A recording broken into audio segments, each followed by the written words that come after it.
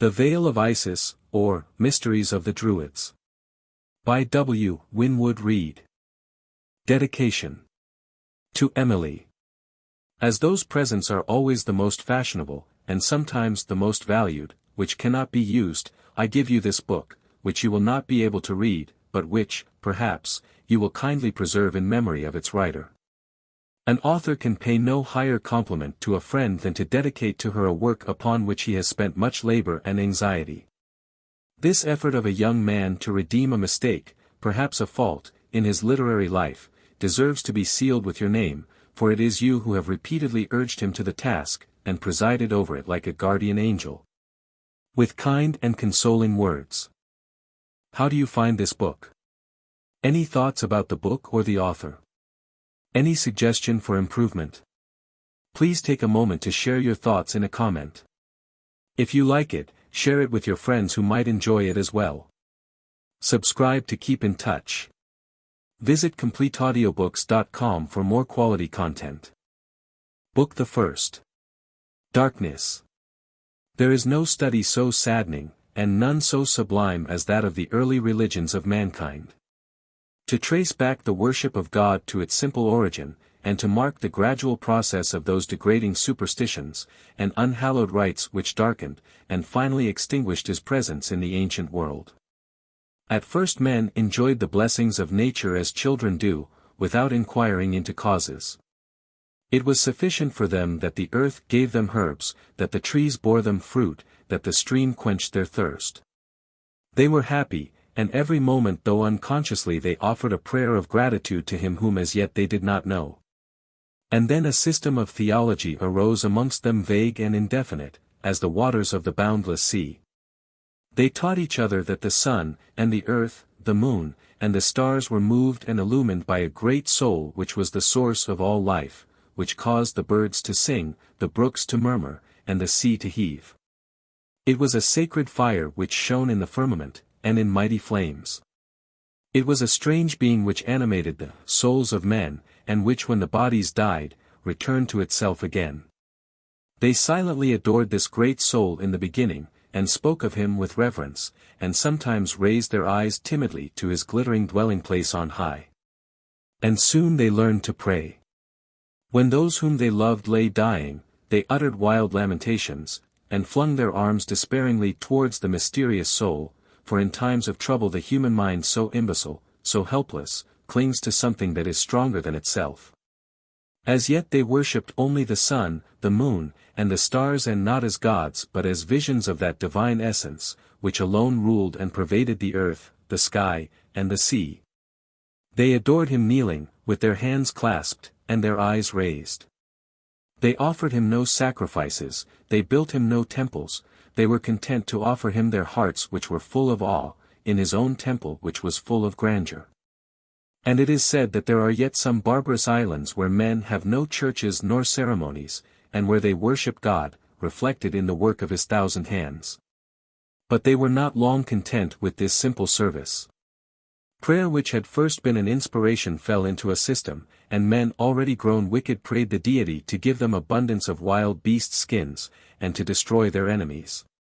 They ascended eminences, as if hoping that thus being nearer God, he would prefer their prayers to those of their rivals.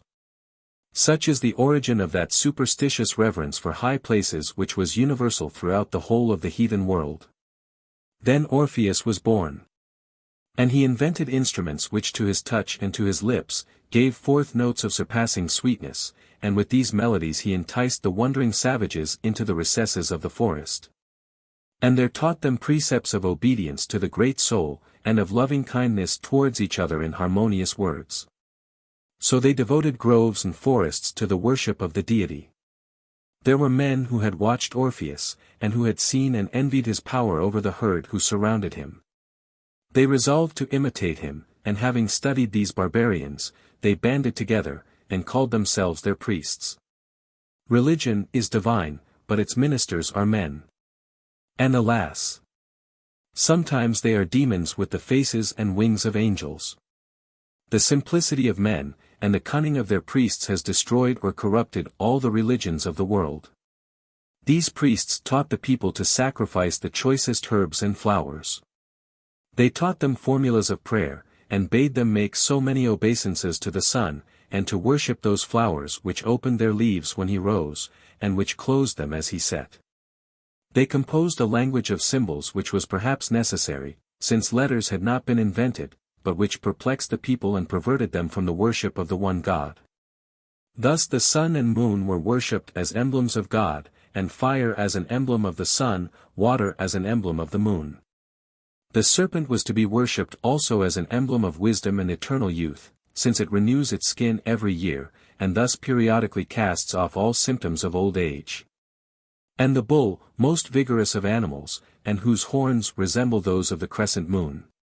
The priests observed the avidity with which the barbarians adored these symbols, and increased them. To worship the visible is a disease of the soul inherent to all mankind, and the disease which these men could have healed they pandered to. It is true that the first generation of men might have looked upon these merely as the empty symbols of a divine being, but it is also certain that in time the vulgar forgot the God in the emblem, and worshipped that which their fathers had only honored. Egypt was the fountainhead of these idolatries, and it was in Egypt that the priests first applied real attributes to the sun, and to the moon whom they called his wife. It may perhaps interest you to listen to the first fable of the world. From the midst of chaos was born Osiris, and at his birth a voice was heard proclaiming, "The ruler of all the earth is born." From the same dark and troubled womb were born Isis the queen of light, and Typhon the spirit of darkness.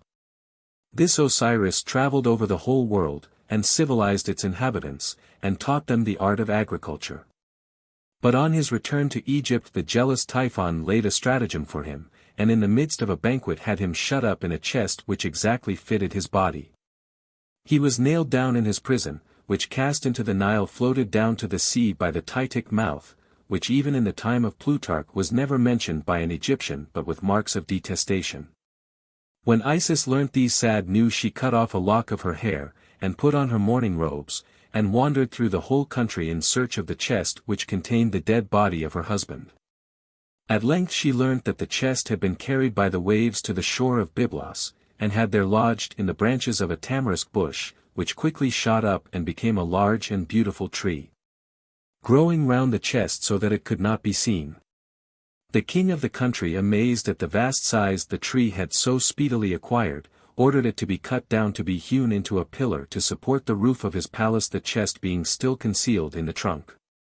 The voice which had spoken from heaven at the birth of Osiris made known these things to poor Isis, who went to the shore of Byblos and sat down silently by a fountain to weep.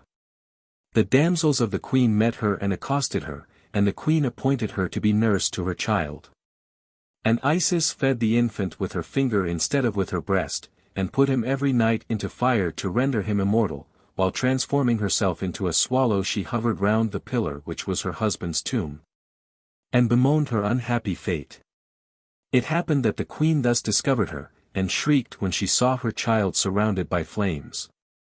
By that cry she broke the charm and deprived him of immortality. By that cry Isis was summoned back to her goddess form, and stood before the awestruck queen shining with light and diffusing sweet fragrances around. She cut open the pillar, and took the coffin with her, and opened it in a desert. There she embraced the cold corpse of Osiris, and wept bitterly. She returned to Egypt and hid the coffin in a remote place, but Typhon, hunting by moonlight, chanced to find it, and divided the corpse into 14 pieces. Again Isis set out on her weary search throughout the whole land, sailing over the fenny parts in a boat made of papyrus. She recovered all the fragments except one which had been thrown into the sea. Each of these she buried in the place where she found it, which explains why in Egypt there are so many tombs of Osiris. And instead of the limb which was lost, she gave the phallus to the Egyptians, the disgusting worship of which was thence carried into Italy, into Greece, and into all the countries of the East. When Isis died, she was buried in a grove near Memphis.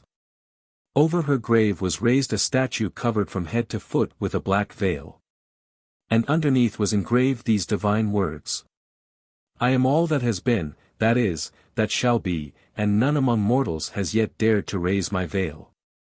Beneath this veil are concealed all the mysteries and learning of the past. A young scholar, his fingers covered with the dust of venerable folios, his eyes weary and reddened by nightly toil, will now attempt to lift a corner of this mysterious and sacred covering. These two deities, Isis and Osiris, were the parents of all the gods and goddesses of the heathens, or were indeed those gods themselves worshipped under different names. The fable itself was received into the mythologies of the Hindus and the Romans. Sira is said to have mutilated Brahma as Typhon did Osiris, and Venus to have lamented her slain Adonis, as Isis wept for her husband god. As yet the sun and moon alone were worshipped under these two names. And as we have seen, besides these twin beneficial spirits, men who had begun to recognize sin in their hearts had created an evil one who struggled with the power of light, and fought with them for the souls of men. It is natural for man to fabricate something that is worse than himself. Even in the theology of the American Indians, which is the purest of the modern world, there is found a Mahidu or dark spirit. Osiris or the sun was now worshipped throughout the whole world, though under different names. He was the Mitra of the Persians, the Brahma of India, the Baal or Adonis of the Phoenicians, the Apollo of the Greeks, the Odin of Scandinavia, the Hu of the Britons, and the Bewe of the Laplanders. Isis also received the names of Eileen, Ceres, Rhea, Venus, Vesta, Cybele, Niobe, Melissanehelenia in the north, Isi with the Indians, Putsa among the Chinese, and Ceridwen among the ancient Britons. The Egyptians were sublime philosophers who had dictated theology to the world. And in Chaldsea arose the first astrologers who watched the heavenly bodies with curiosity as well as with awe, and who made divine discoveries, and who called themselves the interpreters of God. To each star they gave a name, and to each day in the year they gave a star. And the Greeks and Romans who were poets, wreathed these names into legends. Each name was a person, each person was a god. From these stories of the stars originated the angels of the Jews, the genii of the Arabs, the heroes of the Greeks, and the saints of the Romish Church. Now corruption grew upon corruption, and superstition flung a black and hideous veil over the doctrines of religion. A religion is lost as soon as it loses its simplicity. Truth has no mysteries, it is deceit alone that lurks in obscurity. Men multiplied God into 1,000 names, and created him always in their own image. Him, too, whom they had once deemed unworthy of any temple less noble than the floor of the earth and the vast dome of the sky, they worshipped in caves, and then in temples which were made of the trunks of trees rudely sculptured, and ranged in rows to imitate groves, and with other trunks placed upon them transversely. Such were the first buildings of worship erected by man from no reverence for the deity, but to display that which they doubtless conceived to be a stupendous effort in art. It may not be needless to remind some of my readers that a superior being must view the elegant temples of the Romans, the gorgeous pagodas of India, and our own Gothic cathedrals with feelings similar to those with which we contemplate the rude efforts of the early heathens, who deemed God unworthy of the fruits and flowers which he himself had made, and offered to him the entrails of beasts and the hearts of human beings. We may compare an ancient and fallen religion to the ship of the Argonauts, which the Greeks desiring to preserve to posterity, repairing in so many different ways, that at length there did not remain a fragment of that vessel which had borne to Colchis the conqueror of the Golden Fleece. Let us pass over a lapse of years, and then contemplate the condition of these nations in whom religion had been first born. We find the Egyptians adoring the most common of plants, the most contemptible of beasts, the most hideous of reptiles. The solemnity and pomp of their absurd ceremonies held them up to the ridicule of the whole world. Clemens of Alexandria describes one of their temples, Podag. Lib 3. The walls shine with gold and silver, and with amber, and sparkle with the gems of India and Ethiopia, and the recesses are concealed by splendid curtains. But if you enter the penetralia, and inquire for the image of God for whose sake the fane was built, one of the pastophori, or some other attendant on the temple approaches with a solemn and mysterious face, and putting aside the veil suffers you to obtain a glimpse of the divinity. There you behold a snake, a crocodile, or a cat, or some other beast, a fitter inhabitant of a cavern, or a bog than of a temple. The priests of Egypt, always impostors, but once so celebrated, had now degenerated into a race of jugglers. Also the Chaldeans lived upon the fame of their fathers, and upon their own base trickeries. The Brahmins or Brahmins, those priests of India, once so virtuous and so wise, they too had fallen. Once they had forbidden the shedding of so much as an insect's blood. One day in the year alone, at the feast of Jagam, they were authorized to sacrifice the flesh of a beast, and from this many had refrained from attending, unable to conquer their feelings of abhorrence. But now they had learnt from the fierce Scythians and from the Phoenicians who traded on their coasts to sacrifice the wife upon her husband's pyre to appease the gentle Brahma with the blood of men. Now the angels who had presided over them became savage demons, who scourged them on to cruel penances, nay to lifetimes of suffering in famine. In the sacred groves where once the Brahmin fathers had taught their precepts of love, men emaciated, careworn, dying, wandered sadly, waiting for death as tortured prisoners wait for their liberty. But worse still, these wicked priests sought through the land for the most beautiful young women, and trained them to dance in the temples, and to entice the devotees to their arms with lustful attitudes and languishing looks. And with their voices which mingled harmoniously with the golden bells suspended on their feet, they sang hymns to the gods in public, and in private enriched the treasuries of the pagoda with their infamous earnings. Thus a pure and simple religion was debased by the avarice and lewdness of its priests, till the temples became a den of thieves, till prostitution sat enthroned upon the altars of the gods. Greece and Rome, buried in sloth and luxury, did not escape the general contamination. The emblem of generation which Isis had bestowed upon the Egyptians, and which they had held in abstract reverence, had now obtained a prominent place in the festivals of these nations as did the lingam in those of the Hindus. It was openly paraded in processions in the streets, it was worn by Roman nations in bracelets upon their arms. The sacred festivals and mysteries which they had received from the Egyptians, and for which the women had been wont to prepare themselves by continence, and the men by fasting, were now mere vehicles for depravities of the lowest kind. Men were permitted to join the women in their worship of Bacchus, of Adonis, of the Bona Dea, and even of Priapus, and so dissolute did the Dionysia become, that the civil powers were compelled to interfere with those of religion. And the Bacchanalia were abolished by a decree of the Roman Senate. And the Jews, the chosen people of God, had not their religion changed? Had not God, weary with their sins, yielded them to captivity, scourged them with sorrow, menaced them with curses? They worshipped Baal-peor, the Priapus of Assyria, they sacrificed their children to Moloch, they had dancing girls in the holy temple. I will not go deeper into particulars so degrading to human nature. I will rather invite you to follow me to a corner of the world where, at least for many ages, religion was preserved in its pristine purity, and whose priests, through a barbarous soldiery, were received as martyrs in heaven before they had learned to be knaves upon earth. It was an isolated spot unknown to the world in the earlier ages of vice. It is now a kingdom renowned for its power and for its luxuries from hemisphere to hemisphere.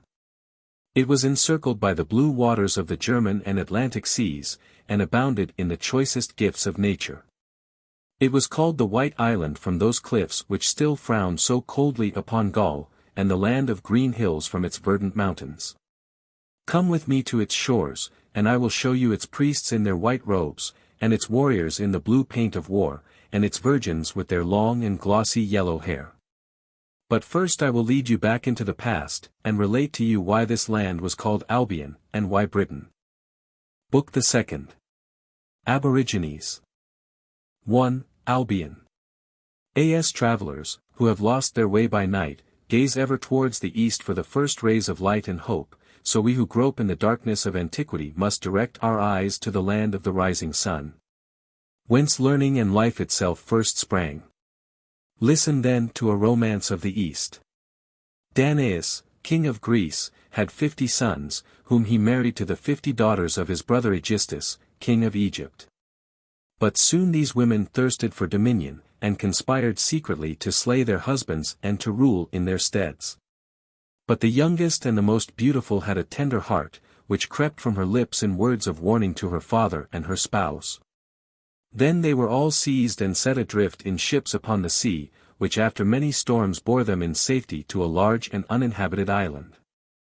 Here they stayed and named it Albion, after Albina their eldest sister, and here they maintained themselves by the chase, killing the deer and the boars, and wild bulls, and large birds which they found in the forests with arrows and bolts, and bowstrings, and snares, and pitfalls. And while filled with meat and drink, and with lustful thoughts, they lay sleeping on the ground covered with the skins of wild beasts, dark brooding spirits swept towards them from the sky, and encircled them with their shadowy arms, and intoxicated them with their flaming breath.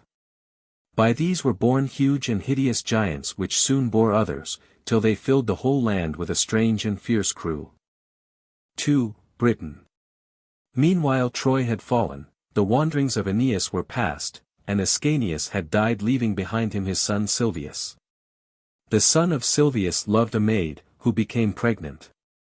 Then the wise men and women of the land were sent for, and all those who knew songs of magic art. They cast their lots and found sorrowful spells, that a child would be born through whom both his father and mother would suffer death, that through their death he would be driven from the land, and after a long time would be crowned with honor. His mother died as she gave him to the world, and the child, whom they named Brutus, when he had become a youth, shot his father through the breast hunting the deer. His kindred banished him from the land, and he sailed sadly over the sea streams into Greece, where he headed an insurrection against Pandrasus the king, and with such success that the king offered him all his ships and treasures, and Imogen his only daughter if he would consent to seek another kingdom. So Brutus, with his followers, like Aeneas of old, sailed forth upon the waters in search of a new land. After 2 days and 2 nights the sea became blue, the wild waves were hushed, they came to a desolate island, its inhabitants had been slain by the pirates, the timid deer coursed over its wasted shores. But they found there a marble temple, and within the fair and beautiful image of Diana. Brutus with 12 wise men, and with Geryon, his priest, entered the temple while his followers remained without. He bore a vessel of red gold in his hand, it was filled with wine and with the milk of a white hind which he had killed. Having kindled a fire by the altar, he walked around it 9 times. He called to the goddess beloved of his heart, he kissed the altar and poured the wine and milk upon the fire. Lady Diana! Love Diana! High Diana, he cried. Help me in my need. Teach me whither I may go and wherein I may dwell. And there I will make thee a lofty dwelling and honor thee with great worship. Then he spread the hide of the white hind upon the altar, and kneeling upon it fell asleep. In his dreams he beheld Diana floating towards him with sweet smiles. She laid her hands like a wreath of flowers upon his head, saying, Beyond Gaul in the west thou shalt find a winsome land, therein thou shalt prosper. Therein is fowl, there is fish, there dwell fair deer, there is wood, there is water, there is much desert, grim giants dwell in the land. It is called Albion. For 30 days and 30 nights they sailed past Africa and over the lake of Silvius, and over the lake of Philistius, by Russicotten they took the sea, and by the mountain country of Azer. They fought with the pirates, and gained from them such treasures that there was not a man in the fleet who did not wear gold and pall. And by the pillars of Hercules they were encompassed by mermen who sing songs so sweet that mariners will rest slothfully on their oars, and listen to them for days without wearying of their songs. To hear these impeded them much with their wicked crafts, but they escaped them safely. In a peaceful sea, and among the playing fish they came to Dartmouth in Totnes. There the ships bit the sands, and with merry hearts the warriors went ashore. It happened after many days that Brutus and his people were celebrating holy rites, with meat, with drink, and with merry glee sounds, with silver and with gold, with horses and with vestments. 20 strong giants descended the hills, trees were their clubs, in the center of their foreheads was a single eye vivid as the blue ice. They hurled huge stones and slew 500 of the Trojans. But soon the fierce steel arrows of the Trojans whistled through the air, and blood began to spurt from their monstrous sides. They tried to fly, But those darts followed them swift and revengeful, as birds of prey winged with the dark feathers of death. 19 were slain, and geographic Magog, their leader, was brought bound before Brutus, who ordered a wrestling match to be held between the giant and Corinius, a chieftain of his army. A mighty crowd gathered upon the downs by the sea cliff. Corinius and the giant advanced towards each other, they yoked their arms and stood breast to breast. Their eyes gushed blood, their teeth gnashed like wild boars, their bones cracked. Now their faces were black and swollen, now red and flaming with rage. Geographic Magog thrust Corinius off his breast and drawing him back broke 3 of his ribs with his mighty hand. But Corinius was not overcome, he hugged the giant grimly to his waist, and grasping him by the girdle swung him over the cliff upon the rocks below. Which spot is called Geographic Magog's Leap to this day. And to Corinius, the conqueror, was given a dukedom, which was thence called Corine and thence Cornwall. Brutus, having conquered the giant offspring of the treacherous sisters, built a new Troy, and erected temples to the great Diana, and caused her to be worshipped throughout the land. Which was named Britain after Brutus, the first man who set foot upon its shores. 3. Analysis. Fables are seldom actual impostures. They are usually truths disguised in gaudy or grotesque garments, but so disguised that the most profound philosophers are often at a loss how to separate the tinsel from the gold. But even when they remain insolvable enigmas, they are, at least, to be preferred to the etymological eurekas and tedious conjectures with which antiquarians clog the pages of history, and which are equally false and less poetical. My fable of Albion is derived from the ancient chronicles of Hugh de Genesis, an historiographer now almost forgotten, and is gravely advanced by John Harding, in his uncouth rhymes, as the source of that desire for sovereignty which he affirms to be a peculiarity of his own countrywomen. The story of Bru or Brutus was first published by Geoffrey of Monmouth, and was generally supposed to have been a monkish fabrication, till it was discovered in the historical poems of Tycilia, a Welsh bard. It is worthy of remark that the boys of Wales still amuse themselves by cutting out 7 enclosures in the sward, which they call the city of Troy, and dance round and between them as if in imitation of the revolution of the planets. In a poem by Taliesin, the Ossian of Wales, called the Appeasing, of Lud, a passage occurs, of which this is a literal translation. A numerous race, fierce, they are said to have been. Were thy original colonists, Britain, first of isles. Natives of a country in Asia, and the city of Gephiz. Said to have been a skilful people, but the district is unknown. Which was mother to these children, warlike adventurers on the sea. Clad in their long dress, who could equal them? Their skill is celebrated, they were the dread of Europe. This is strong evidence in favor of the Phoenicians, at that time the pirate scourges of the sea, but in the Welsh triads, or traditional chronicles, we read that the first of the 3 chieftains who established the colony was Hu, the mighty. Who came with the original settlers. They came over the hazy sea from the summer country, which is called Defrabani, that is where Constantinople's now stands. Triad 4. It may be possible to reconcile these contradictions of history in its simplest state, to which I might add 100 from later writers. We learn from Josephus that the Scythians were called Magogoi by the Greeks, and it is probable that these, who certainly did migrate to Britain at a remote period, were the real aborigines, and the race alluded to in the 4th triad.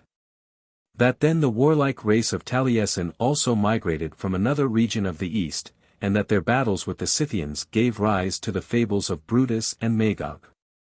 For it was a practice, common enough with illiterate nations, to express heroes in their war tales by the images of giants. This superstition is somewhat borne out by the assertion of Tacitus and other classical writers, that at the time of Caesar's invasion, there were 3 distinct races in Britain, especially contrasting the red-haired, large-limbed, and blue-eyed Celts of the north, with the Silures of Devon, Cornwall, and the Cassiterides or Scilly Isles, who had swarthy faces and dark curly hair, like the Ibri of Spain.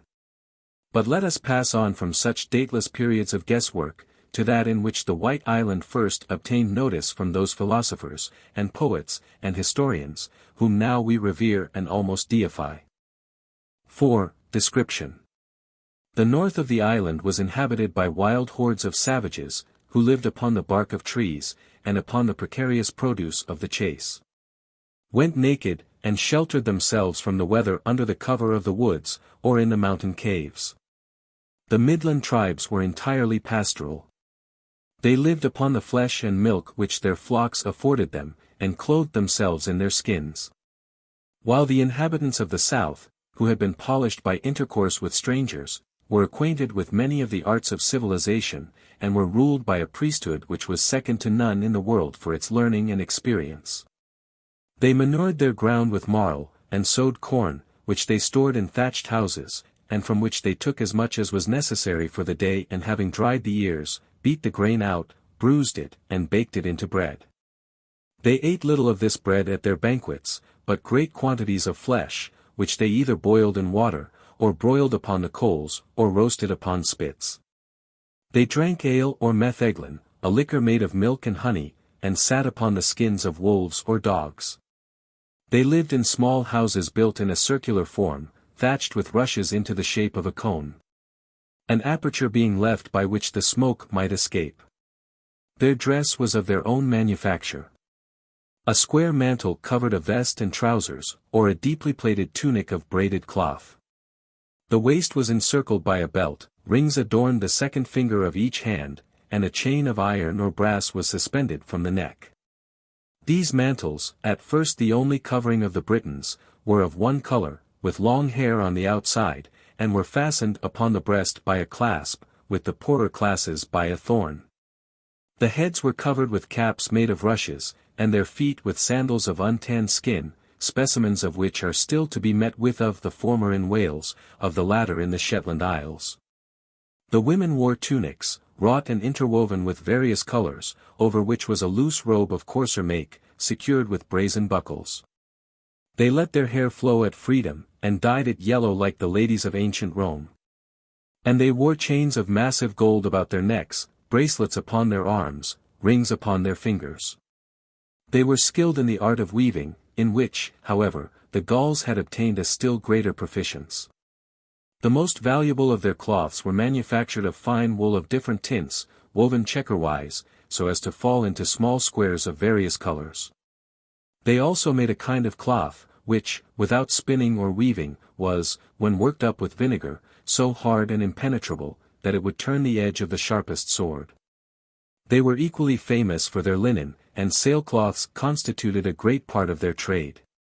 When they had finished the linen in the loom, they had this curious method of bleaching it.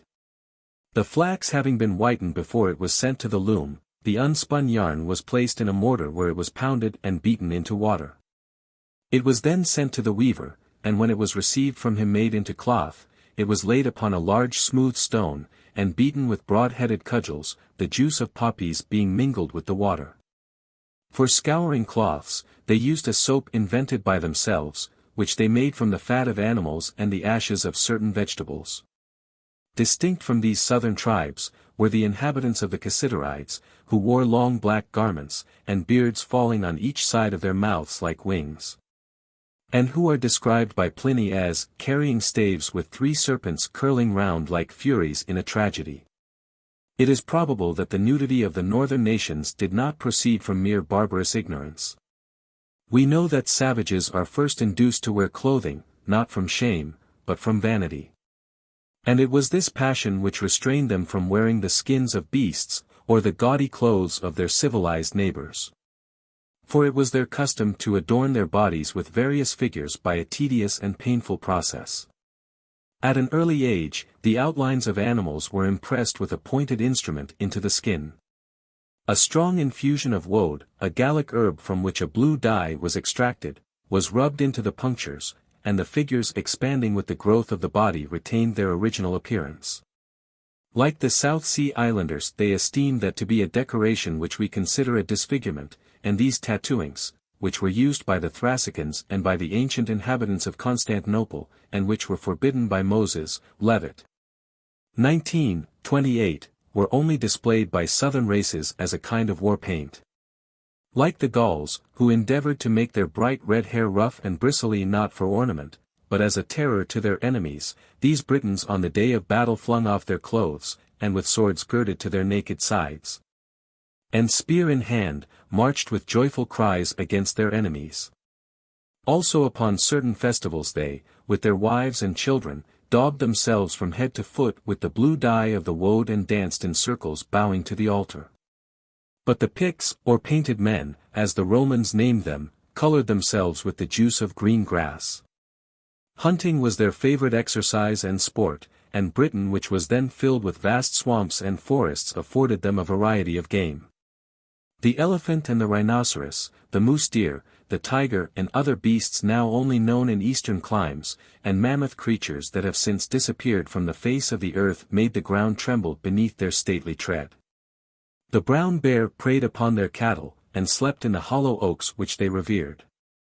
The hyenas yelped by night, and prowled round the fold of the shepherd. The beaver fished in their streams, and built its earthen towns upon their banks. And hundreds of wolves, united by the keen frosts of winter, gathered round the rude habitations of men and howled from fierce hunger, rolling their horrible green eyes and gnashing their white teeth. Their seas abounded with fish, but since they held water sacred they would not injure its inhabitants, for they believed them to be spirits. I will now consider the primeval state of trade in Britain, now the greatest commercial country in the world. It was periodically visited by the Phoenicians, a crafty and enterprising nation whose commerce embraced the whole of the known world, from the frozen borders of Scythia to the burning coasts of Africa and Hindostan. Whose vessels, like the Spanish galleons and our own East Indiamen of old, were equipped equally for trade or war, who robbed the weak with their drawn swords, and the strong with their cunning arts. Who traded with Arabia for spices and precious stones, with Damascus for the Mesopotamian white wool, and for wine of Aleppo, a beverage so costly that it was drunk by kings alone, with Judea for fruits of the soil, corn, grape honey, oil and balm. With Armenia for mules and chariot horses, flocks and herds, with the shores of the Baltic for amber, with Spain for minerals, with the Euxine for tunny fish. With India for the cinnamon of Ceylon, for cotton garments and for steel which sold in Arabia for twice its weight in gold, and of which the Damascus blades so celebrated in the Middle Ages were made. It was not long before they discovered the lead and tin mines of Cornwall and the Cassiterides, which would appear, from several flint-headed tools called celts lately discovered within them, to have been worked by the Britons themselves. And as they were wont to exchange the pottery of Athens for the ivory of Africa, and live Jews for the gold and jewels of the Greeks, so they bartered salt, earthenware and brazen trinkets with the Britons for tin, lead, and the skins of wild beasts. It was the policy of the Phoenicians, in which they were afterwards imitated by the Dutch, to preserve their commercial secrets with the greatest jealousy, and to resort to extremes in order to protect their interests. Although they had supplied tin and amber for several years to the Greeks, Herodotus, who had visited Tyre, could only obtain very vague accounts as to the countries from which they had been obtained. And on making inquiries respecting cinnamon and frankincense, was explicitly informed that the first was procured by stratagem from the nests of birds built upon inaccessible crags, and the latter from a tree guarded by winged serpents. There is also the story of the master of a Phoenician trader from Cadiz to the Cassiterides, who finding himself followed by a Roman ship ran his own vessel ashore, preferring death to discovery. The Romans were also shipwrecked, and were drowned, but the patriot escaped to tell his tale at Tyre, and to receive from a grateful state the value of his cargo and an additional reward. In spite of these precautions, either by accident, or by the treachery of some renegade Phoenician, or from the colony of Phocians at Marseilles, the Greeks discovered the secret about 300 years before the Christian era. Thus, monopoly being ended, the commerce of the Britons was extended and improved, and after the descent of the Romans they exported not only tin and lead, but also gold, silver, iron, corn, cattle, slaves, hunting dogs, pearls, and those wicker baskets which Martial has immortalized in his epigrams. It also appears that chalk was an article of their trade, by this inscription which was found with many others near Zealand, d. 1647. Dae Nihilenii. Ob Merces rect conser. Vedas sectant Sylvans. Nego ex tor creatorivs. Britannicionis. VSLM. To the goddess Nehelenia. For his goods well preserved. Secundus Sylvanus. A chalk merchant. Of Britain. Willingly performed his merited vow. Before describing the religion and superstitions of our earliest ancestors, which will bring me to the real purpose of this book, I will add a few remarks upon their manners and peculiarities. Curiosity, which is certainly the chief characteristic of all barbarous and semi-barbarous nations, was possessed by the Celts in so extraordinary a degree that they would compel travelers to stop, even against their wills, and make them tell some news, and deliver an opinion upon the current events of the day. They would also crowd round the merchants in towns with the same kind of inquiries. But the great failing of these Celts was their hastiness and ferocity. Not content with pitched battles against their enemies abroad, they were always ready to fight duels with their friends at home. In fact, the end of a British feast was always the beginning of a fray. Two warriors would rise and fight each other with such sang-froid that Athenaeus wrote in astonishment, mortem pro joco habent, they turned death into a joke. And it was from these spectacles that the Romans conceived and executed the idea of gladiatorial entertainments. They feared nothing, these brave men. They sang as they marched to battle, and perhaps to death. They shot arrows at the heavens when it thundered, they laughed as they saw their own heart's blood gushing forth. And yet they were plain and simple in their manners. Open and generous, docile and grateful, strangers to low cunning and deceit, so hospitable that they hailed the arrival of each fresh guest with joy and festivities. So warm-hearted that they were never more pleased than when they could bestow a kindness. Their code of morals, like those of civilized nations, had its little contradictions. They accounted disgraceful to steal, but honorable to rob, and though they observed the strictest chastity, they did not blush to live promiscuously in communities of 12. This extraordinary custom induced Caesar to assert that they enjoyed each other's wives in common. But in this he is borne out by no other authorities, and, indeed, there are many instances of this kind among barbarous nations, who love, apparently, to hide their real purity with a gross and filthy enamel. Richard of Cirencester, probably alluding to Bath the Aquae Solis of the ancients, mentions, however, some salt and warm springs used by the ancient Britons, from which were formed hot baths suited to all ages, with distinct places for the two sexes. A refinement which was unknown in Lacedaemon. And Procopius writes, so highly rated is chastity among these barbarians, that if even the bare mention of marriage occurs without its completion, the maiden seems to lose her fair fame. Having thus briefly sketched the condition and employments of the early Britons, having proved that our ancestors were brave, and that their daughters were virtuous, I will now show you those wise and potent men of whom these poor barbarians were but the disciples and the slaves. Book the Third. The Druids. 1. Origin. Although the term Druid is local, their religion was of deep root, and a distant origin. It was of equal antiquity with those of the Persian Magi, the Chaldees of Assyria, and the Brahmins of Hindostan. It resembled them so closely in its sublime precepts, in its consoling promises, as to leave no doubt that these nations, living so widely apart, were all of the same stock and the same religion, that of Noah and the children of men before the flood. They worshipped but one God, and erected to him altars of earth, or unhewn stone, and prayed to him in the open air, and believed in a heaven, in a hell, and in the immortality of the soul. It is strange that these offsprings of the patriarchs should also be corrupted from the same sources, and should thus still preserve a resemblance to one another in the minor tenets of their polluted creeds. Those pupils of the Egyptian priests, the Phoenicians, or Canaanites, who had taught the Israelites to sacrifice human beings, and to pass their children through the fire to Moloch, infused the same bloodthirsty precepts among the Druids.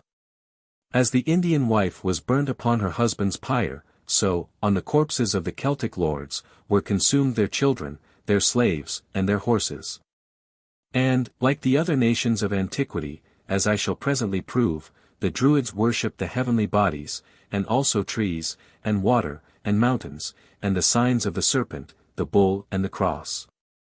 The doctrine of the transmigration of souls, which formed a leading theory on the system of the Brahmins, of the Druids, and afterwards of the Pythagoreans, was obtained, through the Phoenicians, from Egypt, the fatherland of heathen mythology. It cannot be denied that they also honored inferior deities, to whom they gave the names of Hu and Ceridwen, Hesus Tyrannis, Belinus, Ogmius, and the attributes of Osiris and Isis, or Zeus and Venus, Bacchus, Mercury, Apollo, and Hercules. From the sandy plains of Egypt to the icebergs of Scandinavia, the whole world has rung with the exploits of Hercules, that invincible god, who but appeared in the world to deliver mankind from monsters and from tyrants. He was really a Phoenician Heracle, or merchant, an enterprising mariner, and the discoverer of the tin mines of the Cassiterides. He it was who first sailed through the Straits of Gibraltar, which, to this day, are called the Pillars of Hercules, who built the first ship, who discovered the mariner's compass, and the lodestone, or lapis Heractius. It is gratifying to learn that his 12 labors were, in reality, 12 useful discoveries, and that he had not been deified for killing a wild beast and cleaning out stables. As the Chaldeans, who were astronomers, made Hercules an astronomer. And as the Greeks and Romans, who were warriors, made him a hero of battles. So the Druids, who were orators, named him Ogmius, or the power of eloquence, and represented him as an old man followed by a multitude, whom he led by slender and almost invisible golden chains fastened from his lips to their ears. As far as we can learn, however, the Druids paid honors, rather than adoration, to their deities, as the Jews revered their archangels, but reserved their worship for Jehovah. And, like the God of the Jews, of the Chaldees, of the Hindus, and of the Christians, this deity of the Druids had 3 attributes within himself, and each attribute was a god. Let those learn who cavil at the mysterious doctrine of the Trinity, that it was not invented by the Christians, but only by them restored from times of the holiest antiquity into which it had descended from heaven itself. Although the Druids performed idolatrous ceremonies to the stars, to the elements, to hills, and to trees, there is a maxim still preserved among the Welsh mountaineers, which shows that in Britain the Supreme Being was never so thoroughly forgotten and degraded as he had been in those lands to which he first gave life. It is one of those sublime expressions which can be but faintly rendered in a foreign language. Nid dim ox do, nid do on dim. God cannot be matter, what is not matter must be God. 2. Power. This priesthood flourished in Gaul and in Britain, and in the islands which encircled them. In whichever country they may first have struck root, we at least know that the British Druids were the most famous. And that it was a custom in the time of Julius Caesar for the Gallic students to cross the British Channel to study in the seminaries of the sister island. But by that time, Druidism had begun to wane in Gaul, and to be deprived of many of its privileges by the growing intelligence of the secular power. It is generally acknowledged that there were no Druids in Germany, though Kiesler has stoutly contested this belief and has cited an ancient tradition to the effect that they had Druidic colleges in the days of Hermio, a German prince. The learned Selden relates that some centuries ago in a monastery upon the borders of Waitland, in Germany, were found 6 old statues which, being exposed to view, Conradus Celts, who was present, was of opinion that they were figures of ancient Druids. They were 7 feet in height, barefooted, their heads covered with a Greek hood, a scrip by their sides and a beard descending from their nostrils plaited out in 2 divisions to the middle. In their hands a book and a Diogenes staff 5 feet in length, their features stern and morose, their eyes lowered to the ground. Such evidence is mere food for conjecture. Of the ancient German priests we only know that they resembled the Druids, and the medicine men of the American Aborigines in being doctors as well as priests. The Druids possessed remarkable powers and immunities. Like the Levites, the Hebrews, and the Egyptian priests, they were exempted from taxes and from military service. They also annually elected the magistrates of cities, they educated all children of whatever station, not permitting their parents to receive them till they were 14 years of age. Thus the Druids were regarded as the real fathers of the people. The Persian Magi were entrusted with the education of their sovereign, but in Britain the kings were not only brought up by the Druids, but also relieved. By them of all but the odium and ceremonies of sovereignty. These terrible priests formed the councils of the state, and declared peace or war as they pleased. The poor slave whom they seated on a throne, and whom they permitted to wear robes more gorgeous even than their own, was surrounded, not by his noblemen, but by Druids. He was a prisoner in his court, and his jailers were inexorable, for they were priests. There was a chief Druid to advise him, a bard to sing to him, a Senecae, or chronicler, to register his action in the Greek character, and a physician to attend to his health, and to cure or kill him as the state required. All the priests in Britain and all the physicians, all the judges and all the learned men, all the pleaders in courts of law and all the musicians belonged to the order of the Druids. It can easily be conceived then that their power was not only vast but absolute. It may naturally excite surprise that a nation should remain so barbarous and illiterate as the Britons undoubtedly were, when ruled by an order of men so polished and so learned. But these wise men of the West were no less learned in human hearts than in the triplet verses, and oral of their fathers.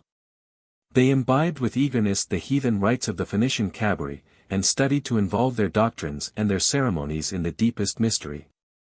They knew that it is almost impossible to bring women and the vulgar herd of mankind to piety and virtue by the unadorned dictates of reason. They knew the admiration which uneducated minds have always for those things which they cannot understand. They knew that to retain their own sway they must preserve these barren minds in their abject ignorance and superstition. In all things, therefore, they endeavored to draw a line between themselves and the mass. In their habits, in their demeanor, in their very dress. They wore long robes which descended to the heel, while that of others came only to the knee. Their hair was short and their beards long, while the Britons wore but moustaches on their upper lips, and their hair generally long. Instead of sandals they wore wooden shoes of a pentagonal shape, and carried in their hands a white wand called slatan Druidicht, or magic wand, and certain mystical ornaments around their necks and upon their breasts. It was seldom that anyone was found hardy enough to rebel against their power. For such was reserved a terrible punishment. It was called excommunication. Originating among the Hebrews, and descending from the Druids into the Roman Catholic Church.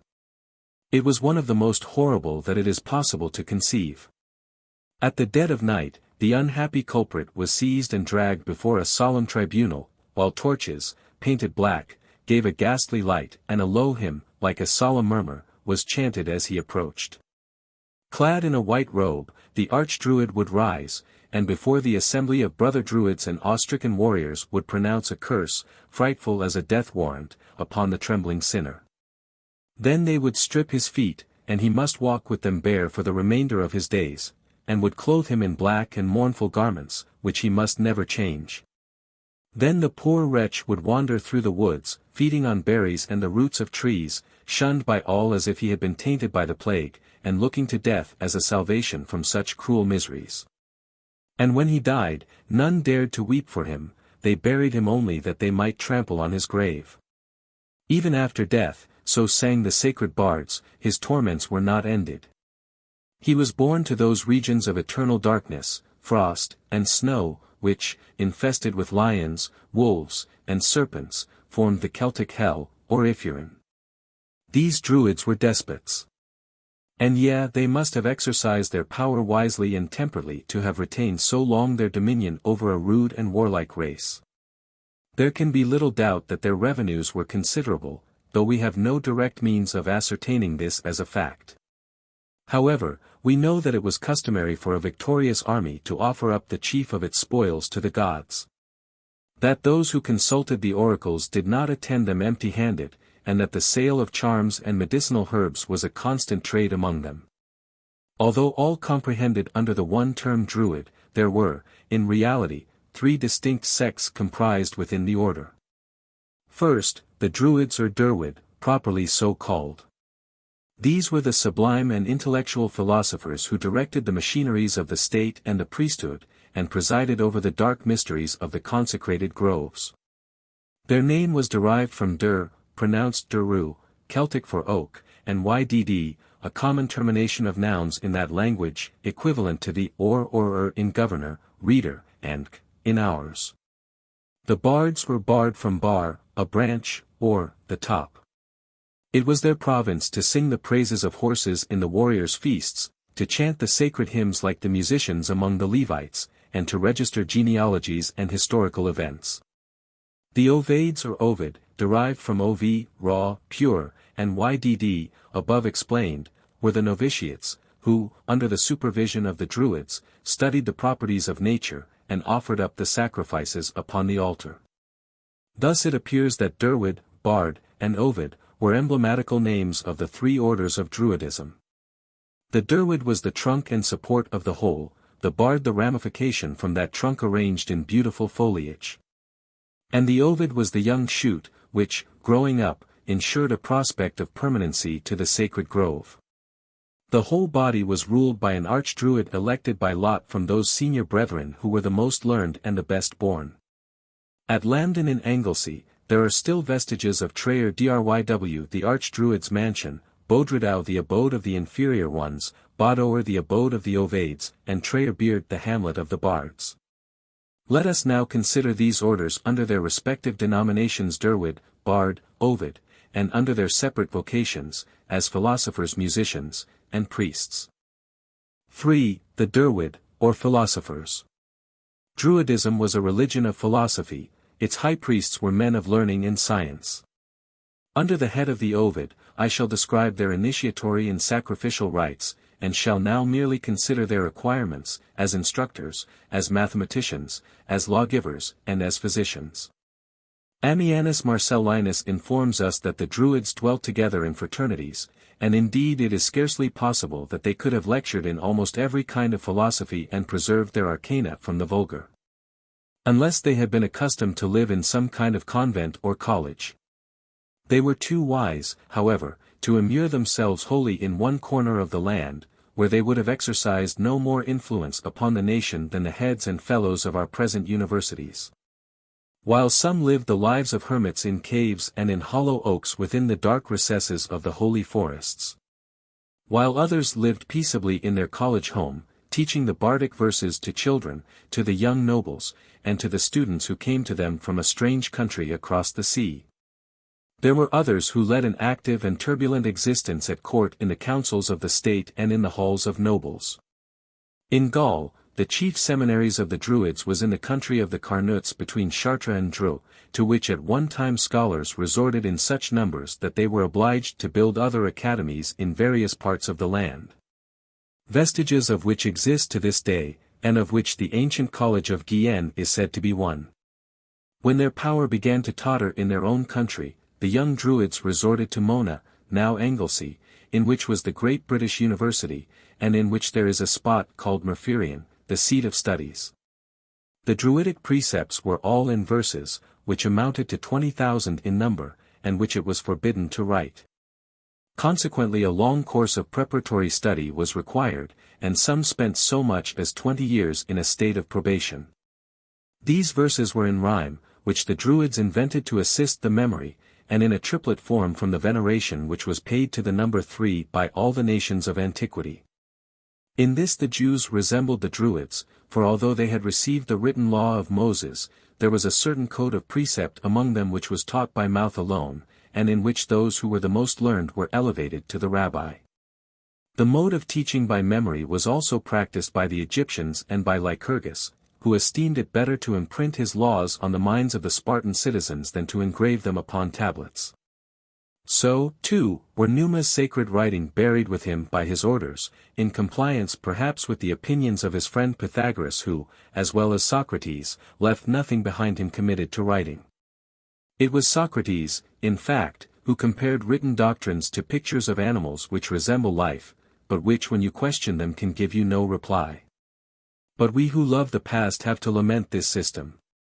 When Cambyses destroyed the temples of Egypt, when the disciples of Pythagoras died in the Metapontine tumults, all their mysteries and all their learning died with them. So also the secrets of the Magi, the Orpheans, and the Cabri perished with their institutions, and it is owing to this law of the Druids that we have only the meagre evidence of ancient authors and the obscure emblems of the Welsh bards. and the faint vestiges of their mighty monuments to teach us concerning the powers and direction of their philosophy. There can be no doubt that they were profoundly learned. For ordinary purposes of writing, and in the keeping of their accounts on the Alexandrian method, they used the ancient Greek character of which Cadmus, a Phoenician, and Timagenes, a Druid, were said to have been the inventors and to have imported into Greece. This is a facsimile of their alphabet as preserved in the Thesaurus Muratori. Volume 4. 2093. Both in the universities of the Hebrews, which existed from the earliest times, and in those of the Brahmins it was not permitted to study philosophy and the sciences, except so far as they might assist the student in the perusal and comprehension of the sacred writings. But a more liberal system existed among the Druids, who were skilled in all the arts and in foreign languages. For instance, there was Aboris, a Druid and a native of the Shetland Isles who travelled into Greece, where he formed a friendship with Pythagoras and where his learning, his politeness, his shrewdness, and expedition in business, and above all, the ease and elegance with which he spoke the Athenian tongue, and which, so said the orator Himerius, would have made one believe that he had been brought up in the Academy or the Lyceum, created for him as great a sensation as that which was afterwards made by the admirable Crichton among the learned doctors of Paris. It can easily be proved that the science of astronomy was not unknown to the Druids. One of their temples in the island of Lewis in the Hebrides, bears evident signs of their skill in the science. Every stone in the temple is placed astronomically. The circle consists of 12 equistant obelisks denoting the 12 signs of the zodiac. The 4 cardinal points of the compass are marked by lines of obelisks running out from the circle, and at each point subdivided into 4 more. The range of obelisks from north, and exactly facing the south is double, being 2 parallel rows each consisting of 19 stones. A large stone in the center of the circle, 13 feet high, and of the perfect shape of a ship's rudder would seem as a symbol of their knowledge of astronomy being made subservient to navigation, and the Celtic word for star, Ruthiol, a guide to direct the course, proves such to have been the case. This is supposed to have been the winged temple which Erastusthenes says that Apollo had among the Hyperboreans, a name which the Greeks applied to all nations dwelling north of the Pillars of Hercules.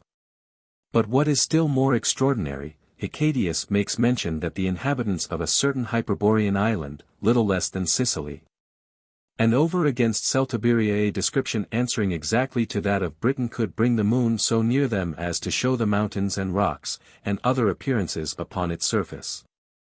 According to Strabo and Bochet, glass was a discovery of the Phoenicians and a staple commodity of their trade, but we have some ground for believing that our philosophers bestowed rather than borrowed this invention. Pieces of glass and crystal have been found in the cairns, as if in honor to those who invented it. The process of vitrifying the very walls of their houses, which is still to be seen in the Highlands, prove that they possessed the art in the gross. And the Gaelic name for glass is not of foreign but of Celtic extraction, being glacine and derived from glasthein, glued or brightened by fire. We have many wonderful proofs of the skill in mechanics. The clochabrath, or rocking stones, were spherical stones of an enormous size, and were raised upon other flat stones into which they inserted a small prominence fitting the cavity so exactly, and so concealed by loose stones lying around it, that nobody could discern the artifice. Thus these globes were balanced so that the slightest touch would make them vibrate, while anything of greater weight pressing against the side of the cavity rendered them immovable. In Iona, the last asylum of the Caledonian Druids, many of these clochabrath, one of which is mentioned in Ptolemy Hephaestion's history, Lib 3. Cap 3, were to be found at the beginning of this century, and although the superstitious natives defaced them and turned them over into the sea, they considered it necessary to have something of the kind in their stead, and have substituted for them rough stone balls which they call by the same name. In Stonehenge, too, we find an example of that oriental mechanism which is displayed so stupendously in the pyramids of Egypt. Here stones of 30 or 40 tons that must have been a draught for a herd of oxen, have been carried the distance of 16 computed miles and raised to a vast height, and placed in their beds with such ease that their very mortices were made to tally. The temples of Abery in Wiltshire, and of Carnac in Brittany, though less perfect, are even more prodigious monuments of art. It is scarcely to be wondered at that the Druids should be acquainted with the properties of gunpowder, since we know that it was used in the mysteries of Isis, in the Temple of Delphi, and by the old Chinese philosophers. Lucan in his description of a grove near Marseilles, writes, "There is a report that the grove is often shaken and strangely moved, and that dreadful sounds are heard from its caverns, and that it is sometimes in a blaze without being consumed." In Ossian's poem of Dargo the son of the Druid of Bet, similar phenomenon are mentioned, and while the Celtic word lightning is Delanic, the flash or flame of God, they had another word which expresses a flash that is quick and sudden as lightning, Drolanac, the flame of the Druids. It would have been fortunate for mankind had the monks of the Middle Ages displayed the wisdom of these ancient priests in concealing from fools and madmen so dangerous an art. All such knowledge was carefully retained within the holy circle of their dark caves and forests, and which the initiated were bound by a solemn oath never to reveal. I will now consider the Druids of active life, the preachers, the lawgivers, and the physicians. On the seventh day, like the first patriarchs, they preached to the warriors and their wives from small round eminences, several of which yet remain in different parts of Britain. Their doctrines were delivered with a surpassing eloquence and in triplet verses, many specimens which are to be found in the Welsh poetry but of which these two only have been preserved by the classical authors. The first in Pomponius Mela. Ut forent ad bella meliors. Aeternas esse animus. Vitanque alterum ad manes. To act bravely in war. That souls are immortal. And there is another life after death. The second in Diogenes Laertius. To worship the gods. And to do no evil. And to exercise fortitude. Once every year a public assembly of the nation was held in Mona at the residence of the Archdruid, and their silence was no less rigidly imposed than in the councils of the rabbi and the Brachmans. If any one interrupted the orator, a large piece of his robe was cut off. If after that he offended, he was punished with death. To enforce punctuality, like the Sigonii of Pliny, they had the cruel custom of cutting to pieces the one who came last. Their laws, like their religious precepts, were at first esteemed too sacred to be committed to writing, the first written laws being those of Dernwul Molmud, king of Britain, about 440 B.C. and called the Moelmutian laws. For these were substituted the Mercian Code or the laws of Martia, Queen of England, which was afterwards adopted by King Alfred and translated by him into Saxon. The Manxmen also ascribed to the Druids those excellent laws by which the Isle of Man has always been governed. The magistrates of Britain were but tools of the Druids, appointed by them and educated by them also. For it was a law in Britain that no one might hold office who had not been educated by the Druids. The Druids held annual assizes in different parts of Britain, for instance at the monument called Long Meg and her daughters in Cumberland and at the Valley of Stones in Cornwall, as Samuel visited Bethel and Gilgal once a year to dispense justice. There they heard appeals from the minor courts, and investigated the more intricate cases, which sometimes they were obliged to settle by ordeal. The rocking stones which I have just described, and the walking barefoot through a fire which they lighted on the summit of some holy hill and called Samin, or the fire of peace, were their two chief methods of testing the innocence of the criminal, and in which they were imitated by the less ingenious and perhaps less conscientious judges of later days. For previous to the ordeal which they named Gaba Beal, or the trial of Beal, the Druids used every endeavor to discover the real merits of the case, in order that they might decide upon the verdict of heaven, that is to say, which side of the stone they should press, or whether they should anoint his feet with that oil which the Hindu priests use in their religious festivals, and which enables the barefoot to pass over the burning wood unscathed. We may smile at another profanity of the Druids, who constituted themselves judges not only of the body but of the soul. But as Muhammad inspired his soldiers with sublime courage by promising paradise to those who found a deathbed upon the corpses of their foes, so the very superstitions, the very frauds of these noble Druids tended to elevate the hearts of men towards their God, and to make them lead virtuous lives that they might merit the sweet fields of Flyness, the heaven of their tribe. Never before since the world has such vast power as the Druids possessed been wielded with such purity, such temperance, such discretion. When a man died, a platter of earth and salt was placed upon his breast, as is still the custom in Wales and in the north of Britain. The earth an emblem of incorruptibility of the body, the salt an emblem of the incorruptibility of the soul. A kind of court was then assembled round the corpse, and by the evidence of those with whom he had been best acquainted, it was decided with what funeral rites he should be honored. If he had distinguished himself as a warrior, or as man of science, it was recorded in the death song, a cairn or pile of sacred stones was raised over him, and his arms and tools or other symbols of his profession were buried with him. If his life had been honorable, and if he had obeyed the 3 grand articles of religion, the bard sang his requiem on the harp, whose beautiful music alone was a passport to heaven. It is a charming idea, is it not? The soul lingering for the first strain which might release it from the cold corpse, and mingle with its silent ascent to God. Read how the heroes of Ossian longed for this funereal hymn, without which their souls, pale and sad as those which haunted the banks of the Styx, were doomed to wander through the mists of some dreary fun. When this hymn had been sung, the friends and relatives of the deceased made great rejoicings, and this it was that originated those sombre merrymakings so peculiar to the Scotch and Irish funerals.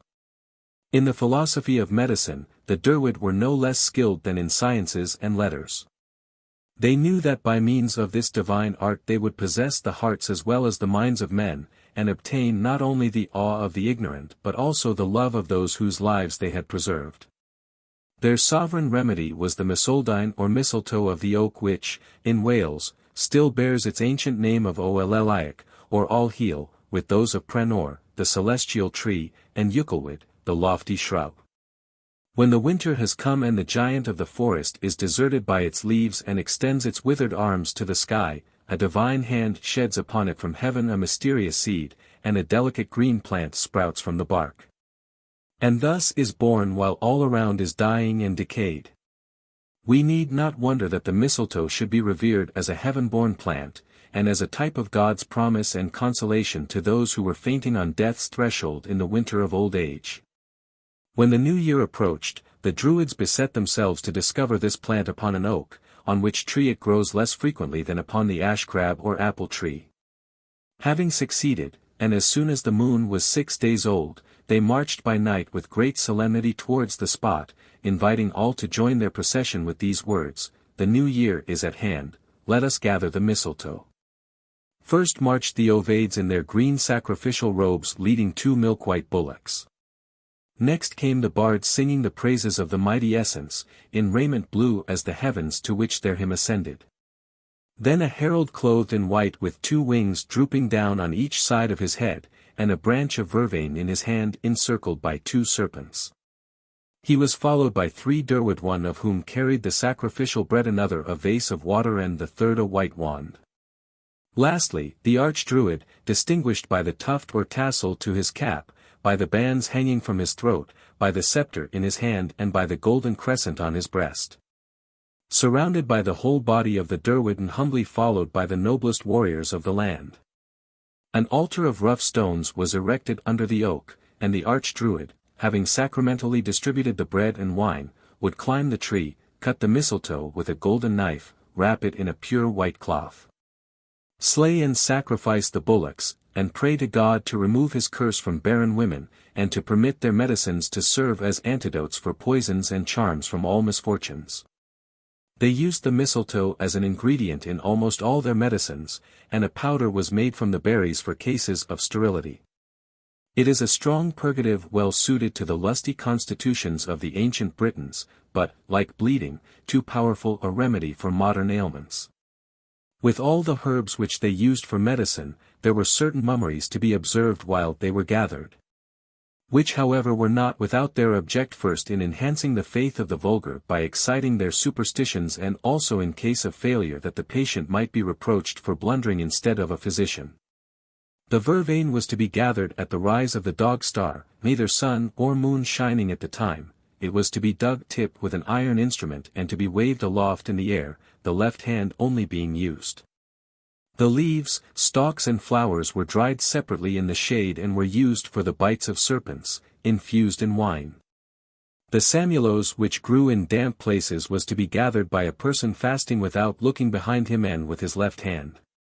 It was laid into troughs and cisterns where cattle drank, and when bruised was a cure for various distempers. The celigo, a kind of hedge hyssop, was a charm as well as a medicine. He who gathered it was to be clothed in white to bathe his feet in running water to offer a sacrifice of bread and wine and then with his right hand covered by the skirt of his robe. And with a brazen hook to dig it up by the roots and wrap it in a white cloth. Prominent among the juggleries of the Druids, stands the serpent's egg, the ovus sanguinum of Pliny the Glain Nedra of the ancient Britons, the adderstone of modern folklore. It was supposed to have been formed by a multitude of serpents close entwined together, and by the frothy saliva that proceeded from their throats. When it was made, it was raised up in the air by their combined hissing, and to render it efficacious it was to be caught in a clean white cloth before it could fall to the ground, for in Druidism that which touched the ground was polluted. He who performed this ingenious task was obliged to mount a swift horse, and to ride away at full speed pursued by the serpents, from whom he was not safe till he had crossed a river. The Druids tested its virtue by encasing it in gold, and throwing it into a river. If it swam against the stream it would render it possessor superior to his adversaries in all disputes, and obtain for him the friendship of great men. The implicit belief placed in this fable is curiously exemplified by the fact of a Roman knight of the Vocantii, while pleading his own cause in a law-suit, was discovered with one of these charms in his breast and was put to death upon the spot. Their reverence for the serpent's egg has its origin in their mythology. Like the Phoenicians and Egyptians, they represented the creation by the figure of an egg coming out of a serpent's mouth. And it was doubtless the excessive credulity of the barbarians which tempted them to invent the above fable, that they might obtain high prices for these amulets, many of which have been discovered in Druidic barrows, and are still to be met with in the Highlands, where a belief in their power has not yet subsided. For it is no uncommon thing when a distemper rages among men or beasts, for the glass physician to be sent for from as great a distance as 50 miles. These eggs are made of some kind of glass or earth glazed over, and are sometimes blue, green, or white, and sometimes variegated with all these colors intermixed. For mental disorders and some physical complaints they used to prescribe pilgrimages to certain wells, always situated at a distance from the patient, and the waters of which were to be drunk and bathed in. With these ablutions, sacred as those of the Mussulmen, were mingled religious ceremonies with a view to remind them of the presence of that God who alone could relieve them from their infirmities. After reaching the wells, they bathed thrice that mysterious number and walked 3 times round the well, Dizyol, in the same direction as the course of the sun, also turning and bowing from east to west.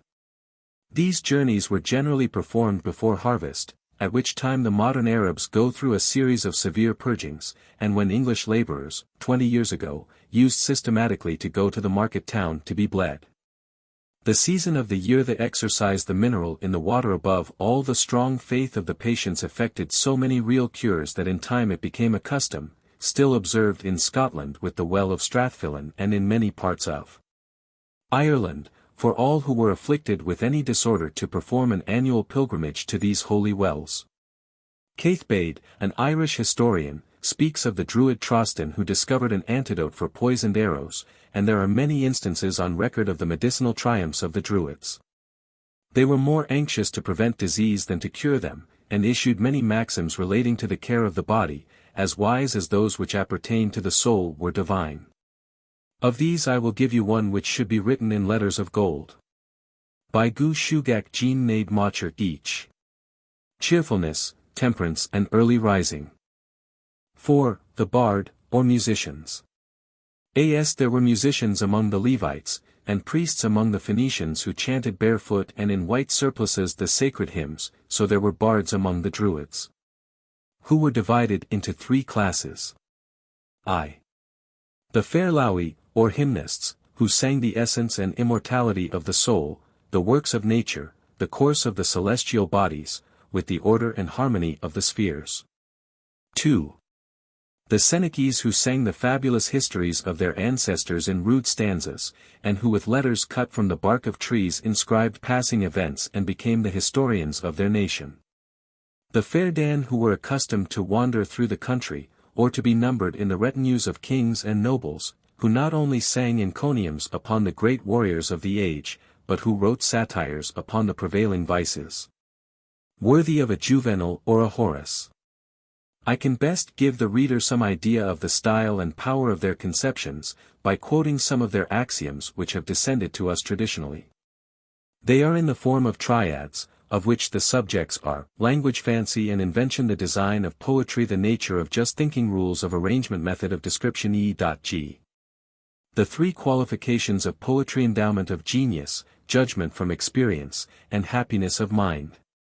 The three foundations of judgment: bold design, frequent practice, and frequent mistakes. The three foundations of learning: seeing much, studying much, and suffering much. The three foundations of happiness: a suffering with contentment, a hope that it will come, and a belief that it will be. The three foundations of thought: perspicuity, amplitude, and preciseness. The three canons of perspicuity: the word that is necessary, the quantity that is necessary, and the manner that is necessary.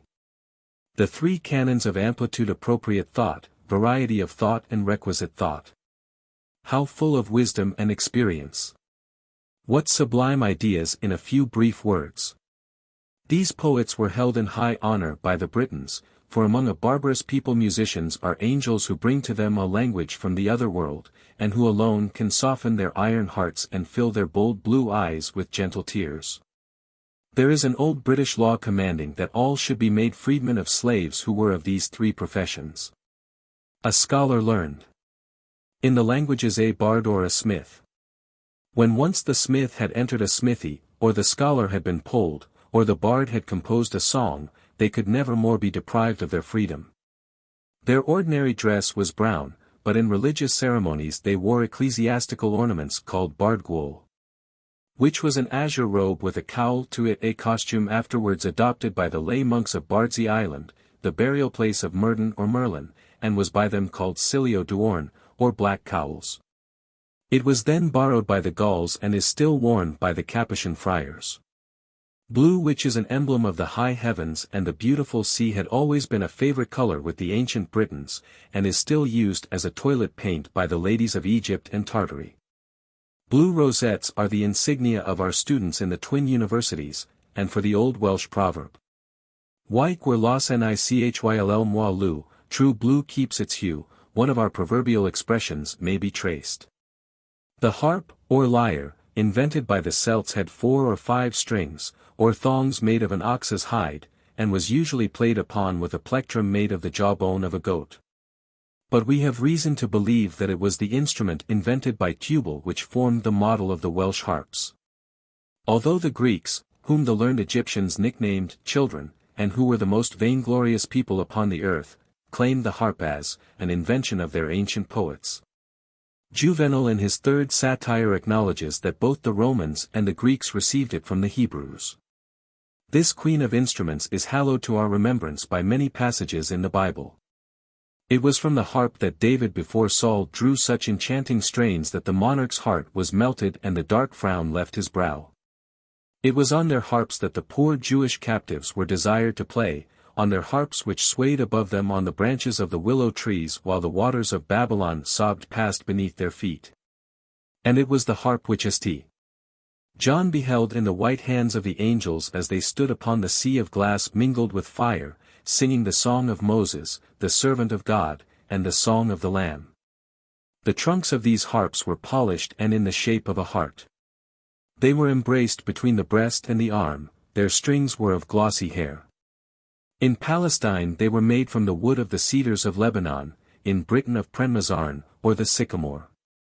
In their construction, the same mysterious regard was paid to the number 3. Their shape was triangular, their strings were 3 in number, and their turning keys had 3 arms. In later times the Irish, who believe that they are descended from David, obtained an European fame for their skill in the making of this instrument. Dante mentions the circumstance, and the harp is still a mintmark upon Irish coin. The bards, from what we can learn of them, neither debased their art to calumny nor to adulation, but were in every way as worthy of our admiration as those profound philosophers to whom alone they were inferior.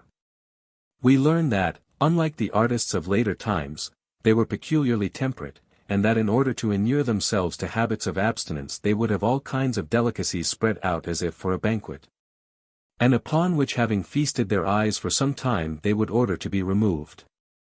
Also that they did their utmost to stay those civil wars which were the bane of Britain, and that often when two fierce armies had stood fronting each other in array of battle, their swords drawn, their spears pointing to the foe and waiting but for the signal from their chieftains to begin the conflict, the bards had stepped in between and had touched their harps with such harmony, and so persuaded them with sweet thrilling verses, that suddenly, on either side soldiers had dropped their arms and forgotten the fierce resentment which had been raging in their breasts. 5.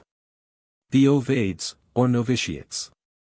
In writing of the Derwydd, or Philosophers, I have written also of the high priests, or magicians, for Magnus is but another name for priest, and in the Chinese and various hieroglyphical languages, the same sign represents a magician and a priest. I have now to describe the lower order of sacrificers who, under the direction of their masters, slew the victims upon the altar, and poured out the sacramental wine. The Ovades were usually dressed in white, while their sacerdotal robes were of green, an ancient emblem of innocence and youth, still retained in our language, but debased and vulgarized into slang. They are generally represented with chaplets of oak leaves on their brows, and their eyes modestly fixed on the ground. Having been carefully trained in the Druidic seminaries, their memory being stored with the holy triads, and with the outward ceremonies of their religion, they were prepared for initiation into the sublime mysteries of Druidism. During a period of probation, the Ovade was closely watched, eyes, to him invisible, were ever upon him, noting his actions and his very looks, searching into his heart for its motive, and into his soul for its abilities. He was then subjected to a trial so painful to the body, so terrible to the mind, that many lost their senses for ever, and others crawled back to the daylight pale and emaciated, as men who had grown old in prison. These initiations took place in caves, one of which still exists in Denbighshire. We have also some reason to believe that the catacombs of Egypt and those artificial excavations which are to be found in many parts of Persia and Hindostan were constructed for the same purpose. The Ovade received several wounds from a man who opposed his entrance with a drawn sword. He was then led blindfolded through the winding alleys of the cave, which was also a labyrinth. This was intended to represent the toilsome wanderings of the soul in the mazes of ignorance and vice. Presently the ground would begin to rock beneath his feet, strange sounds disturbed the midnight silence. Thunder crashed upon him like the fall of an avalanche, flashes of green lightning flickered through the cave, displaying to his view hideous spectres arrayed against the walls. Then, lighted only by these fearful fires, a strange procession marched past him, and a hymn in honor of the eternal truth was solemnly chanted by unseen tongues. Here the profounder mysteries commenced. He was admitted through the north gate, or that of Cancer, where he was forced to pass through a fierce fire. Thence he was hurried to the southern gate, or that of Capricorn, where he was plunged into a flood, and from which he was only released when life was at its last gasp. Then he was beaten with rods for 2 days, and buried up to his neck in snow. This was the baptism of fire, of water, and of blood. Now arrived on the verge of death, an icy chill seizes his limbs, a cold dew bathes his brow, his faculties fail him, his eyes close. He is about to faint, to expire, when a strain of music, sweet as the distant murmur of the holy brooks, consoling as an angel's voice, bids him to rise and to live for the honor of his God. 2 doors with a sound like the fluttering of wings are thrown open before him. A divine light bursts upon him, he sees plains shining with flowers open around him. Then a golden serpent is placed in his bosom as a sign of his regeneration, and he is adorned with a mystic zone upon which are engraved 12 mysterious signs. A tiara is placed upon his head. His form, naked and shivering, is clothed in a purple tunic studded with innumerable stars, a crosier is placed in his hand. He is a king, for he is initiated, for he is a Druid. 6. Rites and Ceremonies.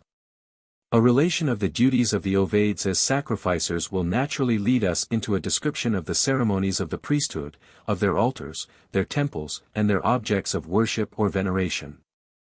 The klokken, or stone temples of the Druids were round like those of the Chinese, the primitive Greeks, the Jews, and their copyists the Templars.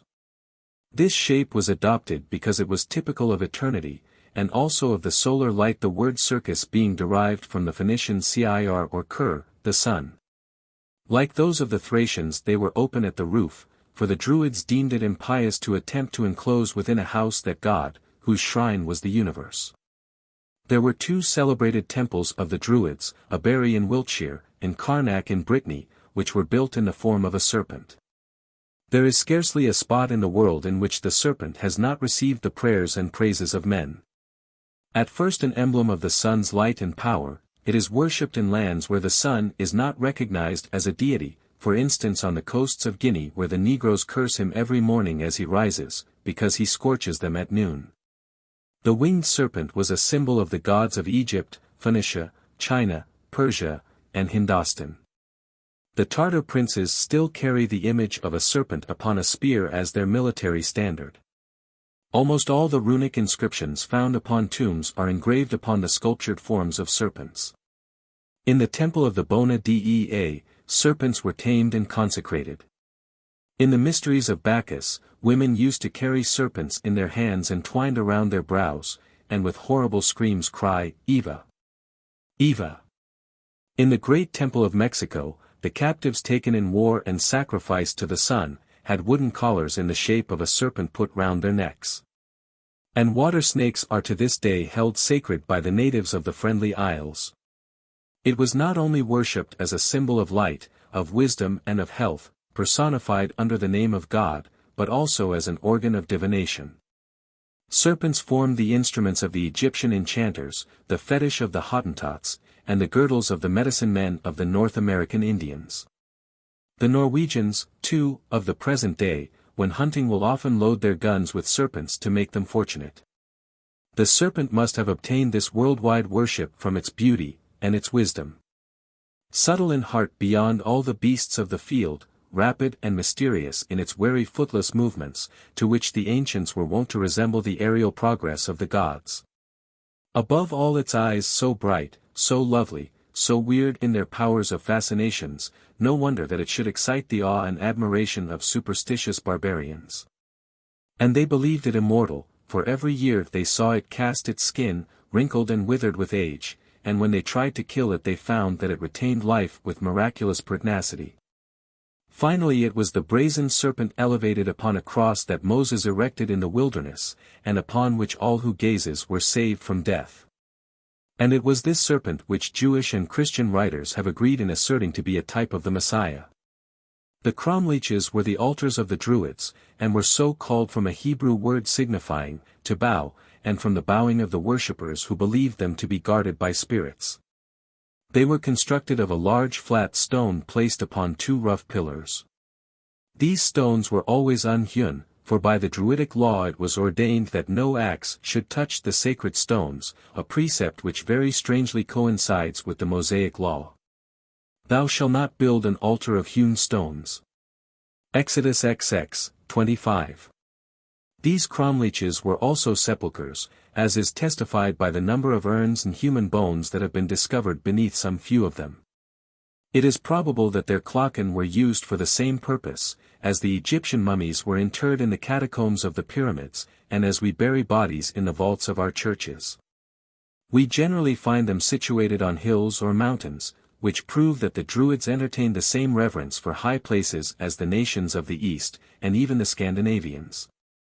For we read in the Arabiga saga that when Thorolf established his colony in the promontory of Thorsnes in Iceland he erected an eminence called Helgafels, the Holy Mount, upon which none might look till they had made their ablutions under pain of death.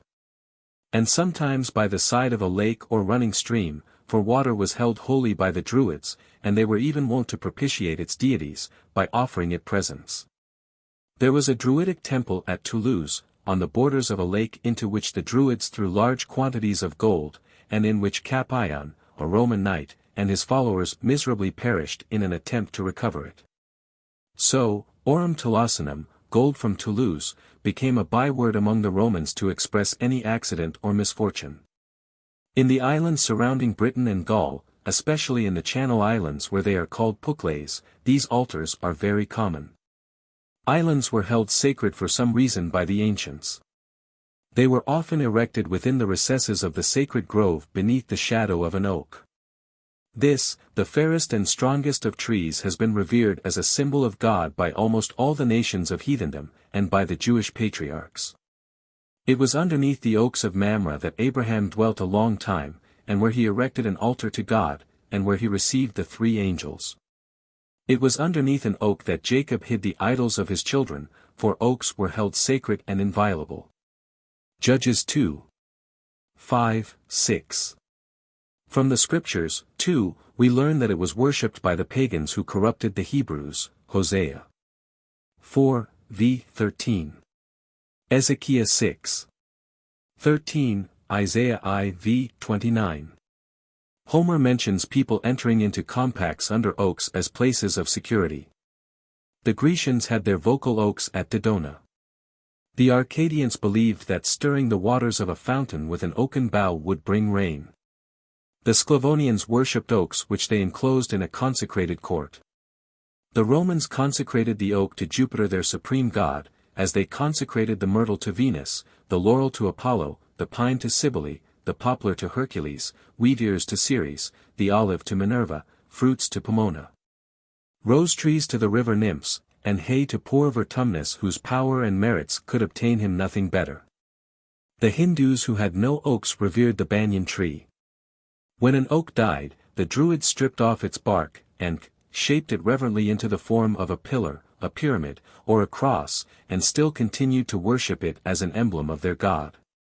Besides the Clanchon and Cromleach, there are many stone monuments remaining in various parts of Gaul and Britain, which bear the Druid stamp in their rudeness and simplicity. These were sometimes trophies of victory, sometimes memorials of gratitude, sometimes images of God. When erected they were anointed with rose oil, as Jacob anointed the first stone monument on record, that which he raised at Bethel in memory of his dream. The custom of raising plain stone pillars for idolatrous purposes was afterwards adopted by the pagans and forbidden by the Mosaic law, Leviticus XXVI. 1. Mercury, Apollo, Neptune and Hercules were worshipped under the form of a square stone. A large black stone was the emblem of Buddha among the Hindus, and of Mana Thea Ceres in Arabia. The Paphians worshipped their Venus under the form of a white pyramid, the Thebans their Bacchus under that of a pillar, the Scandinavians their Odin under that of a cube, the Siamese their Samanikodam under that of a black pyramid. And in the Temple of the Sun at Cuzco, in Peru, was a stone column in the shape of a cone, which was worshipped as an emblem of the deity. Every one has heard of the stone of Memnon in Egypt, which was said to speak at sunrise, and the remains of which are covered with inscriptions by Greek and Latin travelers bearing testimony to the fact. There is a story in Giraldus Cambrensis which proves that the Druids had the same superstition. In his time, a large flat stone 10 feet long, 6 feet wide, and 1 foot thick served as a bridge over the river Ailyn at St. David's, in Pembrokeshire. It was called in British Lech Lerer, the speaking stone, and it was a tradition that if a dead body was carried over the stone it would speak, and that with the struggle of the voice it would crack in the middle. And that then the chink would close. Kiesler informs us that the northern nations believed their stone deities to be inhabited by fairies or demons, and adduces an instance from the Halmviria saga of Norway. Indridus going out of his house lay in wait for his enemy Thorstinus, who was wont to go to the temple of his god at such a particular time. Thorstinus came and, entering the temple before sunrise, prostrated himself before the stone deity and offered his devotion. Indridus standing by heard the stone speak, and pronounced Thorstinus' doom in these words. Tu huc ultima vice. Morti vicinis pedibus. Turam calcasti. Cert enim antiquam. Sol splendiet. Animosus Indridus. Odium tibi rependit. Heedless of thy approaching fate. Thou treadst this holy ground. Last step of life. Thy guilty breast. Ere Phasebus gilds the ruddy east. Must expiate. Thy murderous hate. deep pierced with crimson wound. To fire, also, as an emblem of the sun, the Druids paid peculiar reverence. Indeed, fire would appear to have been the chosen element of God. In the form of a flaming bush he appeared to Moses. On Mount Sinai his presence was denoted by torrents of flame, and in the form of fire he preceded the little band of Israelites by night, through the dreary wilderness. Which is perhaps the origin of the custom of the Arabians who always carry fire in front of their caravans. All the great nations had their holy fires which were never suffered to die. In the temple of the Gadatanian Hercules at Tyre, in the temple of Vesta at Rome, among the Brahmins, the Jews, and the Persians were these immortal fires which might not be desecrated by the breath of men. And which might be fed with peeled wood alone. So also the American savages when they have gained a victory, would light fires and dance round them. The Druids thus conducted their worship of the holy element. Having stripped the bark off dry wood they poured oil of roses upon it, and lighted it by rubbing sticks together, which is said to have been an invention of the Phoenicians. To this they prayed at certain times, and whoever dared to blow the fire with his mouth, or to throw dirt or dead beasts into it they punished with death. They had circular temples consecrated to their never-dying fires. Into these the priests entered every day, and reverently fed the fire and prayed to it for a whole hour. Holding branches of vervain in their hands and crowned with tiaras which hung down in flaps on each side of their faces covering their cheeks and lips. They also kindled the Beltane, or fire of the rock on May Eve to welcome the sun after his travels behind the clouds and tempests of the dark months. On that night all other fires were extinguished, and all repaired to the Holy Mount to pay their annual tribute to the Druids. Then were held solemn rites, and men and beasts, and even goblets of wine were passed through the purifying flames. After which the fires were all relight, each from the sacred fire, and general festivity prevailed. In Cornwall there are Carngalawa, the cairn of lights, and Carnlesques, the cairn of burnings, which names proves that the fiendish rites of Moloch and Baal were really observed with all their impious cruelty in the island of Britain. From these same bloodthirsty Phoenicians who had taught the Israelites to sin, the Druids learnt to pollute their altars with human blood, and to assert that nothing was so pleasing to God as the murder of a man. In the Golden Age, men's hearts softened and elevated by gratitude towards their Maker offered him the choicest herbs and the sweetest flowers of the soil. But in the Age of Iron, when men had learnt to tremble at their own thoughts, to know that they were thieves, and liars, and murderers, they felt that there was need of expiation. To appease the God whom they still believed to be merciful, they offered him blood. They offered him the blood of animals. And then they offered him the most innocent and beautiful of his creation's beautiful virgins and chaste youths, their eldest sons, their youngest daughters. Do you disbelieve me? Read as I have read all the great writers of the past, and then you will shudder as I have shuddered at such terrible wickedness in man. Read Manetho, Sanchianatho, Herodotus, Pausanias, Josephus, Philo the Jew, Diodorus of Sicily, Strabo, Cicero, Caesar, Macrobius, Pliny, Titus Livius, Lucan, and most of the Greek and Latin poets. Read the books of Leviticus, Deuteronomy, the Judges, Kings, the 105th Psalm, the prophecies of Isaiah, Jeremiah, Ezekiel, and many of the old fathers, and there you will find that the Egyptians, the Israelites, the Arabs, the Carthaginians, the Athenians, Spartans and Ionians, the Romans, the Scythians, the Albanians, the Germans, Iberians and Gauls had adopted this cruel custom, which like the practice of magic had risen in Phoenicia, and had spread like a plague over the whole world. The Egyptians sacrificed every year a young and beautiful virgin, whom arrayed in rich robes, they flung into the Nile. They also offered up men with red hair at the shrine of Osiris. The Spartans whipped boys to death in sight of their parents before starting upon an expedition. The natives of the Tauric Chersonesus hospitably sacrificed to Diana all the strangers whom chance threw upon their coast. The Cimbri ripped their victims open, and divined from their smoking entrails. The Norwegians used to beat their brains out with an axe, the Icelanders by dashing them against a stone. The Scythians cut off the shoulder and arm, and flinging them in the air drew omens from the manner in which they fell upon the pile. The Romans and Persians buried them alive. This mania for blood was universal. Even Themistocles, the deliverer of Greece, had once sacrificed 3 youths. The ancient Peruvians, when one of their nation was dangerously ill, sacrificed his eldest son or youngest daughter to the solar deity, entreating him to spare the father's life.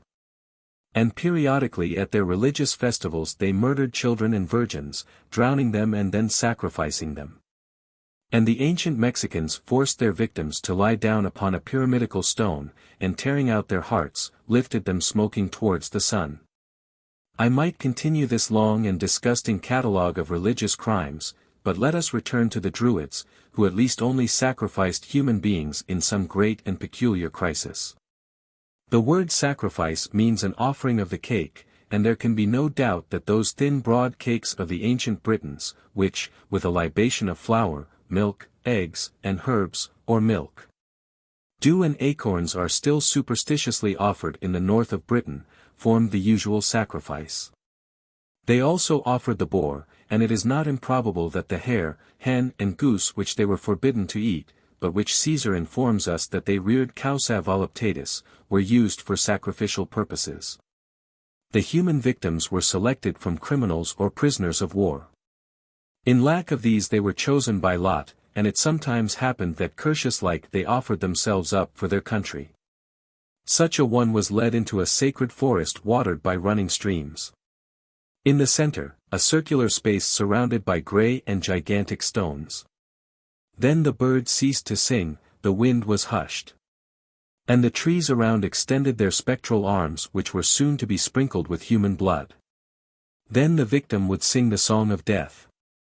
The Druid would approach, arrayed in his judicial robes. He was dressed in white. The serpent's egg encased in gold was on his bosom, round his neck was the collar of judgment which would strangle him who delivered an unjust sentence, on his finger was the ring of divination, in his hand was a glittering blade. They would crown the victim with oak leaves in somber mockery. They would scatter branches of the oak upon the altar. The voices of the blue-robed bards would chant a solemn dirge, their harps would tone forth sinister notes. Pale and stern the Druid would approach, his knife uplifted in the air. He would stab him in the back. With mournful music on his lips he would fall weltering in blood, and in the throes of death. The diviners would draw around, and would calmly augur from his struggles. After which, fresh oak leaves would be cast upon the blood-polluted altar, and a death feast would be held near the corpse of the sacrificed. 7. Priestesses.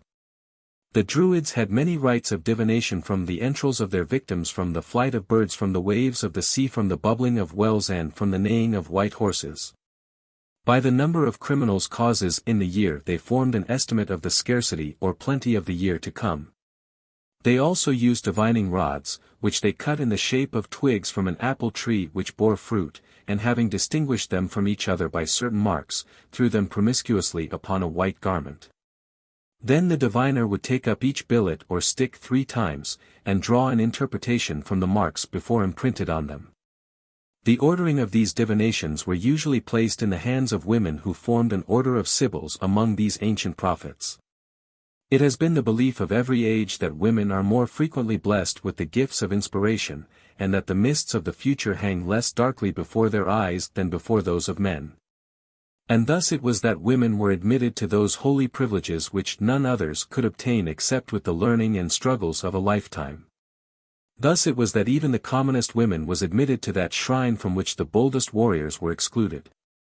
There is, however, a tradition that at one period both in Gaul and Britain, the women were supreme, that they ruled the councils of state, that they led the armies of war.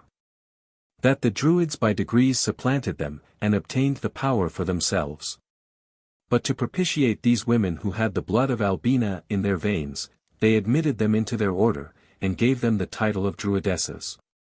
They were eventually formed into 3 classes. Those who performed the servile offices about the temple, and the persons of the Druids, and who were not separated from their families. 2. Those who assisted the Druids in their religious services, and who, though separated from their husbands, were permitted to visit them occasionally. 3. A mysterious sisterhood who dwelt in strict chastity and seclusion, and who formed the oracles of Britain. Such is the origin of Christian mummeries. In all important events the Britons repaired to their dwelling. Not even a marriage was consummated among them without consulting the Druidess, and her Purin, the Siac Siona of the Irish, viz., 5 stones thrown up and caught on the back of the hand, and from which she divined. There are several instances recorded in classical history of predictions from these priestesses which came true. Alexander Severus had just set out upon an expedition when he was met by a Druidess. "Go on, my lord," she said aloud to him as he passed, "but beware of your soldiers." He was assassinated by his soldiers in that same campaign. My next example is still more peculiar. When Diocletian was a private soldier he had a Druidess for hostess, who found him every day reckoning up his accounts with a military exactitude to which the army in those days was a stranger. "You are niggardly," she said. "Yes," he answered, "but when I become an emperor I will be generous." "You have said no jest," replied the priestess, "for you will be emperor when you have killed a wild boar cum aprum occideris." In our language this prophecy loses its point, for there is a play upon the Latin word which cannot be translated. Aper means both the name of a man and a wild beast, and thus the prediction was wrapped in that wise ambiguity which has been the characteristic of all human prophecy. Diocletian, whose ambition gave him faith, was much perplexed with the double meaning of the word, but hunted assiduously till he had killed so many wild boars, that he began to fear he had taken the word in its wrong acceptation. So he slew Aper, his stepfather, the assassin of Numerianus, and shortly afterwards sat upon the imperial throne. In marble, as well as in ink, there are memorials of the sect of Druidesses. The following inscription was discovered at Metz in Normandy. Silvano. Sacre. Eti nymphis loci. Apit druis. Antistida. Somno moneta. Of Druidic oracles we know only of one at Kildare in Ireland. Of one at Toulouse which ceased when Christianity was introduced there by Saint Saturnins, of one at Polignac dedicated to Apollo, or Belinus, or Baal, and most celebrated of all that in the island of Senna, now Seine, at the mouth of the river Loire. This island was inhabited by 7 young women who were beautiful as angels, and furious as demons. They were married but their husbands might never visit them. The foot of man was not permitted to set foot upon their isle. When the mantle of night had began to descend upon the earth, 7 dusky forms might be seen gliding to the shore, and springing into their wicker boats, which were covered with the skins of beasts, would row across to the mainland. And fondle with their husbands, and smile upon them as if with the sweet innocence of youth.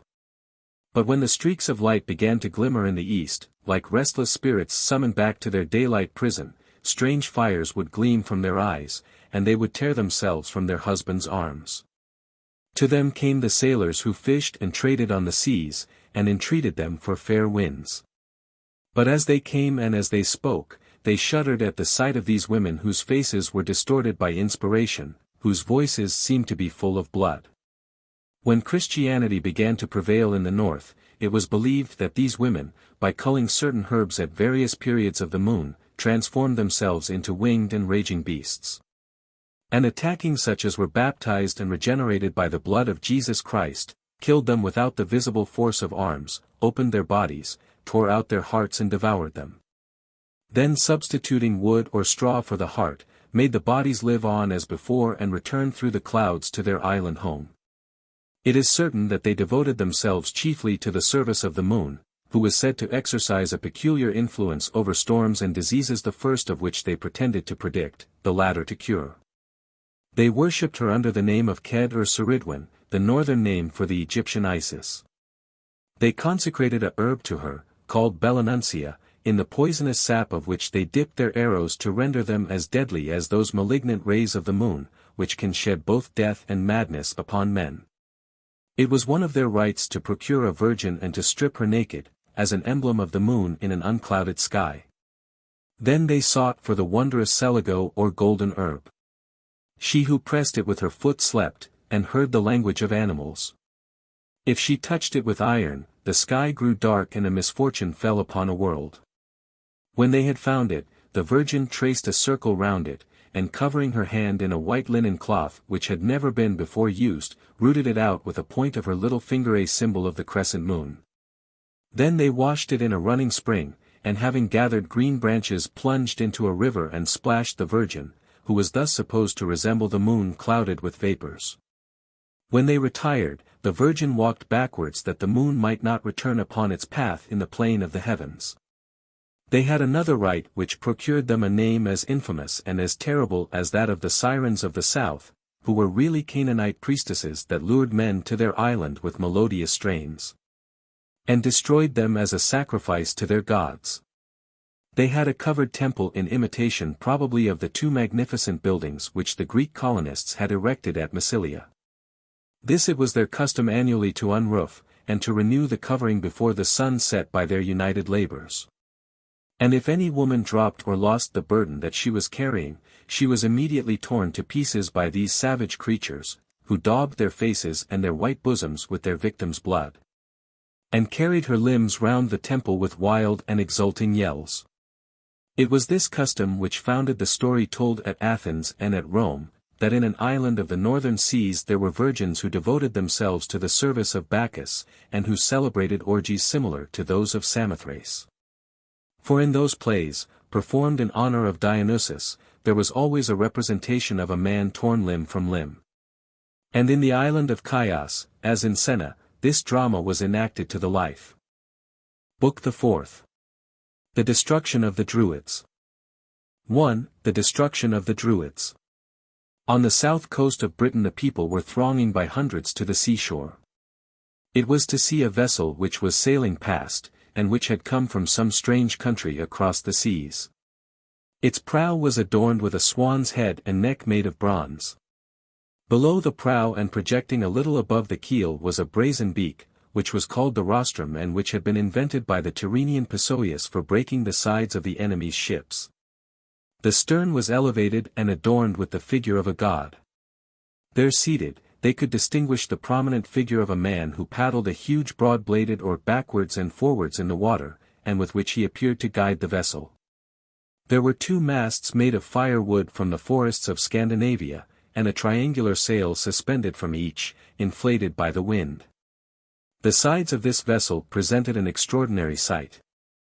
3 banks of rowers, raised above each other, were plying their oars which swung in leather thongs, and which surrounded the ship with creamy foam, and which dashed the transparent spray high in the air. The Britons perched upon the rocks, or in their little wicker boats, continued to watch this ship till it had disappeared, and then returned to their homes to relate this incident to their wives with Celtic garrulity. It remained to them an enigma, till they received intelligence from the merchants of the Main that the ship was a Roman trireme, or war galley. That its commander was Caius Volusinus, and that he had been sent by Julius Caesar the Divine, to explore the coasts of that country upon which he meditated an invasion. In fact, it was this great general who, aspiring to outvie the conquests of Pompey, had determined to subdue this island of Britain, which was then only known to the world. By some vague and exaggerated reports of the ferocity of its inhabitants, the perils of its seas, the darkness of its sky, and the marvelous beauty of its pearls. However, the remoteness of the country with the difficulty and danger of the enterprise were those obstacles which form the stepping stones to greatness. While the precious stones and metals with which it was said to abound, served to excite the cupidity of his soldiers whose souls were less open to those glorious passions which elevated that of their commander. The brigands and pirates, that is to say the invaders, of those days even, considered it necessary to invent a paltry excuse for some act of lawless oppression. And Caesar, before he attacked the freedom and properties of a nation, affirmed that it was in revenge for the assistance which a small tribe of Britons had rendered to his enemies the Gauls. The Britons, terrified by this report, sent ambassadors to Rome. Caesar received them kindly, and sent Commius, a Roman to whom he had given land in Gaul, as his ambassador in return. The Britons violated the law of nations and put Commius in prison. Caesar invaded Britain. Then the groves of the Druids resounded with the cries of victims, and blood flowed from the knife of the sacrificer. Then the huge image of a bull made of wickerwork was erected, and filled with animals and men, was set on fire, while the drums and cymbals of the priests drowned those piteous cries which strange to say was thought ill-omened to bear. Then the bards who before had sung the blessings of peace, and who had parted armies in their fierce strife, sang the war hymns of their ancestors, and fired every heart with fortitude and emulation. On the 26th of August, in the year 55 BC. At about 10 o'clock in the forenoon, Caesar reached the British coasts, where he found the hills covered with armed men. He sailed along the coast till he came to that low sandy plain on which the town of Deal Dow stands. It was there that he intended to land, and there that the Britons, perceiving the prows of his vessels turned towards the shore, crowded with horse, foot and chariots to repel him.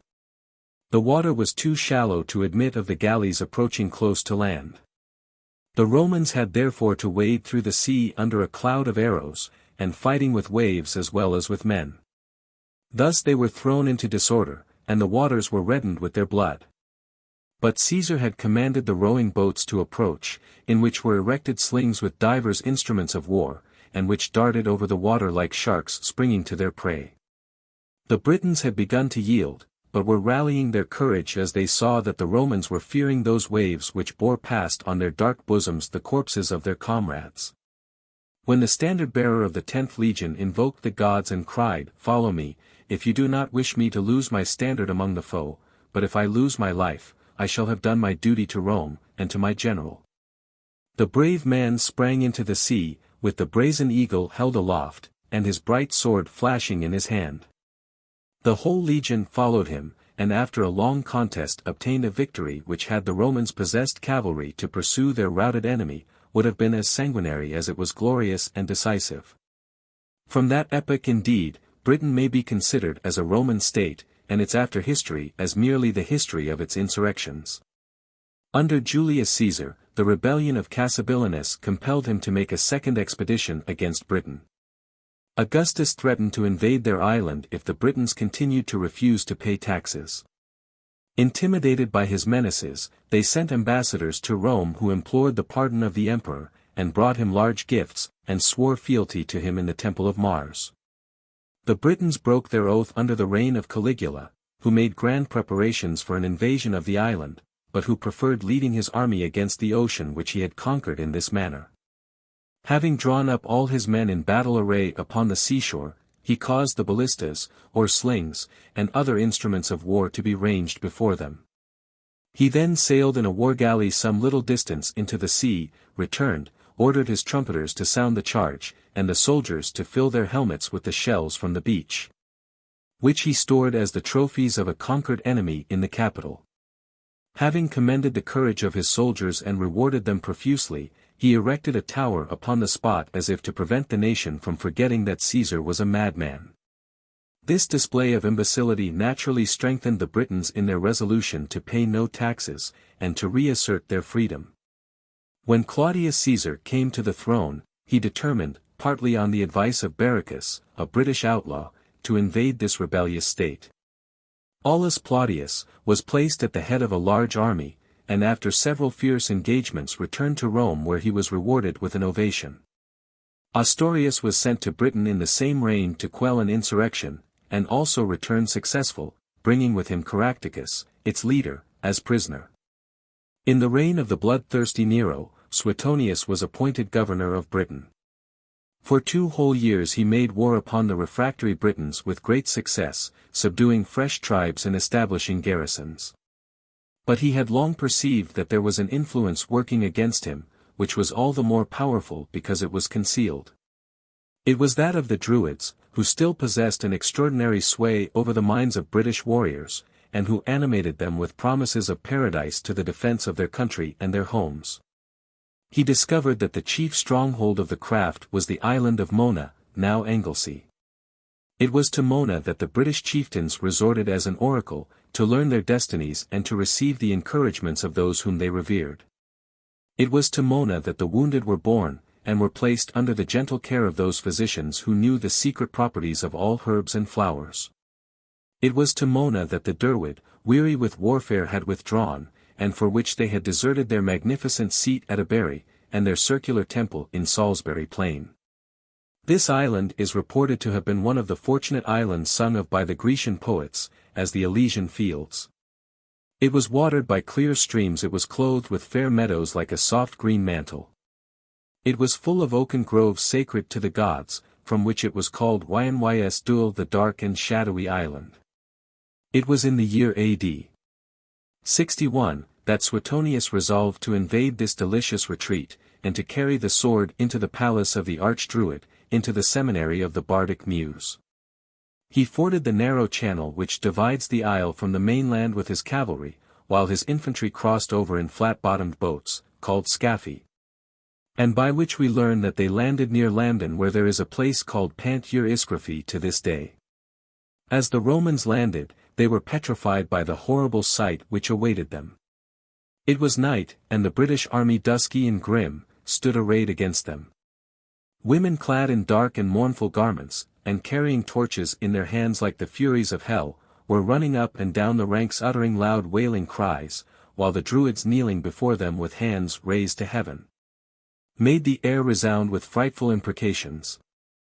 At some distance behind them, in the obscurity of a neighboring grove, twinkled innumerable fires. In these the Roman prisoners were to be burnt alive. At first, horror-struck, they remained motionless. It was only when their generals exhorted them not to fear a crowd of women and priests, and when a flight of arrows from the Britons assured them that they had really flesh and blood foes to contend with, that they could be brought to advance to the charge with their usual valor and precision. That night the Druids were burnt in the flames which they themselves had lighted. But there were many who escaped into the recesses of the sacred groves, or by boat to the neighboring isles. These only waited for an opportunity to excite the Britons to fresh struggles for their freedom, and such an opportunity was soon afforded.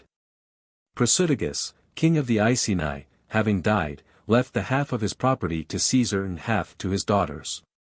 This which had been done to obtain the favor of the Romans had an opposite effect. His kingdom and palace were plundered and destroyed, his daughters ravished, his queen beaten like a slave. The Britons, driven to despair by these outrages, took arms under Boadicea, the widow of Prasutagus. Then the image of victory which the Romans had erected, fell down without any apparent cause and backwards as if it would give place to its enemies. And certain women, distempered with fury, went singing by way of prophecy that destruction was at hand.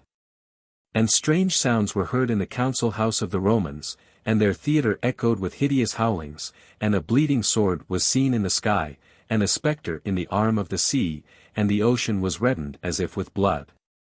And the shape of men's bodies were left in the sand at the ebb of the tide. The Britons won several battles, and cruelly massacred all the Romans that they took captive without distinction either of age or sex. It was already sung by the bards who accompanied the army with their three-stringed harps that Britain was free. But Suetonius with his formidable 14th legion was as yet unconquered. With 10,000 men he occupied a strong possession in a pass at the head of an open plain, with a thick wood behind for purposes of retreat and ambush. Here were drawn up the Roman cavalry, armed after the Greek fashion with spears and bucklers, and the infantry in due order of battle, the Velites with javelin and target, the Hostali with their shields and Spanish swords, and coats of mail, and the Triarii with their pikes. The British army numbered 230,000 men, which was divided into their infantry, their cavalry, and their war chariots. The infantry also was divided into 3 nations, which were subdivided into family tribes resembling the Highland clans. Those of the south were habited like the Belgic Gauls in woolen tunics thickly woven with coarse harsh wool, their legs and thighs covered with close garments, called bracchi. They wore also helmets of brass, adorned with figures of birds or beasts rudely carved, iron breastplates, protruding with hooks, a long sword hanging obliquely across their thighs, a shield ornamented with figures, and a huge dart whose shaft was of iron, a cubit in length and as broad as 2 hands put together. The inland nations were clothed in the skins of beasts and armed with spears and bucklers. The Caledonians went naked, armed only with long broad pointless swords, and short spears with round balls of brass at the end, with which they used to make a noise before battle to frighten the horses of the enemy. These northern nations were of all the most resolute and troublesome enemies of Rome. For they could sleep on bogs covered with water, and live upon the barks and roots of trees, and possessed a peculiar kind of meat, a morsel of which no larger than a bean could protect them for days from hunger and thirst. The cavalry were mounted upon small but hardy and mettlesome horses, which they managed with great dexterity. Their arms were the same as those of the infantry, for they would often dismount from their horses and fight on foot. Their war chariots were adorned with beautiful carvings, and were guided by the flower of the nobility.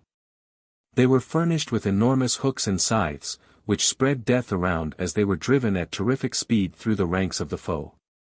The plain was surrounded by carts and wagons in which, according to the Celtic custom, were placed the wives and daughters of the warriors who animated them with their cries, and who tended the wounded that were brought to them from the field of blood. In the midst of this army there was a woman standing in a chariot, clothed in a mantle, with a gold chain round her neck, her face grave and stern, her yellow hair falling to the ground.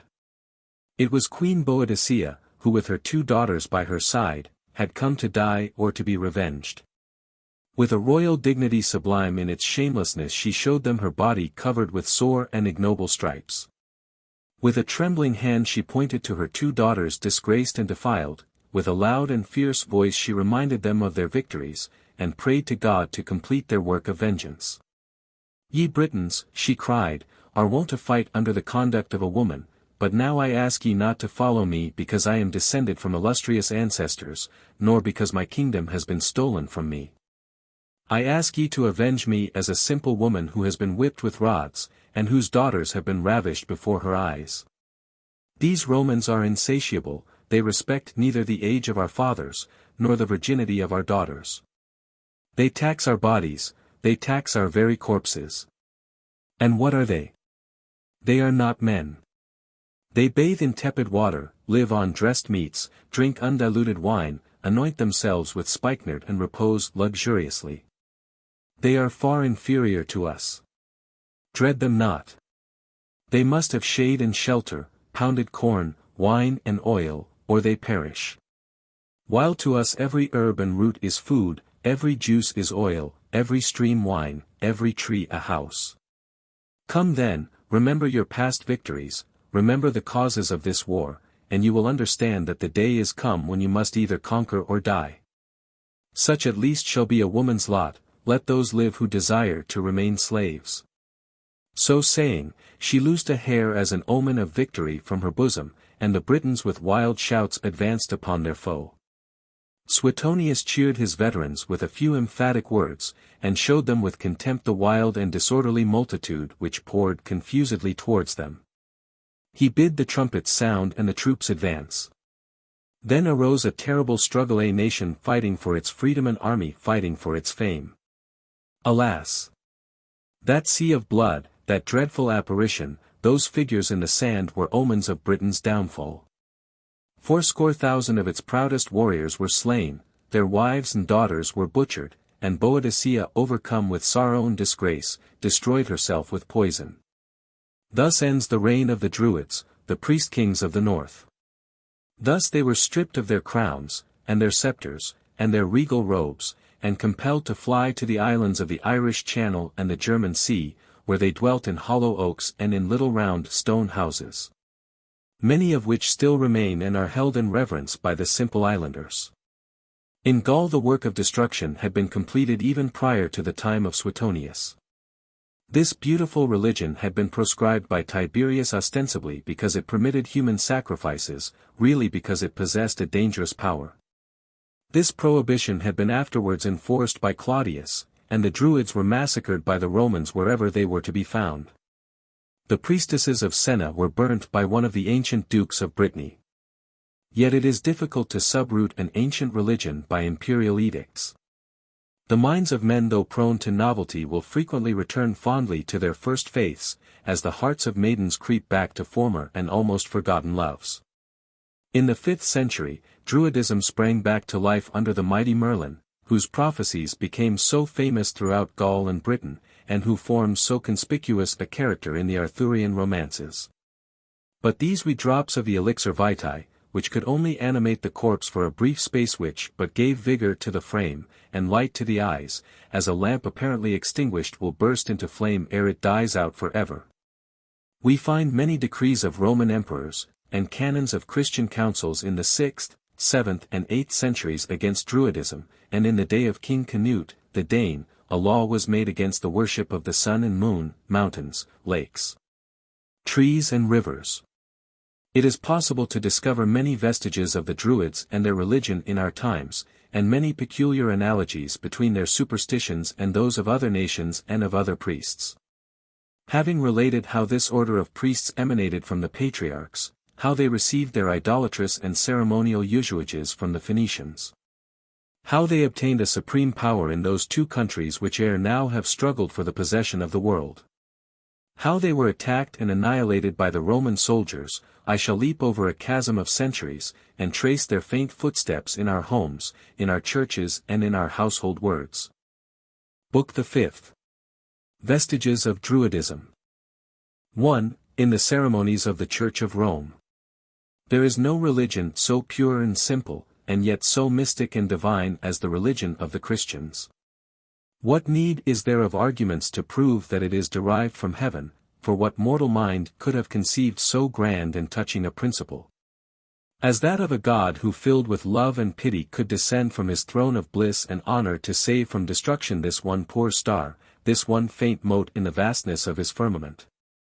To 12 men the dear Jesus left his precepts and commands.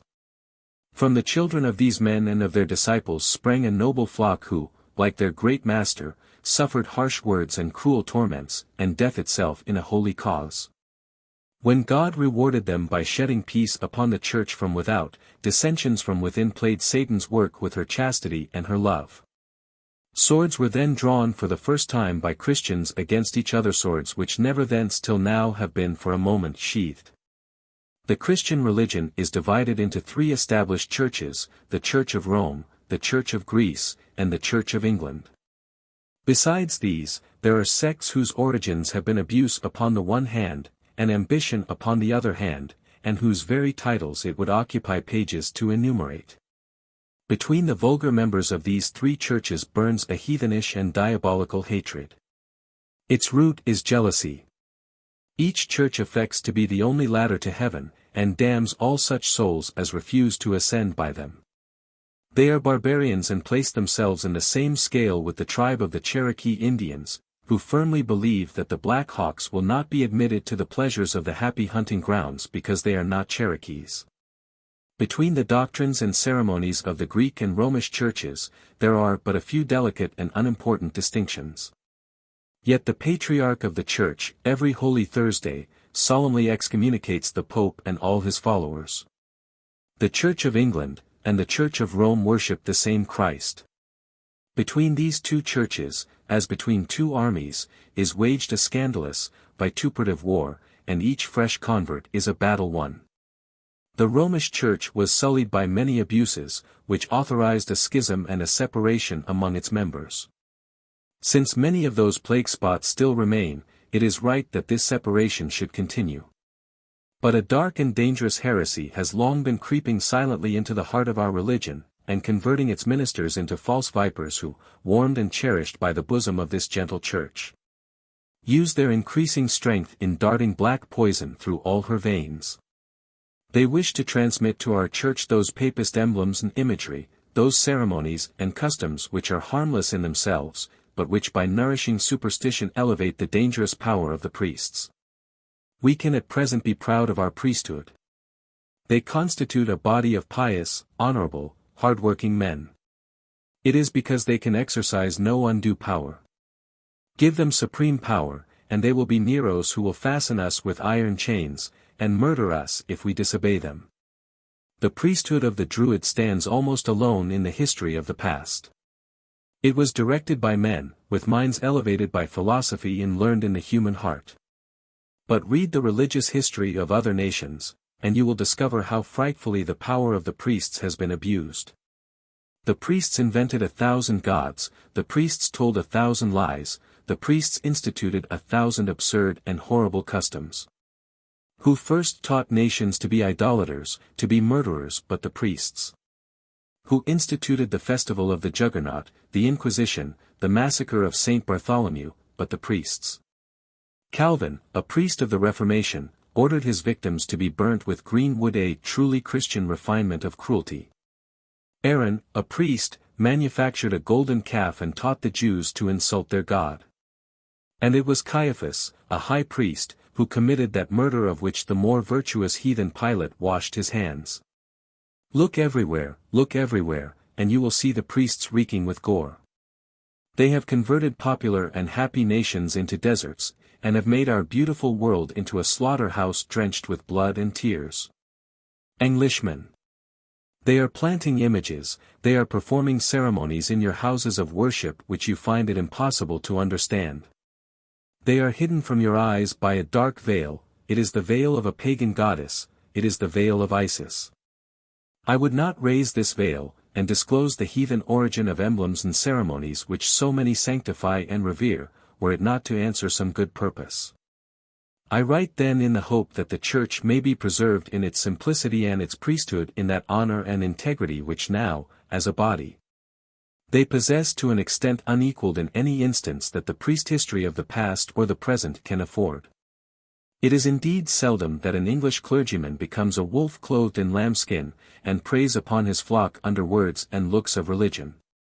But we know that power presents temptations, which minds fortified only by 3 years' education at a college are often unable to resist. Before letters were invented, symbols were necessary to form a language. And it is still an argument of the Greek and Romish churches that pictures and images are the books of those who cannot read. They say also that since man is not a disembodied spirit like the angels, it is also impossible that he can worship the deity with his heart alone. And it cannot be denied that dim and shadowy lights, sweet perfumes, majestic processions and strains of music will elevate the soul towards God and prepare the mind to receive heavenly and sublime impressions. Without objecting to the use of such aids to devotion, I wish to guard people from attaching a peculiar sanctity to the bare aids in themselves, which is nothing less than idolatry. This I can best prevent by showing them how they first came into a Christian church. And in doing so, I shall depart little from the original design of this chapter, which is to investigate the vestiges of Druidism in the ceremonies of the Roman Catholic religion.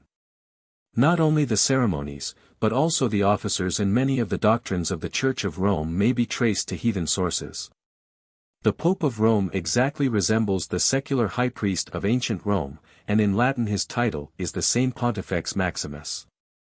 The office was probably an imitation of that of the Archdruid, who, as I have described, had supreme power over secular as well as ecclesiastical affairs, and who was surrounded by a senate of the chief Druids. As the Pontifex Maximus was by flamens, and the Pope by cardinals. The distinguishing sign of the flamen was a hat, and the cardinal's hat is a European proverb. The Archdruid held his foot to be kissed on certain occasions by the common people.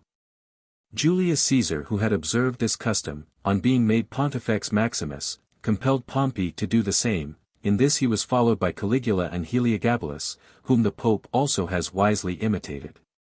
The tonsure of the Romish priests is the same as that of the priests of Isis, whose heads were shaved, a practice forbidden by God. Levitt, XX. 1, Ezek 44. 20. Their celibacy is also heathenish. Origen, when emasculated himself, only imitated the Hierophants of Athens, who drank an infusion of hemlock to render themselves impotent. St. Francis, who, when tempted with carnality, would throw himself naked on the snow, making balls which he applied to his body, calling them his maid and his wife, did but copy Diogenes, who lived in a tub, a cloak, his covering a wallet, his kitchen the palm of his hand, his bottle and cup. Who in the searching heat of summer would lie naked on the hot gravel, and in the harshest frost would embrace stone statues covered with snow. Plato, Pythagoras, Heraclitus, Democritus and Zeno, the prince of Stoics, imposed celibacy upon their disciples. The priests of Cybele, the Megabyzes of Ephesus and the priests of Egypt maintained the vow of chastity. Aeneas, Aeneid lib 6. In passing through the infernal regions saw no priests there but such as had passed their lives in celibacy. It need not be proved that there were many hermits and orders of monks among the heathen. Even the begging friars of the Romish Church are not original.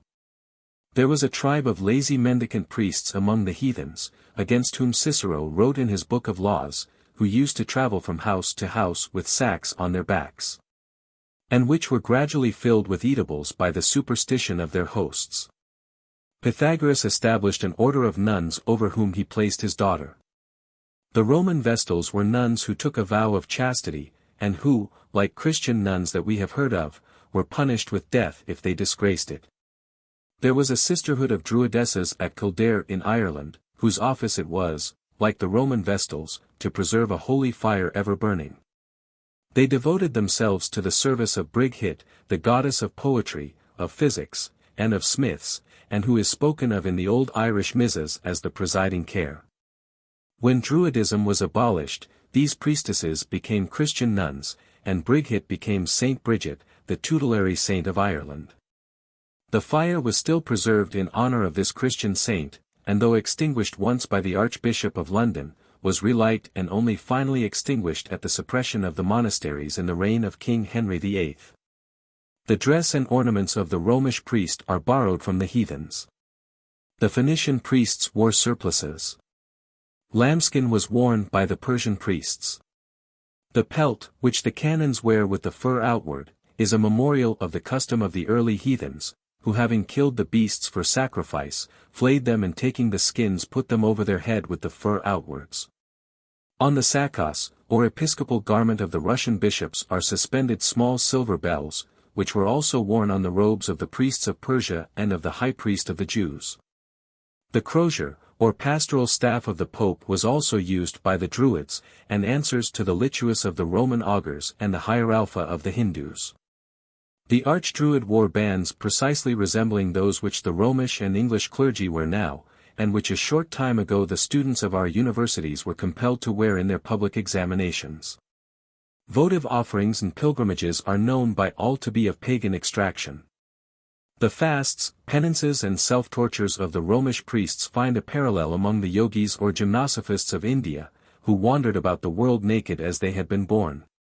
Sometimes standing on one leg on the burning sands, passing weeks without nourishment, years without repose, exposed to the sun, to the rain, to the wind, standing with their arms crossed above their heads till the sinews shrank and their flesh withered away, fixing their eyes upon the burning sun till their moisture was seared and their light extinguished.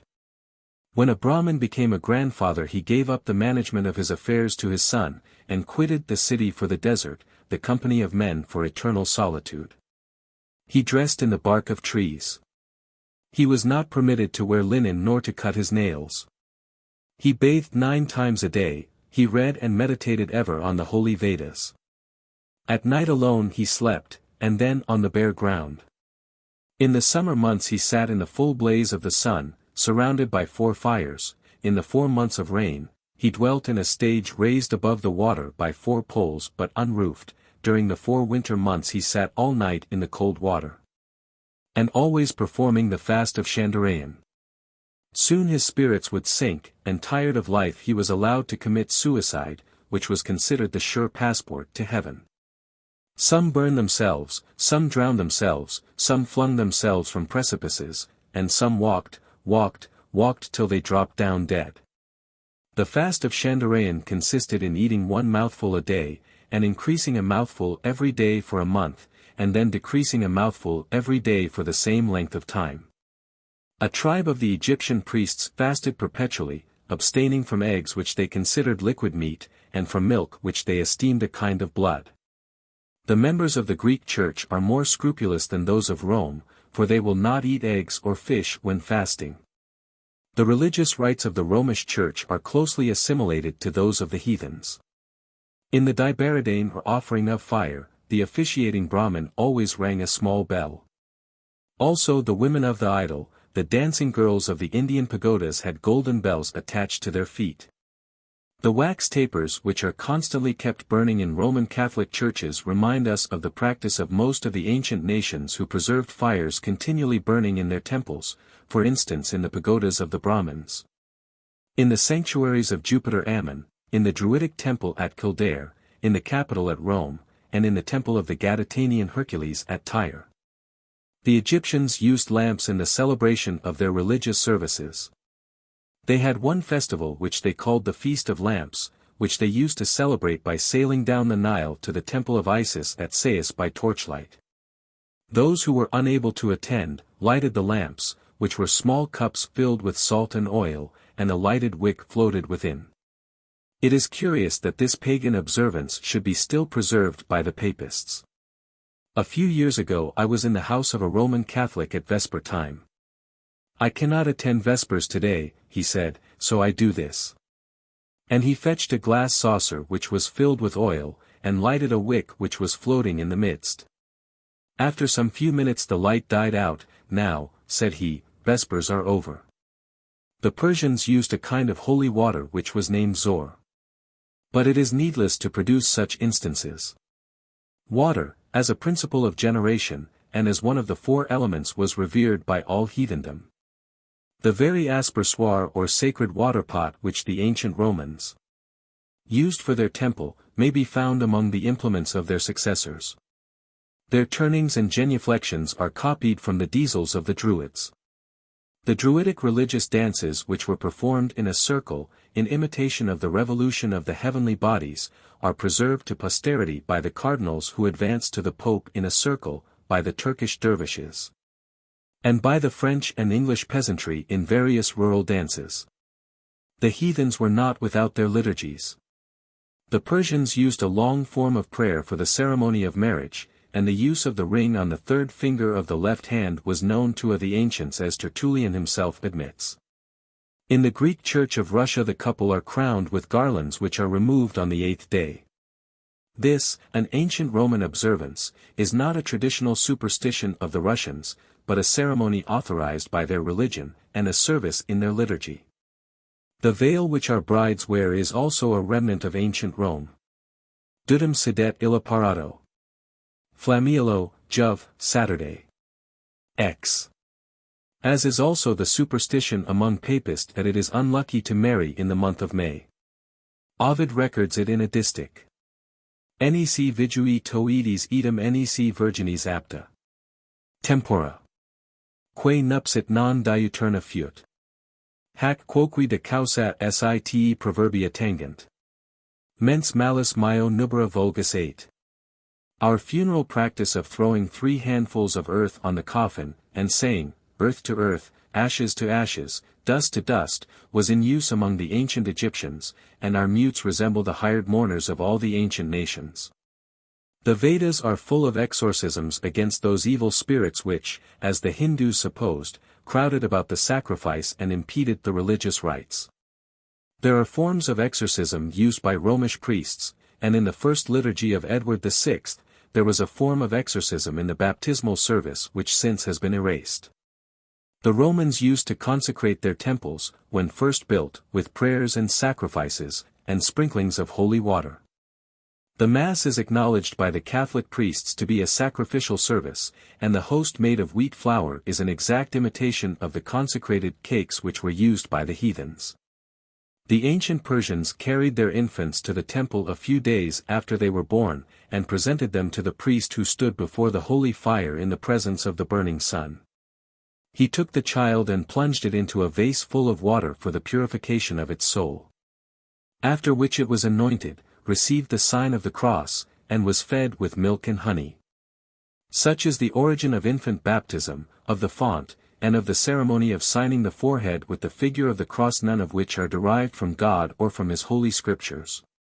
When the child had arrived at the age of 15 years, the priest invested him with the robe called sudra and with the girdle, and initiated him into the mysteries of their religion. This is plainly the same as the Christian confirmation, before which the Church does not permit us to receive the sacrament.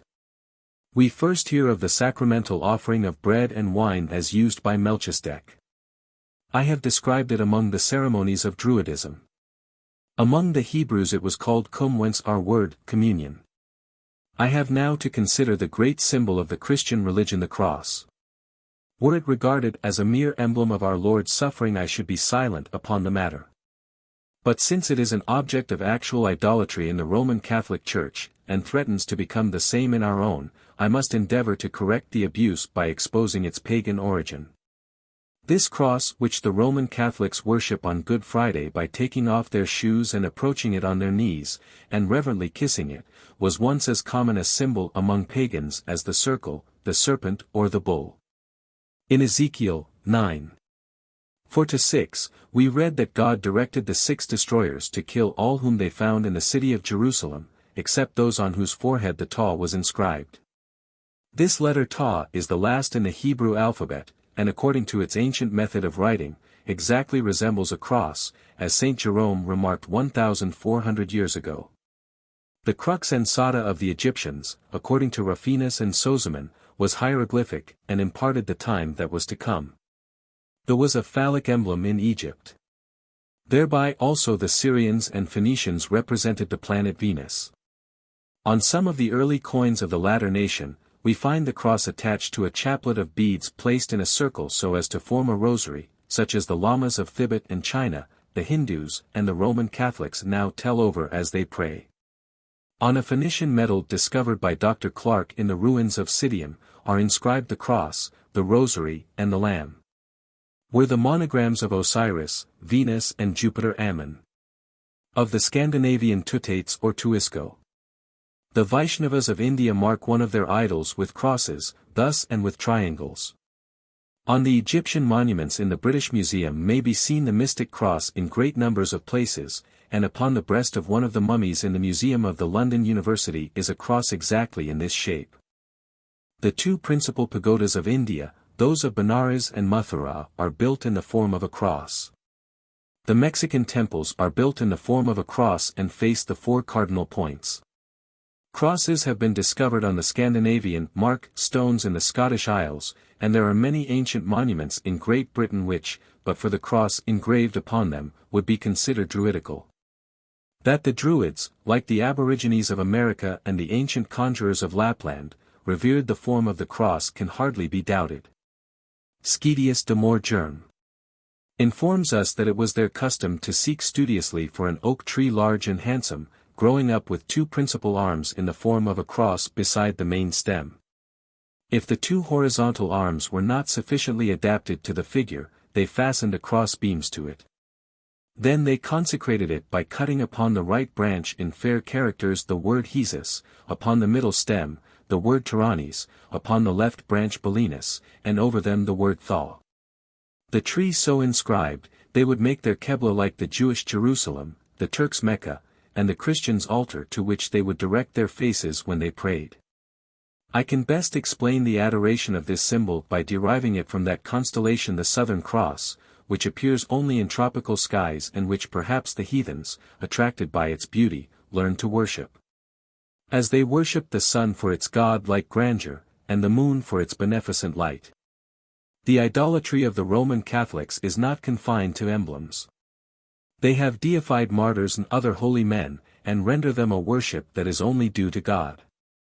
It is true that they draw a distinction between the adoration which they pay to God, and the homage which they pay to saints, calling the one in the language of the schools latria, from worship due to God only, and the latter dulia, from an inferior kind of worship. But this distinction is too delicate for the illiterate to understand. A plurality of gods I have shown to be one of the abuses of ancient heathenism. In this abuse, they have been imitated by the modern idolaters of Rome, not only in the abstract but in the concrete. There is not only assimilation, but a reproduction. The Romans ridiculed the gods of Egypt whom they themselves adored but under different names. They burnt Serapis, Anubis, and Isis, they revered Pluto, Mercury and Ceres. So the Roman Catholics, while pretending to abjure the gods of heathenism, have actually adopted many of them. The petty divinities of the pagans were deified men, and were intercessors with Osiris, Zeus or Jupiter, as the canonized saints of the Catholic Church are with the God of the Christians. The Chaldees divided the year into 12 months with an angel over each month. The saints performed the same office in the Romish calendar, and in several of the Greek churches there are 12 pictures for the 12 months representing the 12 principal saints. The Divi, or inferior gods of the Romans, worked miracles. Altars were erected in their honor with lights continually burning before them, their relics were worshipped. Convents were formed of religious men and women who took the name of Divus or inferior god, to whom they devoted themselves, such as the Quirinols from Quirinus or Romulus, the Martials from Mars, the Vulcanates from Vulcan. So also the Augustines from Augustine, the Franciscans from Francis, the Dominicans from Dominic. The Roman Divi were tutelary gods over various vocations, as Neptune over mariners, Pan over shepherds, Pales over husbandmen, Flora over courtesans, Diana over huntsmen. So the seamen, among Catholics, pray to Saint Nicholas, the shepherds to St. Gwendoline, the husbandmen to Saint John the Baptist, the courtesans to Saint Magdalene, and the huntsmen to Saint Hubert. The saints too have received the equipage of the Divi. To St. Wolfgang, the hatchet or hook of Saturn to Moses, the horns of Jupiter Ammon to Saint Peter, the keys of Janus. In the same way as the pagans worshipped these Divi but stigmatized them, Apollo as a rake, Mercury as an errant thief, and Venus as a courtesan.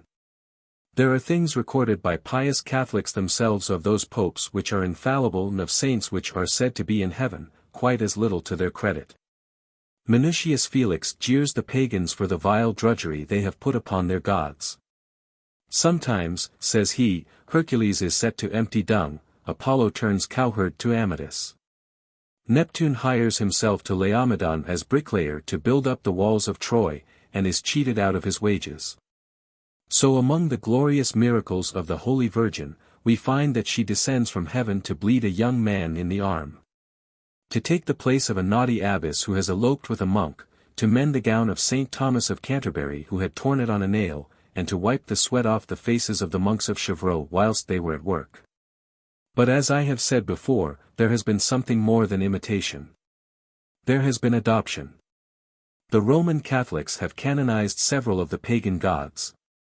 Bacchus, the god of topers, has become St.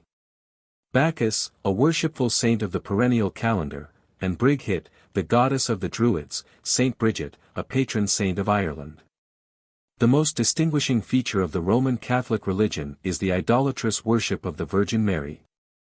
It is idolatrous, for to this woman, whom it is palpable from Scripture that Christ treated as a being inferior to himself, are rendered prayers and honors as numerous and high as those which are rendered to him. And in all instances they are placed upon a level with each other. They have made her immaculate, although she was the wife of a carpenter, and although the brethren of Jesus are more than once mentioned in the Gospels. And as there was no mention made in Scripture of her death, they inferred that, like Enoch and Elijah and her holy son, she had been taken up into heaven. Upon this bare conjecture, the doctrine was assiduously inculcated into the minds of the ignorant, and a service was introduced into the liturgy called the Assumption of the Virgin Mary. Bonaventura, who was canonized a saint, and who is spoken of by his brother Catholics as the Seraphic Doctor, wrote a book called The Imitation of the Virgin Mary, after St. Thomas à Kempis' well-known work, in which he exhorts all faithful Catholic, to pray to the Virgin Mary by whose intercession their souls may be saved. In the Psalter which St. Bonaventura edited, he changes in each of the 150 psalms the word Lord or God, for that of Lady or Mary, interspersing in some much of his own composition, and adding the Gloria Patri to each. For instance, in the 148th Psalm page 491 of the Psalter. Praise Our Lady of Heaven, glorify her in the highest. Praise her all ye men and cattle, ye birds of the heaven and fishes of the sea. Praise her sun and moon, ye stars and circles of the planets. Praise her cherubim and seraphim, thrones and dominions and powers. Praise her all ye legions of angels. Praise her all ye orders of spirits on high. Let everything that hath breath praise Our Lady. Theophilus Raynaud, a Jesuit of Lyons, in his work entitled Diptycha Mariana thus writes. The torrents of heaven and the fountains of the great deep, would rather open than close in homage of the Virgin. And if her Son Jesus has omitted anything, as to the preeminence of the exaltation of his own mother, I a servant, I a slave, not indeed with effect, but with affection would delight in filling it up. Again.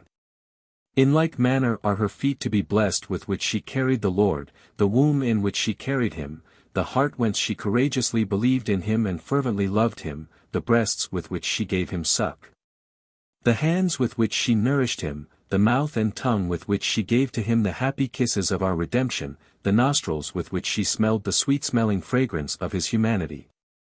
The ears with which she listened with delight to his eloquence, the eyes with which she devoutly looked upon him, the body and soul which Christ consecrated in her with every benediction. And these most sacred members must be saluted and blessed with all devotion, so that separate salutations must be addressed to the several members separately, namely, Hail Mary. 2 to the feet, 1 to the womb, 1 to the heart, 2 to the breasts, 2 to the hands, 2 to the mouth and tongue, 2 to the lips, 2 to the nostrils, 2 to the ears, 2 to the eyes, 2 to the soul and body. And thus in all there are 20 salutations which after the manner of a daily payment with separate and an equal number of kneelings, if it can be done before her image or altar, are to be paid to the glorious Virgin according to that Psalm, 144. Every day will I give thanks unto thee and praise thy name for ever and ever. In the following extract from a little work published at Dublin, 1836, and entitled, The Little Testament of the Holy Virgin, God and the Virgin are placed upon an equality. Mary. Sacred name under which no one should despair. Mary. Sacred name often assaulted but always victorious. Mary. It shall be my life, my strength, my comfort. Every day shall I invoke it and the divine name of Jesus. The Son shall awake the recollection of the Mother, and the Mother that of the Son. Jesus and Mary. This is what my heart shall say at my last hour if my tongue cannot. I shall hear them on my deathbed, they shall be wafted on my expiring breath, and I with them to see them, know them, bless and love them for eternity. Amen. But she is sometimes made even greater than God. My soul, says the blessed Eric Susan, is in the hands of Mary, so that if the judge wishes to condemn me, the sentence must pass through this clement queen, and she knows how to prevent its execution. It even became a custom at one time in their church to date the Christian era not from the birth of the Christ, but from the Virgin Mother of God. See Emmanuel Acosta's Acts of the Jesuits in the East. Delinghi. 1571. Ad animusque a de para Virgin, 1568. The question now naturally arises, why does the Virgin Mary receive this worship and these honors which are only due to God? You will be surprised when I tell you that this also is a remnant of heathenism. In all nations, long before the Christian era, a female with a child in her arms had been worshipped. Among the Egyptians it was Isis, among the Etruscans it was Venus, among the Phrygians it was Hades. In fact, as Isis was the original of the Proserpine, the Venus, the Diana, the Juno, the Maya and the Seer of ancient Rome, so she was the original of the Virgin Mary of the Roman Catholic Church. In Montfaucon we find several plates of Isis giving suck to the boy Horus. In the year 1747, a Mithraic monument was found at Oxford, a female nursing an infant which Dr. Stukely proved to be a representation of the goddess of the year nursing the god Day. It is indeed not improbable that Oxford with its 7 hills, its river Isis, and the bull and its coat of arms had been established by priests who, like the Druids, were acquainted with Egyptian lore. An ancient Etruscan monument was discovered at Rome, the precise model of those pictures of the Madonna and her child so common in Italy and throughout the world. In many churches on the continent, the Virgin Mary is represented with a lily or lotus in her hand. This plant was sacred to Isis, and was held in reverence by the priests of Egypt and of India. Isis was the wife of Osiris, as the moon was called the wife of the sun. In the hymn of the Assumption, the Virgin is entreated to calm the rage of her heavenly husband. The month of May was sacred to Isis. It is called by the Papists, Mary's month. Venus, the Isis of the Romans, was born from the foam of the sea. In the form of prayer called Litanii Loretani, there are more than 40 addresses to the Virgin, invoking her as the star of the sea, as the mystical rose, and by a variety of other heathen epithets. In another prayer she is named Amica Stella, Naufragus, and in Sanville's History de Antiquités de Paris, Étoile éclatante de la mer. The chief title of Venus was Regina Coelorum. And the Holy Virgin is repeatedly invoked in the Romish liturgy as the Queen of Heaven. Finally, on the 25th of March the ancient Phrygians devoted a festival to the Mother of the Gods, which very day still bears among Catholics and their Protestant imitators the name of Ladies' Day. All this does not impeach one iota or tittle of the truth of Christianity. I do not say that the Christians invented a personage, and called her the Virgin Mary. I merely prove that the Roman Catholics pay those idolatrous tributes to the Virgin Mary which their ancestors rendered to Isis in Egypt, or to Venus in Rome, and that they represent her in the same manner. For instance, in the pictures of the Madonna and the Child, we see the Virgin's head encircled by a crescent halo of light, and the Child's by many luminous rays. The one is a symbol of the new moon sacred to Isis, the latter an imitation of the radiance of the sun of whom Horus was the offspring. The spires and towers of our churches are also imitated from the pyramids and obelisks of antiquity. These were erected as emblems of the sun's beams which fall pyramidically upon the earth. Many of the heathen festivals are still celebrated by Christians. In the liturgy of the Greek Church there is a ritual named the Benediction of the Waters. A wooden temple, richly gilt and hung round with sacred pictures, is erected upon the Neva at St. Petersburg when it is frozen, and a procession is formed by the clerks, the deacons, the priests and the bishops dressed in their richest robes, and bearing the tapers and the sacred pictures, and the service is read within the temple. This is not unlike the Feast of Lamps, before described, which the Egyptians partly celebrated on the Nile, a river which in one of the prayers of the Greek Church is called the monarch of the floods. The conception of the Virgin Mary is represented on the same day, the 2nd of February, as that of the miraculous conception of Juno by the ancient Romans. This, says the author of the perennial calendar, is a remarkable coincidence. It is also a remarkable coincidence that the Feast of All Saints, which is celebrated by the Roman Catholics on the 2nd of November and which retains its place in the Protestant calendar, should have been on the same day as the Festum Dei Mortis of the Romans, and should still be annually kept by the Buddhists of Thibet, and by the natives of South America and as a Druidic custom by the rustic classes of Ireland. It is also a remarkable coincidence that the Romans should have had their Proserpinalia, or Feast of Candles or Candlemas in February, their Palalia, or Shepherd's Feast on Midsummer Day which is sacred to St. John the Baptist, and that the Romish Carnival should be held at the same time as the ancient Saturnalia, and should resemble so closely those orgies which were of a masquerade character. Thus we see that the Roman Catholics have been in the habit of celebrating Christian festivals upon days which were held sacred by the heathens. Whether this was from mere slavish imitation, or from a fondness for old associations, or from a desire to sanctify those days unhallowed by paganism, it is impossible to say.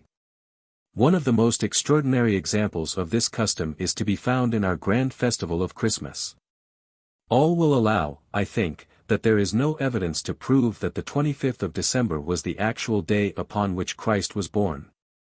And that he really arose on Easter Day can scarcely be believed, since the fixing of that day was not arranged among the early Christians till after swords as well as words had been used in the conflict, and several fierce battles had been fought.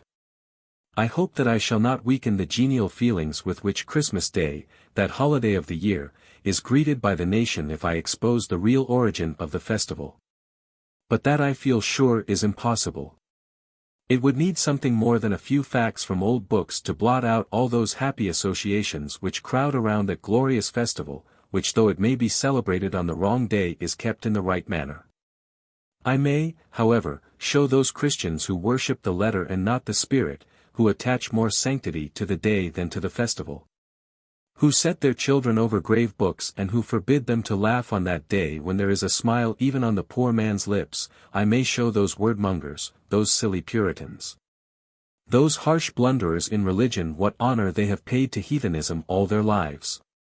The festival of the 25th of December, which we call Christmas, was observed by the Druids on that day by lighting great fires on the tops of hills. The festival was repeated on the 12th day afterwards, which we call Old Christmas Day. And even now there are certain rites performed under the sacred mistletoe on Christmas Day which certainly have little to do with Christianity. The Jews also celebrated a festival on the 25th of December which they called or the Feast of Light, and which Josephus believed to have been instituted by Judas Maccabeus. The 25th of December too was the birthday of the god Mitra, and it was an old custom of the heathens to celebrate the birthdays of their gods. And now I will explain when this day was first established as the birthday of Christ. The Cenobite monks, finding that in their monasteries, most of which were pagan seminaries built before the Christian era, a day had been from time immemorial dedicated to the god Sol as his birthday. And that he bore the name of Lord, this Lord they conceived must be their Lord, and after many disputes the 25th of December was established as the anniversary of Christ. And so the Druidic festival of the winter solstice became a Christian ceremony. The origin of Sunday is very similar, but while the heathen festival of Christmas has received a Christian name, this has retained its pagan appellation. Such was the abhorrence which the early Christians felt for their persecutors, the Jews, that they were wont to reject all that was Jewish, as the first Puritans rejected all that was Romish without considering its intrinsic merits. God had ordained the seventh day for man's rest and recreation. He had given forth that edict from Mount Sinai not to the Israelites only, but to the whole world. But since the Jews faithfully kept this commandment, the Christians hated the Sabbath and took a step which was wholly unauthorized by their Master, or by any of his apostles. They changed the day. They called this new day the Lord's Day, or the Day of the Sun. The word Lord is heathen, and is equivalent to Baal in Chaldee and to Adonis in Phoenician. It first crept into the scripture thus. The Jews, in obedience to the law, "Thou shalt not take the name of Jehovah thy God in vain," never wrote or spoke his name except on the most solemn occasions. And the first translators, to avoid the frequent repetition of the word, first used this hieroglyphic and afterwards the term which the pagans applied to their god Sol, which in Greek was in Latin Dominus, in Celtic Adon, in Hebrew Adoni. Now the Persians set apart every month 4 of these Lord's days or lesser festivals to the sun. On these days, they had more solemn service in their temples than on other days, reading portions of their sacred books and preaching morality. But the most curious point of resemblance is that on these days alone they prayed standing. And in the 16th canon of the Council of Nice to kneel in prayer on Sundays is forbidden. Constantine, after pretending to be converted to Christianity, ordered the Day Domini Invicti Solis to be set apart for the celebration of peculiar mysteries in honor of the great god Sol. The early Christians were accused by the heathens of worshipping the sun, and Justin, as if loathing the very name of the Jewish Sabbath, preferred writing of it the Day of the Sun. Since it would be now almost impossible to restore our weekly day of rest to that day which God thought fit to appoint, and which man thought fit to alter. I may be blamed for having made these disclosures which certainly do not redound to the honor of our religion. But I have had my reason. It is to show the folly of those who go word-mongering, to make triumphant comparisons between the Day of the Sun as observed by Christians, and God's Sabbath as observed by Jews. Who bring out their religion, their consciences, their Bibles, their sternest faces and their best clothes upon this day, and who believe or seem to believe that God sleeps all the week. And that if they go to church on Sunday they succeed in deceiving him. It is not at this hour or at that hour that God is to be worshipped. Lip services resemble the treacherous kisses of a Judas, and the heart does not naturally aspire towards heaven at the striking of a clock or at the ringing of a church bell. Before concluding this chapter, I should wish to exculpate myself from the supposition that I have written in an unjust spirit against the members of the Roman Catholic Church. I know that they can boast of many devout disciples, of many enterprising missionaries, of many conscientious priests. I know that they are not now more foolish and bigoted than the members of the Protestant churches, as in former times the murderers of St. Bartholomew were no worse than the cruel Calvin, nor Bloody Mary than James I. In those days a remnant of the horrible custom of human sacrifice was preserved by all alike. They martyred those of the same religion as themselves but not of the same sect, burning them, drowning them, tearing them limb from limb like the pagans of old, as offerings to a kind and gracious God. It is true that the Roman Catholics were the most ruthless in barbarity and the most ingenious in torture, but it was because they possessed the most power. I know that Roman Catholic priests do not really worship those images of the saints to which they bend their knees. But though they are not idolaters themselves, it cannot be denied that they have taught their disciples to be idolaters. I do not suppose that men of genius or even of education ever yet were, or ever could be image worshippers. Listen to these words of the Emperor Julian, written in an age that is supposed to have been enslaved in idolatry. The statues of the gods, the altars that are raised to them, and the holy fires that are burnt in their honor have been instituted by our fathers as signs and emblems of the presence of the gods, not that we should regard them as gods, but that we should honor the gods in them. I might quote 50 other passages to prove that in all idolatrous nations the priests and philosophers, though affecting to be image worshippers, have in their hearts scorned those pieces of wood and stone to which their dupes so devoutly kneeled. In papistry, there are as many dupes and as much idolatry as ever existed in Egypt, in Italy, or in Greece. Witness a Roman Catholic service, and you will see heads bowed before stone images and prayers, murmured not in mere reverence but in actual adoration. Study the doctrine of transubstantiation. Is not that an instance of the emblem being forgotten in the God? These abuses are melancholy to contemplate, for these alone it is which hold two Christian churches asunder. These with the Platonic dogma of purgatory upon which no man can decide, and upon which therefore it is foolish for man to contend. English priests, beware how you nurse idolatry, for those who do so, enchain not only others but themselves. In the reign of Peter the Great, a law was passed by a synod of the Greek Church in Russia enacting that the use of pictures in churches was contrary to the principles in Christianity, and that all such should be removed from places of worship. The emperor sanctioned this law, but feared to put it into execution lest it should cause a general insurrection. Superstition, born of Satan, fed and fostered by priests, like a hideous cuttlefish has cast its white and slimy arms around the harlot of Babylon, and has bedaubed her with its black blood.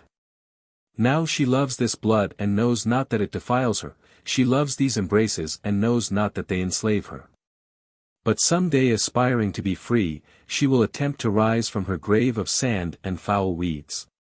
And then seizing her in its horrible arms, that demon who so long has triumphed over her will sink with her forever beneath the waves. 2. In the Emblems of Freemasonry. There is a divine and hidden science whose origin can only be discovered by the wavering lights of tradition, whose doctrines and purposes are enveloped in sacred mysteries. It is now degenerated into a society of gluttons and wine-bibbers, who yawn while their masters expound to them those emblems which have excited the wonder of the greatest philosophers of the past, and who deem that the richest gem of Freemasonry is the banquet which closes the labor of the lodge. And yet this order can boast of some learned and intellectual men, who endeavor to find the key to the hidden language of symbols, and who appreciate at its true value the high honors which the initiated are permitted to enjoy. In spite of the abuses with which it has been degraded, in spite of the sneers with which the ignorant revile it, this institution still possesses much that is holy and sublime. No feelings can be compared with those which a young man feels when, attired in strange array, blindfolded, the dagger pointed to his naked left breast, he is led through the mystic labyrinth, whose intricate ways are emblematical of the toilsome wanderings of his soul. The strains of solemn music, the mysterious words, the low knock at the portal, the sudden blaze of light, and the strange sight which await his eyes feeble and fluttering from their long imprisonment. What awe he feels, as kneeling on his right knee, his left hand placed upon the book of the law, encircled by the masters in their robes of office, and the two white wands held over his head in the form of a cross. He takes the oath of secrecy and faith, to hail, conceal and never reveal the hidden mysteries of the fellowship, to which he is now admitted. And what pride flushes in his heart when the secret signs and key words are imparted to him, and when the white apron, a badge more glorious than the fabled golden fleece, or the Roman eagle, is tied round his waist. Surrounded by all those signs and symbols by which the ancient nations were wont to express the power and presence of God, the Mason's Lodge resembles a scene of enchantment in the midst of this wilderness which we call the world. And those who are thus assembled together in mystic robes, seem spirits of another age, who have returned to hold their hidden meetings once more in the catacombs of the Egyptian pyramids, or in the cavern temples sacred to Mitra, or in the subterranean labyrinths of the holy Druids. The brethren seated in a circle, one of the masters arises and advances to the midst. He relates to them a tradition of the origin of their craft. After the sun had descended down the seventh age from Adam before the flood of Noah, there was born unto Methuselah, the son of Mehujael, a man called Lamech who took unto himself 2 wives. The name of the one was Ada, of the other Zillah. Now Ada his first wife, bare 2 sons, the one named Jabal and the other Jubal. Jabal was the inventor of geometry and the first who built houses of stone and timber, and Jubal was the inventor of music and harmony.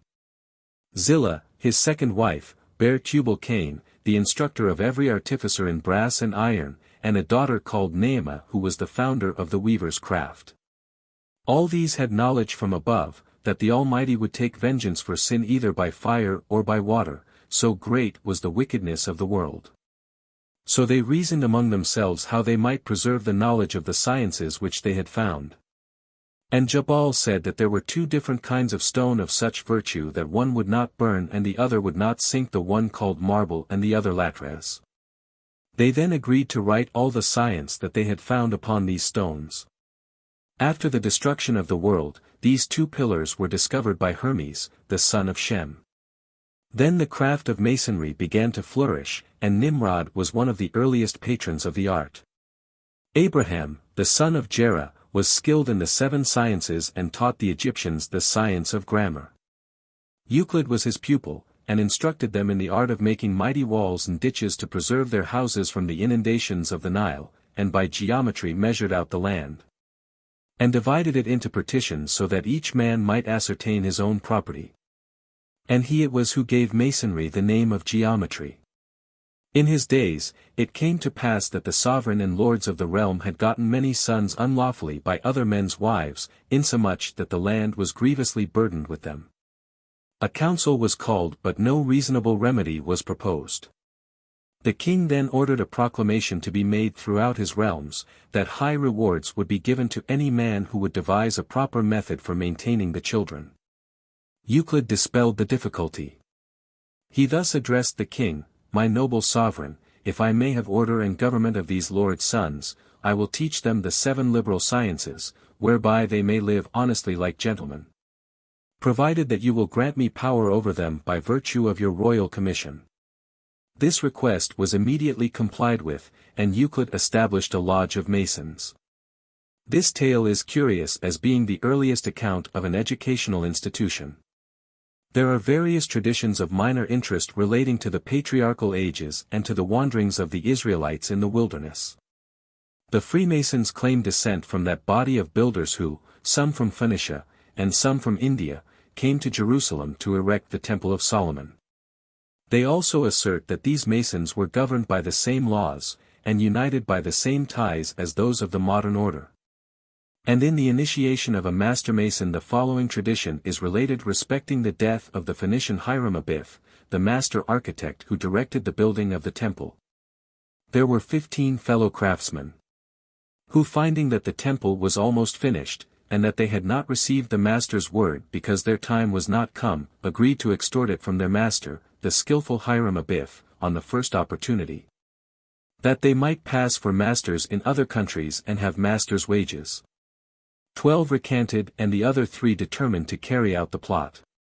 Their names were Jubila, Jubilo, and Jubilam. These 3 crafts, knowing that it was always the master's custom at 12 at noon, when the men were called off to refreshment, to go into the sanctum sanctorum to pray to the true and living God, they placed themselves at the 3 entrances to the temple, viz. at the west, south and east doors. There was no entrance in the north, because thence the sun darts no rays. Thus they waited while he made his prayer to the Lord, to have the word or grip as he came out, or his life. So Hiram came to the east door, and Jubila demanded the master's word. Hiram told him he did not receive it in such a manner, but he must wait, and time and a little patience would bring him to it, for it was not in his power to deliver it except the three grand masters were together, viz., Solomon, king of Israel, Hiram, king of Tyre, and Hiram Abiff. Jubila struck him across the throat with a 24-inch gauge. He fled thence to the south door where he was accosted in the same manner by Jubilo, to whom he gave a similar answer, and who gave him a blow with a square upon his left breast. Hiram reeled but recovered himself, and flew to the west door where Jubilam gave him a heavy blow upon the head with a common gavel or setting maul which proved his death. After this they carried him out of the west door and hid him in a heap of rubbish till it was 12 at night, when they found means to bury him in a handsome grave, 6 feet east and west, and 6 feet in height. When Hiram was missed, King Solomon made great inquiry after him, and not hearing anything of him supposed him to be dead. The 12 crafts that had recanted hearing the said report, and their consciences pricking them, went and informed King Solomon with white aprons and gloves as tokens of their innocence. King Solomon forthwith sent them in search of the 3 murderers who had absconded, and they agreed to make the pursuit in 4 parties, 3 going north, 3 south, 3 east, and 3 west. As one of these parties travelled down to the Sea of Joppa, one of them sitting himself down to rest by the side of a rock, heard the following lamentations proceed from a cleft within. Oh, that I had my throat cut across, and my tongue torn out by the root, and buried in the sands of the sea at low water a cable length from the shore, where the tide doth regularly ebb and flow twice in the course of the 24 hours. Then that I had been concerned in the death of our master Hiram. And then another voice. Oh, that I had my heart torn from under my naked left breast, and given to the vultures of the air as a prey, rather than I had been concerned in the death of so good a master. But oh, cried Jubilam, I struck him harder than you both, for I killed him. Oh, that I had had my body severed in 2, one part carried to the south, and the other to the north, my bowels burnt to ashes and scattered before the 4 winds of the earth, rather than I had been concerned in the death of our master Hiram. The brother that heard these sorrowful lamentations hailed the other 2, and they went into the cleft of the rock and took them and bound them, and brought them before King Solomon, when they owned what had passed, and what they had done, and did not desire to live. Therefore King Solomon ordered their own sentences to be executed upon them, saying, They have signed their own deaths, and let it be upon them as they have said. Jubila was taken out, and his throat cut across, and his tongue torn out by the root, and buried in the sands of the sea at low water, a cable length from the shore, where the tide did regularly ebb and flow twice in the course of the 24 hours. Jubilo's heart was torn from under his naked left breast, and was given to the vultures of the air as a prey. Jubilam's body was severed in 2, one part was carried to the north, the other to the south, his bowels were burnt to ashes and scattered to the 4 winds of the earth. The real secret of Freemasonry, viz. Its origin and purport, as yet remain an enigma and will probably ever remain so. There are some authors who have fixed the source of this sacred and mysterious fountain within the oaken groves of the extinguished order of the Druids, who assert that when Druidism was proscribed, its priests adopted various disguises and carried their learning into various professions. Some became schoolmasters and taught science to the youth of Britain, as they had once done in the forest seminaries of Mona. Some fortune-tellers, the parents of the tribes of gypsies who still retain a kind of brotherhood united by oaths and secret signs, and who at one time possessed so strange an ascendancy over the minds of the vulgar. And others who formed themselves into a community resembling, if not in their power, at least in their unanimity, that ancient body of priests who had once been the sovereigns of Britain. At first I was inclined to believe that such was really the case, and that Freemasonry was no more than a reproduction of Druidism in the Middle Ages. On searching for materials, I met with evidence in limine which tended to confirm me in this conviction. There was a manuscript discovered in the Bodleian Library at Oxford in 1696, which was supposed to have been written about the year 1436. It purports to be an examination of one of the Brotherhood by King Henry VI, and is allowed by all Masonic writers to be genuine. Its title is as follows: certain questions with answers to the same concerning the mystery of Masonry written by King Henry VI and faithfully copied by me John Leyland, antiquarian, by command of His Highness. I give an extract modernizing the English of the original, which, though quaint, would be unintelligible to all but antiquaries. What mote it be? It is the knowledge of nature, and the power of its various operations. Particularly the skill of reckoning, of weights and measures, of constructing buildings and dwellings of all kinds, and the true manner of forming all things for the use of man. Where did it begin?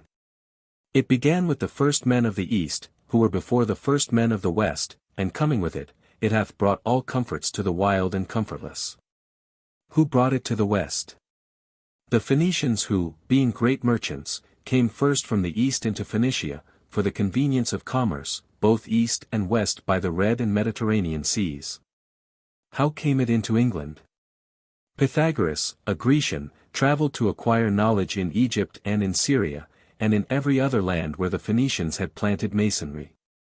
And gaining admittance into all lodges of masons, he learned much, and returned and dwelt in Graecia Magna, growing and becoming mighty wise and greatly renowned. Here he formed a great lodge at Crotona, and made many masons, some of whom travelled into France, and there made many more, from whence, in process of time, the art passed into England. This, I need not remind the reader, is a story very similar to those current respecting the first planting of Druidism in Britain. I also discovered as I thought, a key to the tradition of Hiram Abiff, which I have just related, viz. That it was simply the story of Osiris, killed by Typhon the evil spirit, buried in a coffin and found by Isis, so corrupted by modern masons. In the continuation of the story of Hiram, it is stated that the 12 crafts on discovering his body were unable to raise it, and that King Solomon ordered a lodge of master masons to be summoned and said, "I will go myself in person and try to raise the body by the master's grip or the lion's paw." By means of this grip the Grand Master Hiram was raised. Now in a figure painted on a mummy at the Austin Friars of La Place de Victors, representing the death and resurrection of Osiris, is seen an exact model of the position of the master mason as he raises Hiram. Jubila, jubilo, jubilum are merely variations from the Latin word jubio, I command. The pretended assassins are represented as demanding the master's grip and word from Hiram in an imperious manner. A more satisfactory proof of the truth of this statement is contained in an astronomical notion of the Hindus, whose Krishna is the same as the Osiris of the Egyptians. The Decans, or Elohim, are the gods of whom it is said the Almighty created the universe. They arranged the order of the zodiac. The Elohim of the summer were gods of a benevolent disposition, they made the days long, and loaded the sun's head with topaz. While the three wretches that presided in the winter at the extreme end of the year, hid in the realms below, were, with the constellation to which they belonged, cut off from the rest of the zodiac. And as they were missing, were consequently accused of bringing Krishna into those troubles which at last ended in his death. Even allowing these premises to be true, it does not necessarily follow that the traditionary account of the building of Solomon's temple by masons was also allegorical. And indeed there is so much that is purely Hebrew in ceremonial masonry, that one is almost forced to believe that the Freemasons of the present day are really descended from a body of architects, who, like the Dionysiacs of Asia Minor, were united into a fraternal association and who erected the Temple of Solomon. In these ceremonies, however, and in their emblems there is much also that is Druidic, and if Freemasonry did not emanate from Druidism, there can be no doubt that it sprang from the same origin. I will trace out the affinity between the Masonic order of the present, and the Druid order of the past. It shall be for the reader to decide whether these Masonic usages are vestiges of Druidism, or mere points of family resemblance. The initiations of Masons are so similar to those of the Druids, that any Mason reading my article upon the subject must have been struck by the resemblance. The Ovade wore a gold chain round his neck. And the apprentice when initiated has a silk cord, in Masonic parlance a cable tow, suspended from his throat. Like the Ovade, the apprentice is blindfolded, and as the former was led through the mazes of a labyrinth, the latter is led backwards and forwards, and in various directions. Thunder and lightning were counterfeited in the initiation of a Druid, and in that of the Royal Arch the companions fire pistols, clash swords, overturn chairs, and roll cannonballs across the floor. The tiler stands at the door with a drawn sword. And tests of fortitude, though less severe than in former times, are not unknown among Masons. The following arduous trial was used in the female lodges of Paris. A candidate for admission was usually very much excited. During a part of the ceremony she was conducted to an eminence, and told to look down at what awaited her if she faltered in her duty. Beneath her appeared a frightful abyss in which a double row of iron spikes were visible. No doubt her mind was in a chaos of fanaticism, for instead of shrinking at the sight, she exclaimed, "I can encounter all," and sprang forward. At that moment a secret spring was touched, and the candidate fell not on the spikes, but on a green bed in imitation of a verdant plain. She fainted but was soon recovered by her friends, when the scene having changed she was reanimated and soothed by the sweet strains of choral music. I have already shown, I trust conclusively, that the Druidic mysteries were founded on those of the Egyptians, and were analogous to those of Tyre, Persia and Hindostan. And that their moral doctrines and pristine simplicity of worship were those of the Hebrew patriarchs. It will be easy to show that those of Freemasonry, if not a mere perpetuation of the Druidic, were derived from the same fountains, and that the secrets of this science and philosophy are hidden from us by the veil of Isis. To the Egyptian candidate on his initiation, the Hierophant displayed the holy volume of hieroglyphics which he then restored to its repository. So when the eyes of the apprentice are first released from darkness, he beholds the volume of the sacred law. During the Persian initiations, the doctrine was enforced ex cathedra, from the desk or pulpit.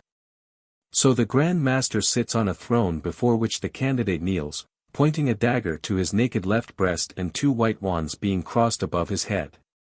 On the seal of the ancient Abbey of Arbroath in Scotland, is a representation which bears a curious resemblance to the engraving on a seal used by the priests of Isis, and which Plutarch describes in his essay on Isis and Osiris, a man kneeling, his hands bound, and a knife at his throat.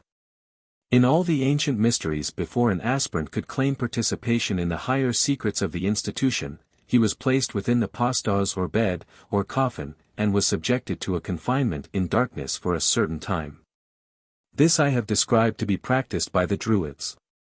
In some of their labyrinths, discovered in France, the remains of cells have been found, and there was a dark cell of probation recently standing near Maidstone, Kit's Coddy House from Ked, or Ceridwen, the British Isis, and Coddy and Ark, or chest. So in the initiation of a Master Mason, the candidate is in some lodges buried in a coffin to represent the death of the murdered Hiram Abiff. The grand festival of Masonry is on Midsummer Day, which was also the grand festival of the Druids. The processional movements of the Masons as of the Druids were mostly circular. I have already instanced the symbol by which the Jews expressed the word Jehovah. This letter Jod was believed by them to denote the presence of God, especially when conveyed in a circle.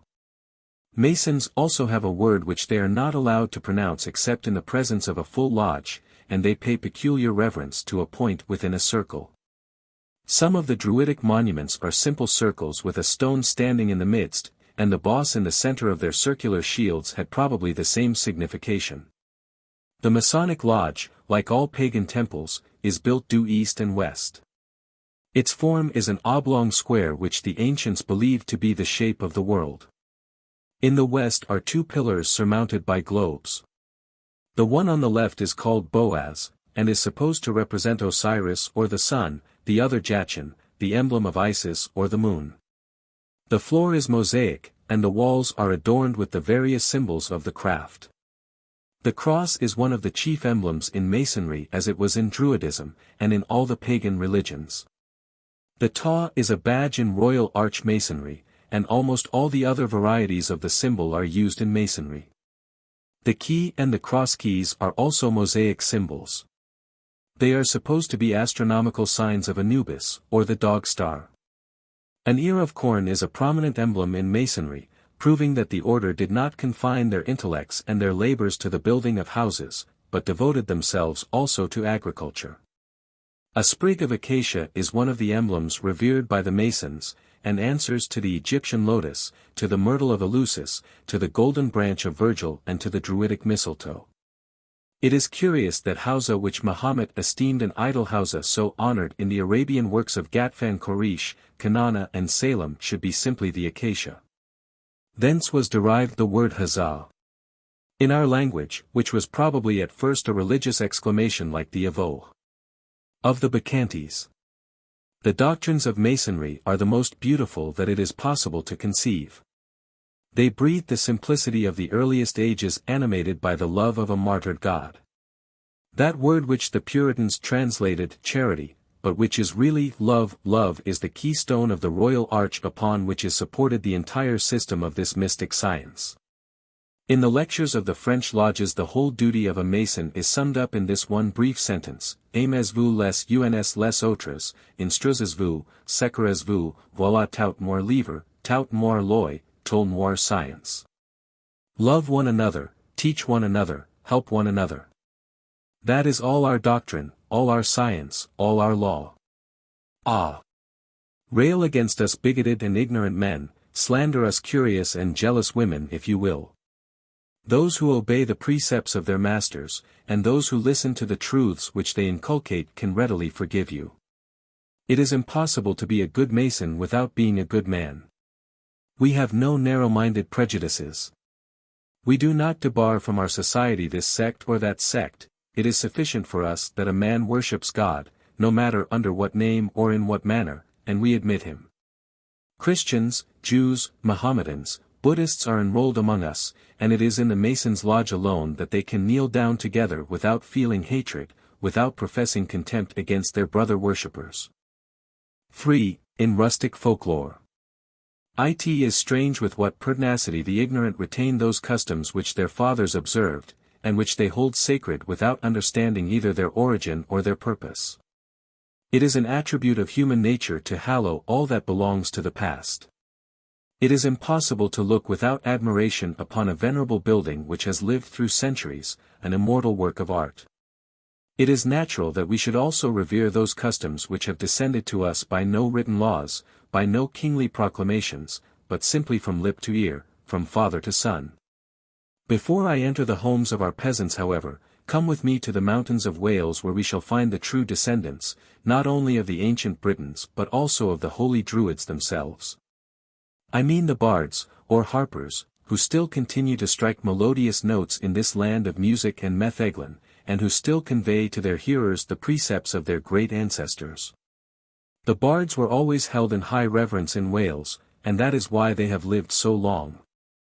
When the priests had been swept away by the sword of the new religion, this glorious association of musicians remained, and consented to sing praises to Jesus Christ the Redeemer, instead of to Hu the pervading Spirit.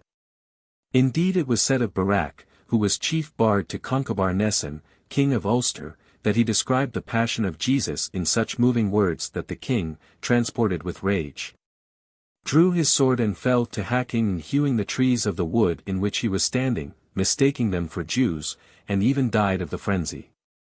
By studying the old Welsh laws of Howell the Good King, d. 940, one finds some curious matter respecting the position which the bards held at that time in the court and country. Why Bard Tolu, or court bard, an appointment from which that of our poet laureate probably originated, on receiving his commission, was presented by the king with a silver harp, by the queen with a gold ring. He held the 8th place at court. He possessed his land free. At the 3 great festivals of the year, Christmas, Easter, and Whitsuntide, he sat at the prince's table. On these occasions, he was entitled to have the disdains or steward of the household's garment for his fee. In addition to these perquisites, the king found him in woolen robes, and the queen in linen, and he received a present from every maiden when she married, but nothing at the bridal feasts of women who had been married before. At regal feasts the guests were placed in threes, a tune called Gosteg yr Halen, the prelude of the salt, was sung as the salt cellar was placed before the king, and as they were served with meats, and upon platters of clean grass and rushes, the harp played all the while.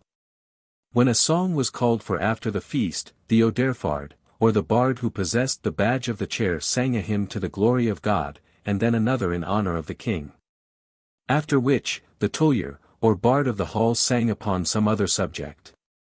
If the queen wished for a song after she had retired to her apartment, the tullier might sing to her, but in a low voice, lest he disturb the other performers in the hall. If a bard desired a favor of the king, he was obliged to play one of his own compositions, if of a nobleman, 3, and if of a villain, till he was exhausted. His person was held so sacred that whoever slightly injured him was fined 6 cows and CXX pence, and the murderer of a bard was fined CXXVI cows. The worst murder in those days, like criminal conversations in the present age, only needed pecuniary atonement. On a plundering expedition, the bard received a large portion of the spoil. He preceded the warriors to battle, reciting a poem called Unheneth Prydain, the glory of Britain. An edict was issued by King Edward I, authorizing the massacre of the bards, one of them having prophesied the liberation of Wales. The murder of the last bard has been beautifully described by Gray in one of his poems. Queen Elizabeth also issued a proclamation, but of a less sanguinary character against certain wandering minstrels, who appear to have been among the musicians of those days what quacks are among our modern MDs. It also commissioned certain gentlemen to inquire into the various capabilities of the Welsh bards, and to license those who were most fit to represent the musical talent of their country. This profound question was settled at an Eisteddfod, or a musical meeting of the bard who contested once a year for a silver harp. This practice which had existed from time immemorial is still continued in Wales, and the transactions of the Aberfoyle Royal Eisteddfod were published in the year 1849. I know little of the peculiar character of Welsh music except that it is executed mostly in B-flat. Part singing may be considered as a peculiarity of the Welsh bards. Extempore performances were common to all the ancient minstrels of the world. A kind of extempore composition is still exercised among the Welsh peasantry, and is called pannilion singing. The harper being seated, plays one of his native airs while the singers stand round him and alternately compose a stanza upon any subject they please. There are many clyrwyr, or wandering minstrels still in Wales.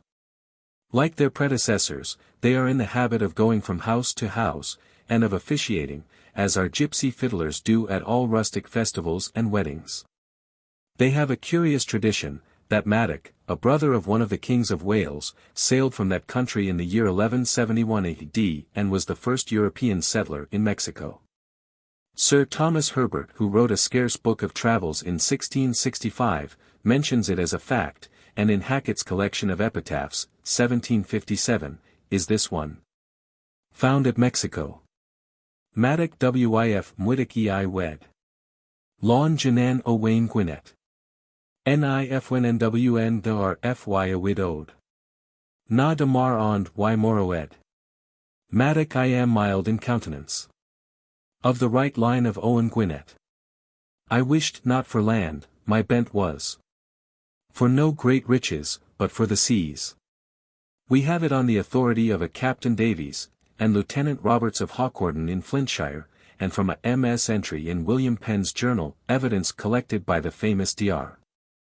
Owen Pugh, that the tribes of the Illinois, Madacots, the Paducas and Mud Indians spoke the Welsh language. Without entering into a useless dissertation upon this subject, I will note a curious custom in which the American Indians resemble the Welsh, viz., in the habit of carrying their canoes upon their backs from rapid to rapid. Giraldus Cambrensis informs us that the Welsh used to carry their triangular boats from river to river, which occasioned a famous dealer, named Bledherk, to say, "There is amongst us a people who when they go out in search of prey carry their horses on their backs to the place of plunder. In order to catch their prey, they leap upon their horses, and when it is taken, carry their horses home again upon their shoulders." They worship the same symbols of God as the ancient British: the sun, the moon, fire, water, the serpent, the cross, and in the course of this chapter one shall mention other customs common to both nations. Among the peasantry of Great Britain and Ireland, there are observed not only those traditional customs which are meaningless because they are out of date, but actual idolatries. It may surprise the reader that the worship of fire with which our preachers and tract writers jeer the inhabitants of Persia, is not yet extinct among us. Spencer says that the Irish never lighted a fire without uttering a prayer. In some parts of England it is considered unlucky for the fire to go out. They have a peculiar fuel with which they feed it during the night. The Scotch peat fires are seldom allowed to die out. There are 3 days in the year on which the worship of fire is especially observed: May Day, Midsummer Eve and All-Hallow-E'en. On the 1st of May, which is called Beltan, or Beltian Day from the Druidic Beltinus, the Phoenician Ball, the Highland herdsmen assemble on a moor. They cut a table in the sod, of a round figure. By casting a trench in the ground of such circumference as to hold the whole company. They kindle a wood fire and dress a large caudle of eggs, butter, oatmeal and milk, taking care to be supplied with plenty of beer and whiskey as well. The rites begin with spilling some of the caudle on the ground by way of a libation. On that, every one takes a cake of oatmeal, upon which are raised 9 square knobs, each dedicated to some particular being, the supposed preserver of their flocks and herbs, or to some particular animal, the real destroyer of them. Each person then turns his face to the fire, breaks off a knob and flinging it over his shoulder, says, "This I give to thee, preserve thou my horses, this I give to thee, preserve thou my sheep," and so on. After that, they use the same ceremony to the noxious animals. "This I give to thee, O fox. Spare thou my lambs. This to thee, O hooded crow, this to thee, O eagle." They then knead another cake of oatmeal which is toasted at the embers against a stone. They divide this cake into so many portions, as similar as possible to each other in size and shape, as there are persons in the company. They daub one of these portions all over with charcoal until it is quite black. They put all the bits into a bonnet and every one, blindfolded, draws. He who holds the bonnet is entitled to the last bit. Whoever draws the black morsel is the devoted person who is to be sacrificed to Baal, and is compelled to leap 3 times through the fire, after which they dine on the caudle. When the feast is finished, the remains are concealed by 2 persons deputed for that purpose, and on the next Sunday they reassemble and finish it. This, you see, is a relic of the Druidic human sacrifices as well as of their fire worship. I will give 2 more examples of the former. I have noticed the custom of the Druids in great extremities of constructing a large wicker engine, of filling it with sheep, oxen and sometimes men, and setting light to it, as a mammoth sacrifice. Dr. Milner in his History of Winchester, informs us that at Dunkirk and at Douai there has existed an immemorial custom of constructing huge figures of wickerwork and canvas, and moving them about to represent a giant that was killed by their patron saint. And Saint Foy, in his essay on Paris, describes a custom which is not yet abolished in some of the small towns in France, viz., for the mayors on the eve of a St. John to put into a large basket a dozen or 2 cats, and to throw them into one of the festive bonfires lighted upon that occasion. To return to May Day. In Munster and Connaught the Irish peasants drive their cattle between 2 fires, as if for purposes of purification. In some parts of Scotland they light a fire to feast by, and having thrown a portion of their refreshments into the flames as a propitiatory sacrifice, deck branches of mountain ash with wreaths of flowers and heather, and walk 3 times round it in a procession. Precisely the same custom is observed by the natives of America and at the same period, i.e., that of the vernal equinox. In India there is a festival in honor of Bhavani, a priapic personification of nature and fecundity, which the Hindus commemorate by erecting a pole in the fields, and by adorning it with pendants and flowers round which the young people dance precisely the same as in England. The Jews also keep a solar festival at the vernal equinox, on which occasion the paschal lamb is sacrificed. The Floridians and Mexicans erect a tree in the center of their sacred enclosures around which they dance. On May Eve the Cornish erect stumps of trees before their doors. On the 1st of the month the famous maypole is raised, adorned with flowers and encircled by the pretty country lasses who little know of what this pole, or is an emblem. On Midsummer Eve an involuntary tribute is paid by the peasants of Great Britain and Ireland to the shades of their ancient priests, and to the gods whom they worshipped, by lighting bonfires. The word bonfire, I may observe, is by some called bone fire because they believe, without any particular reason, that their fuel consisted of bones, by others boon fire, because the wood was obtained by begging. Utrum hora marvis accipi. The cooks of Newcastle lighted fires on Midsummer Day in the streets of that town. The custom is general almost all over Ireland, and as late as the year 1786, the custom of lighting fires was continued in the Druidic temple at Bramham, near Harrogate in Yorkshire, on the eve of the summer solstice. In the Cornish tongue, midsummer is called Galluin, which means light and rejoicing. At that season, the natives make a procession through the towns or villages with lighted torches. The Irish dance round these fires, and sometimes fathers, taking their children in their arms, will run through the flames. In Hindostan it is the mother who performs this office. On all sacred days among the Druids, they resorted to their different kinds of divination, and I should tire the reader were I to enumerate half the charms and incantations which are made use of in the country on Midsummer Eve.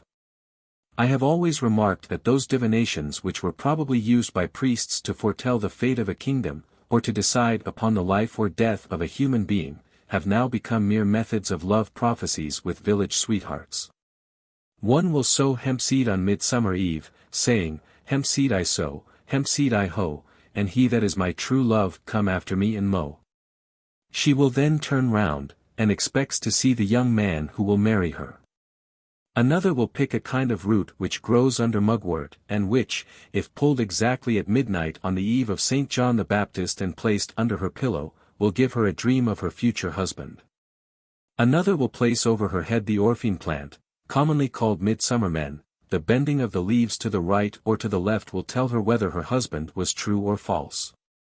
Bourne cites from the Trullan Council a species of divination, so singular, that it is impossible to read it without being reminded of the Pythoness on her tripod, or the Druidess on her seat of stone. On the 23rd of June, which is the eve of St.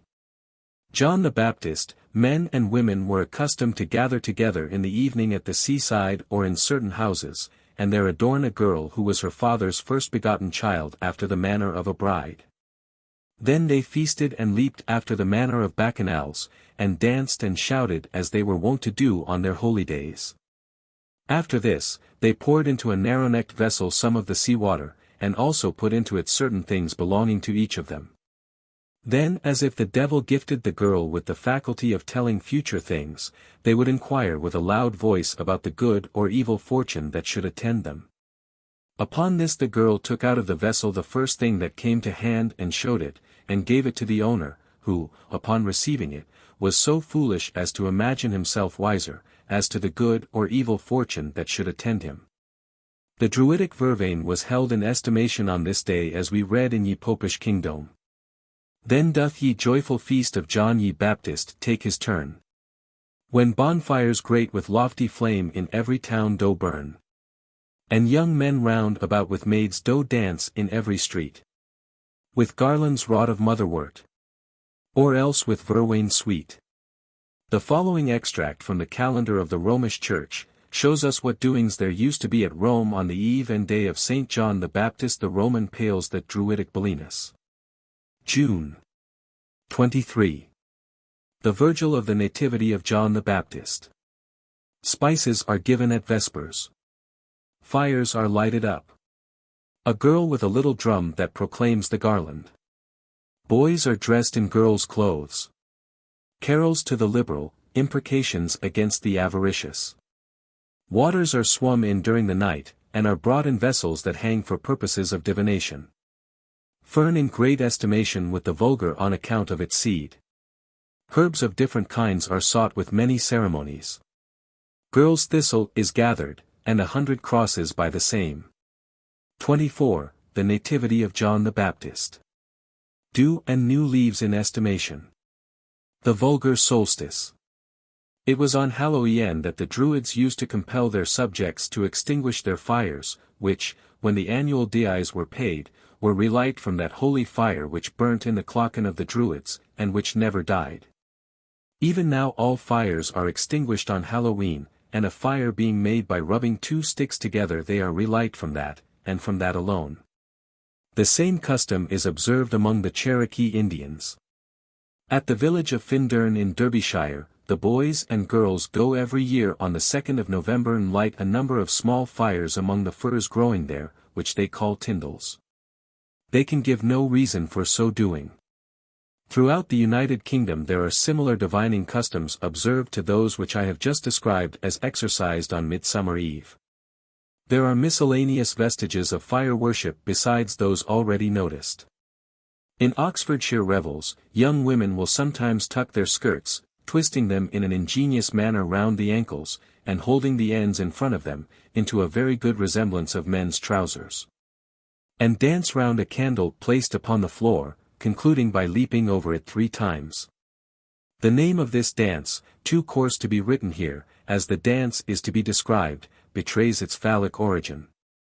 Then there is the dance round our coal fire, an ancient practice of dancing round the fires in the Inns of Court, which was observed in 1733, at an entertainment at the Inner Temple Hall on Lord Chancellor Talbot's taking leave of the house. When the master of the revels took the Chancellor by the hand, and he Mr. Page, who with the judges, sergeants and benchers danced round the coal fire, according to the old ceremony 3 times, and all the time the ancient song with music was sung by a man in a bar gown. Last and most singular of all the Tinnigen, or need fire of the Highlanders. To defeat sorceries, certain persons appointed to do so are sent to raise the need fire. By any small river or lake, or upon any island a circular booth of turf or stone is erected, on which a rafter of birch tree is placed and the roof covered over. In the center is set a perpendicular post, fixed by a wooden pin to the couple, the lower end being placed in an oblong groove on the floor. And another pole placed horizontally between the upright post and the leg of the couple, into both of which the ends being tapered are inserted. This horizontal timber is called the auger, being provided with 4 short spokes by which it can be turned. As many men as can be collected are then set to work. Having divested themselves of all kinds of metals, they turn the pole 2 at a time by means of the levers, while others keep driving wedges under the upright post so as to press it against the auger, which by the friction soon becomes ignited. From this the need fire is instantly procured, and all other fires being quenched, those that are rekindled both in dwelling houses and offices are accounted sacred, and the diseased and bewitched cattle are successively made to smell them. This contrivance is elaborate and its description not unnaturally awkward. It is however worthy of remark that in the initiation of Freemasons all metals are taken from them. Water was worshipped by the Druids, and was used by them for purification. The Welsh peasantry holds sacred the rain water which lodges in the crevices of their cromleches or altars, and the Irish proverb, to take a dip in the Shannon, would seem to show that its waters were held in the same superstitious reverence as are those of the Ganges by the natives of Hindostan. The Druids besprinkled themselves with dew when they went to sacrifice, and it is a belief among the English lasses that those who bathe their faces in the dew on May Day morning will have beautiful complexions. It is a belief in Oxfordshire that to cure a man bitten by a mad dog, he should be taken to the sea and dipped therein 9 times. The regard still paid, however, to wells and fountains by the peasantry is the most extraordinary feature of water worship. In the early ages it prevailed with such strength, that the Roman Catholics, fearing to combat the custom, Christianized it by giving the holy wells the names of popular saints, and by enjoining pilgrimages after the pagan fashion to their shrine. In some parts of England it is still customary to decorate these wells with boughs of trees, garlands of tulips, and other flowers placed in various fancied devices. At one time, indeed, it was the custom on Holy Thursday, after the service for the day at the church, for the clergymen and singers to pray and sing psalms at these wells. Pilgrimages are still made by invalids among the poor Irish to wells, whose waters are supposed to possess medicinal properties under the influence of some beneficent saint. The well of Strathfillan in Scotland is also resorted to at certain periods of the year. The water of the well of Trinity Gask in Perthshire is supposed to cure anyone seized with the plague. In many parts of Wales the water used for the baptismal font is fetched from these holy wells. Not only a reverence, but actual sacrifices are offered to some of these wells and to the saints which preside over them, or to the spirits which are supposed to inhabit them. In a quillet, called Gwern Degla, near the village of Llandegla in Wales there is a small spring. The water is under the tutelage of Saint Tecla and is esteemed a sovereign remedy for the falling sickness. The patient washes his limbs in the well, makes an offering into it of 4d, walks round it 3 times, and thrice repeats the Lord's Prayer. If a man, he sacrifices a cock, if a woman a hen. The fowl is carried in a basket first round the well, after that into the churchyard and round the church. The votary then enters the church, gets under the communion table, lies down with the Bible under his head, is covered with a cloth and rests there till break of day. When he departs, he offers 6d and leaves the fowl in the church. If the bird dies, the cure is supposed to have been effected and the disease transferred to the devoted victim. The custom of sticking bits of rag on thorns near these wells is inexplicable, as it is universal. Between the walls of Alton and Newton, near the foot of Rosberry Toppinge, there is a well dedicated to St. Oswald. The neighbors have a belief that a shirt or shift taken off a sick person and thrown into the well will prognosticate his fate. If it floats the person will recover, if it sinks he will die. And to reward the saint for his intelligence, they tear a rag off the shirt and leave it hanging, on the briars thereabouts, where it says grows, citing AMS. In the Cotton Library, marked Julius F. 6. I have seen such numbers as might have made a fair ream in a pager-mill. That the Highlanders still believe in spirits which inhabit their lakes is easily proved. In Strathspey there is a lake called Loch Nan Spyorden, the Lake of Spirits. When its waters are agitated by the wind and its spray mounts whirling in the air, they believe that it is the anger of this spirit whom they name Martak Shine, or the rider of the storm. The well of St. Cain in the parish of St. Cain, in Cornwall, is supposed to possess a curious property which is humorously explained in the following verses. The well of St. Cain. A well there is in the west country. And a clearer one never was seen. There is not a wife in the west country. But has heard of the well of St. Cain. An oak and an elm tree stand beside. And behind doth an ash tree grow. And a willow from the bank above droops to the water below. A traveller came to the well of St. Cain. Pleasant it was to his eye. For from cock-crow he had been travelling. And there was not a cloud in the sky.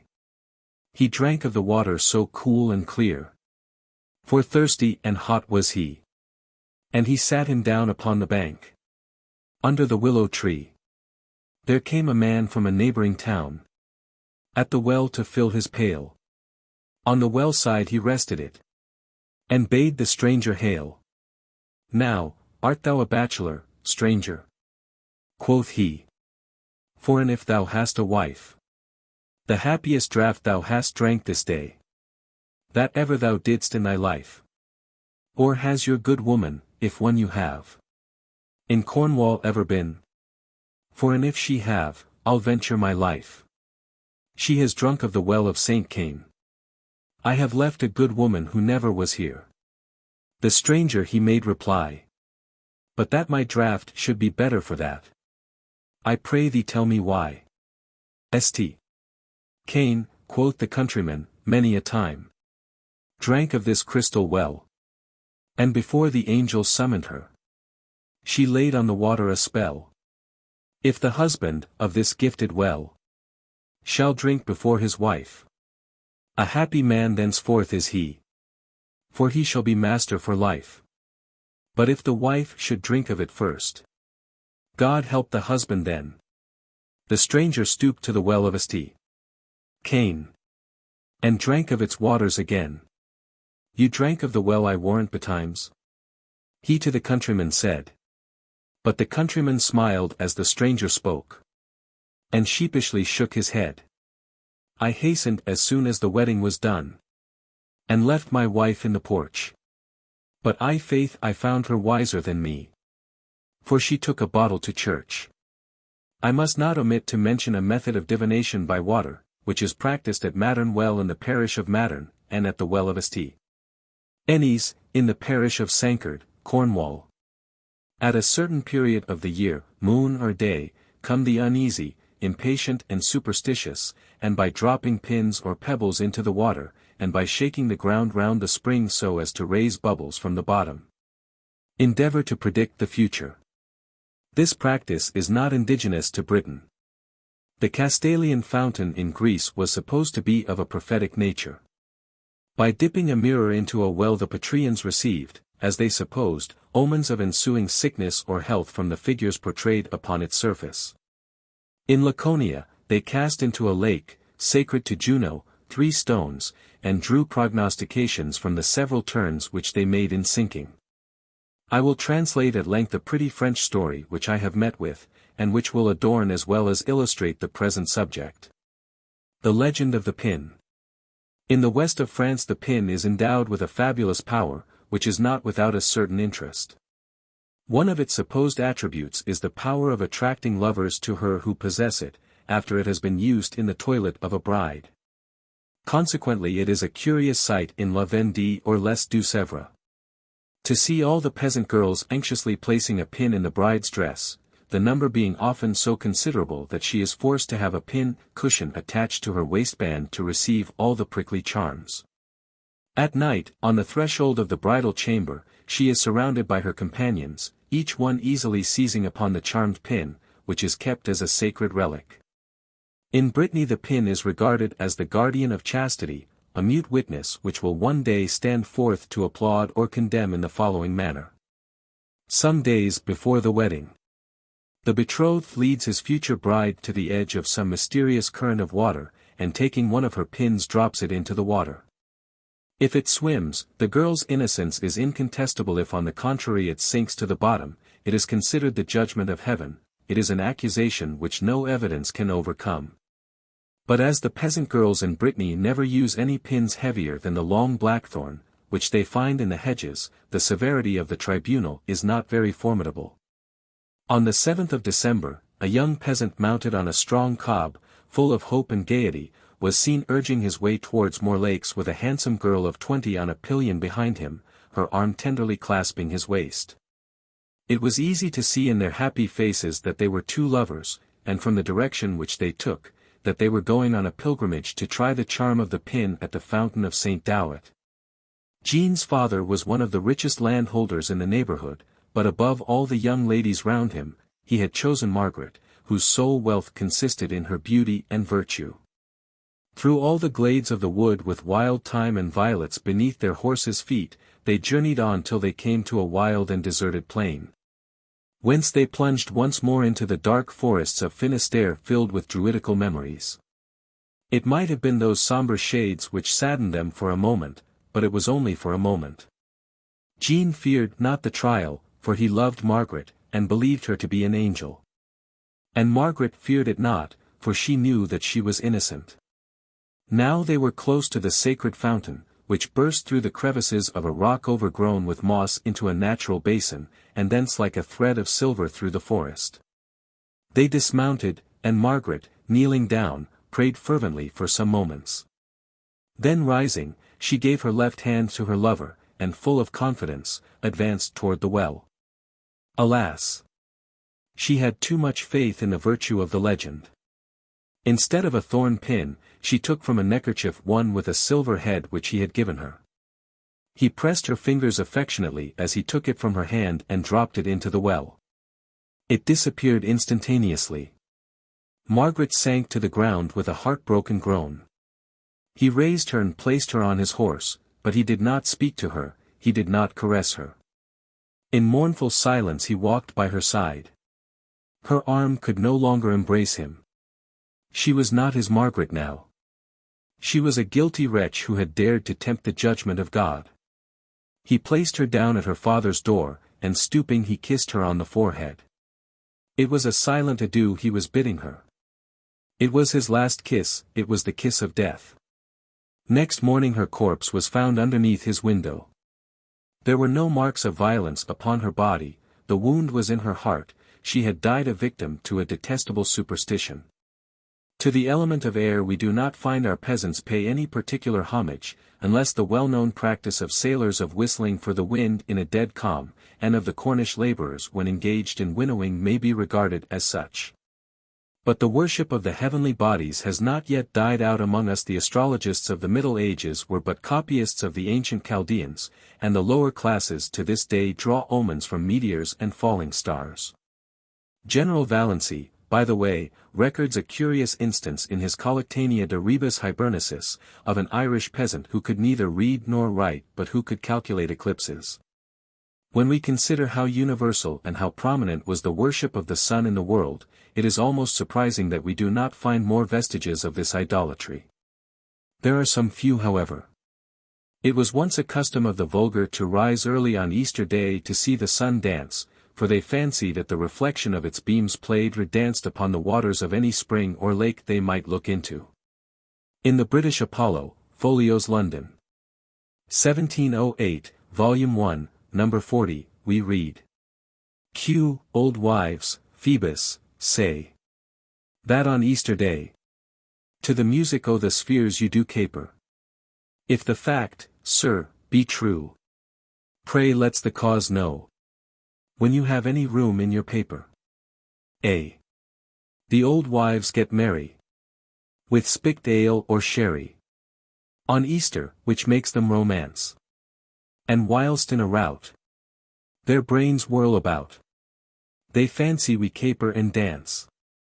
The sun shining on the bride as she goes to church is a good omen. The cloudy rising of the sun is a presage of misfortune.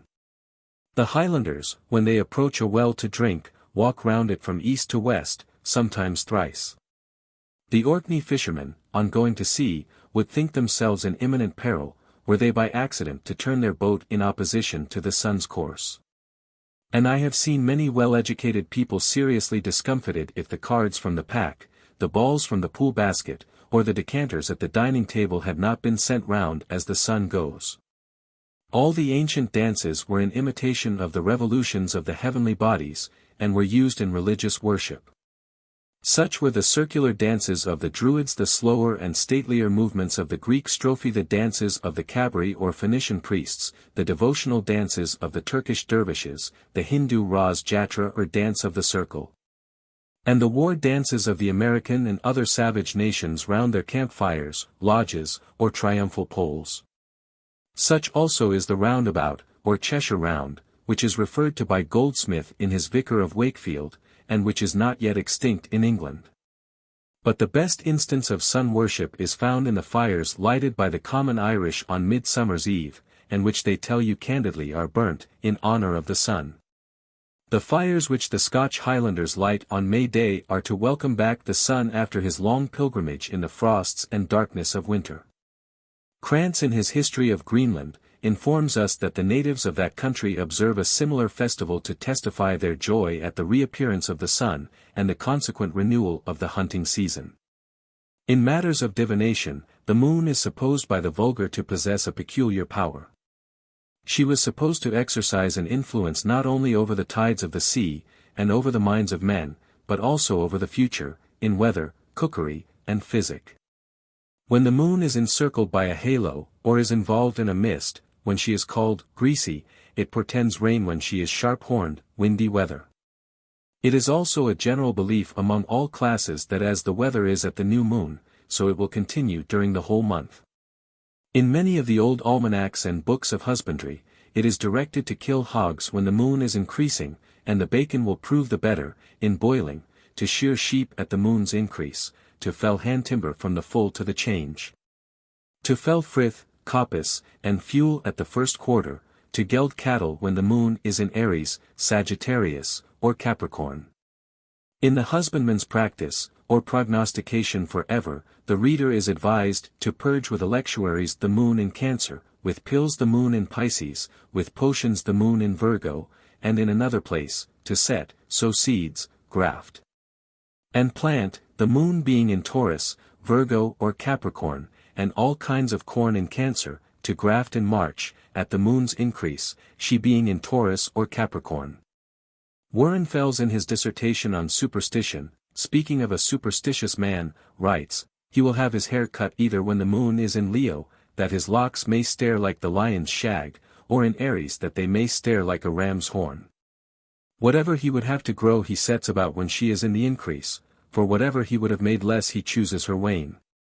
When the moon is in Taurus, he can never be persuaded to take physic, lest that animal which chews its cud should make him cast it up again. And if at any time he has a mind to be admitted to the presence of a prince, he will wait till the moon is in conjunction with the sun, for 'tis then the society of an inferior with a superior is salutary and successful. The islanders of Skye will not dig peats, which is their only fuel, in the increase of the moon, believing that they are less moist, and will burn more clearly if cut in the wane. In the parishes of Kirkwall and St. Ola, Orkney, none marry or kill cattle in the wane. In Angus it is believed that if a child be put from the breast during the waning of the moon, it will decay all the time that the moon continues to wane. I will mention two more instances of divination, one from Thomas Hodges' Incarnate Devels, viz. That when the moon appeareth in the springtime, the one horn spotted and hidden with a black and great cloud from the first day of her apparition to the fourth day after, it is some signa of tempests and troubles in the air the summer after.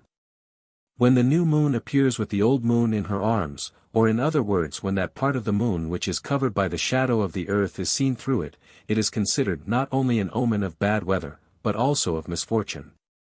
As we learn from the following stanza in the Ballad of Sir Patrick Spens. Late yestreen, I saw the new moon. Why the auld moon in her arm? And I fire, my dear master. That we will come to harm. One might enumerate examples of this kind to volumes, and I fear I have already passed the limits of human endurance. I must, however, write a few words upon the subject of moon worship. The feminine appellation is traditionally derived from the fable of Isis, who was entitled the wife of the sun. The superstition of the man in the moon is supposed to have originated in the account given in the Book of Numbers, 15:32 eat seek. Of a man punished with death for gathering sticks on the Sabbath day, though why, it is difficult to explain. In Ritson's ancient songs we read, the man in the moon is represented leaning upon a fork, on which he carries a bush of thorn, because it was for pick and stake on a Sunday that he is reported to have been thus confined. And in Midsummer Night's Dream, one of the actors says, all I have to say is to tell you that the lantern is the moon, I the man in the moon, this thorn bush my thorn bush, and this dog my dog. Vide also Tempest, Act 2, Sc 2. The new moon still continues to be idolatrously worshipped by the vulgar of many countries. On the night of the new moon, the Jews assemble to pray to God under the names of the Creator of the planets, and the Restorer of the moon. The Madingo tribe of African Indians whisper a short prayer with their hands held before their face, they then spit upon their hands and religiously anoint their faces with the same. At the end of the Mahometan feast of Ramadan, which closely resembles the Romish carnival, the priests await the reappearance of the moon, and salute her with clapping of hands, beating of drums and firing of muskets. In the 65th canon of the Sixth Council of Constantinople, d. 680, is the following interdiction: those bonfires that are kindled by certain people on new moons before their shops and houses, over which also they are most foolishly and ridiculously to leap by a certain antient custom. We command them from henceforth to cease. Whoever therefore shall do any such thing, if he be a clergyman let him be deposed, if a layman let him be excommunicated. No bonfires are now lit in honor of the new moon, but the common Irish on beholding her for the first time cross themselves, saying, May thou leave us as safe as thou hast found us. English peasants often salute the new moon, saying, There is the new moon, God bless her, usually seating themselves on a stile as they do so. They also believe that a new moon seen over the right shoulder is lucky, over the left shoulder unlucky, and straight before good luck to the end of the moon. That if they look straight at the new moon, or a shooting star, when they first see it, and wish for something, their wish will be fulfilled before the end of the year. The peasant girls, in some parts of England, when they see the new moon in the new year, take their stocking off from one foot and run to the next stile.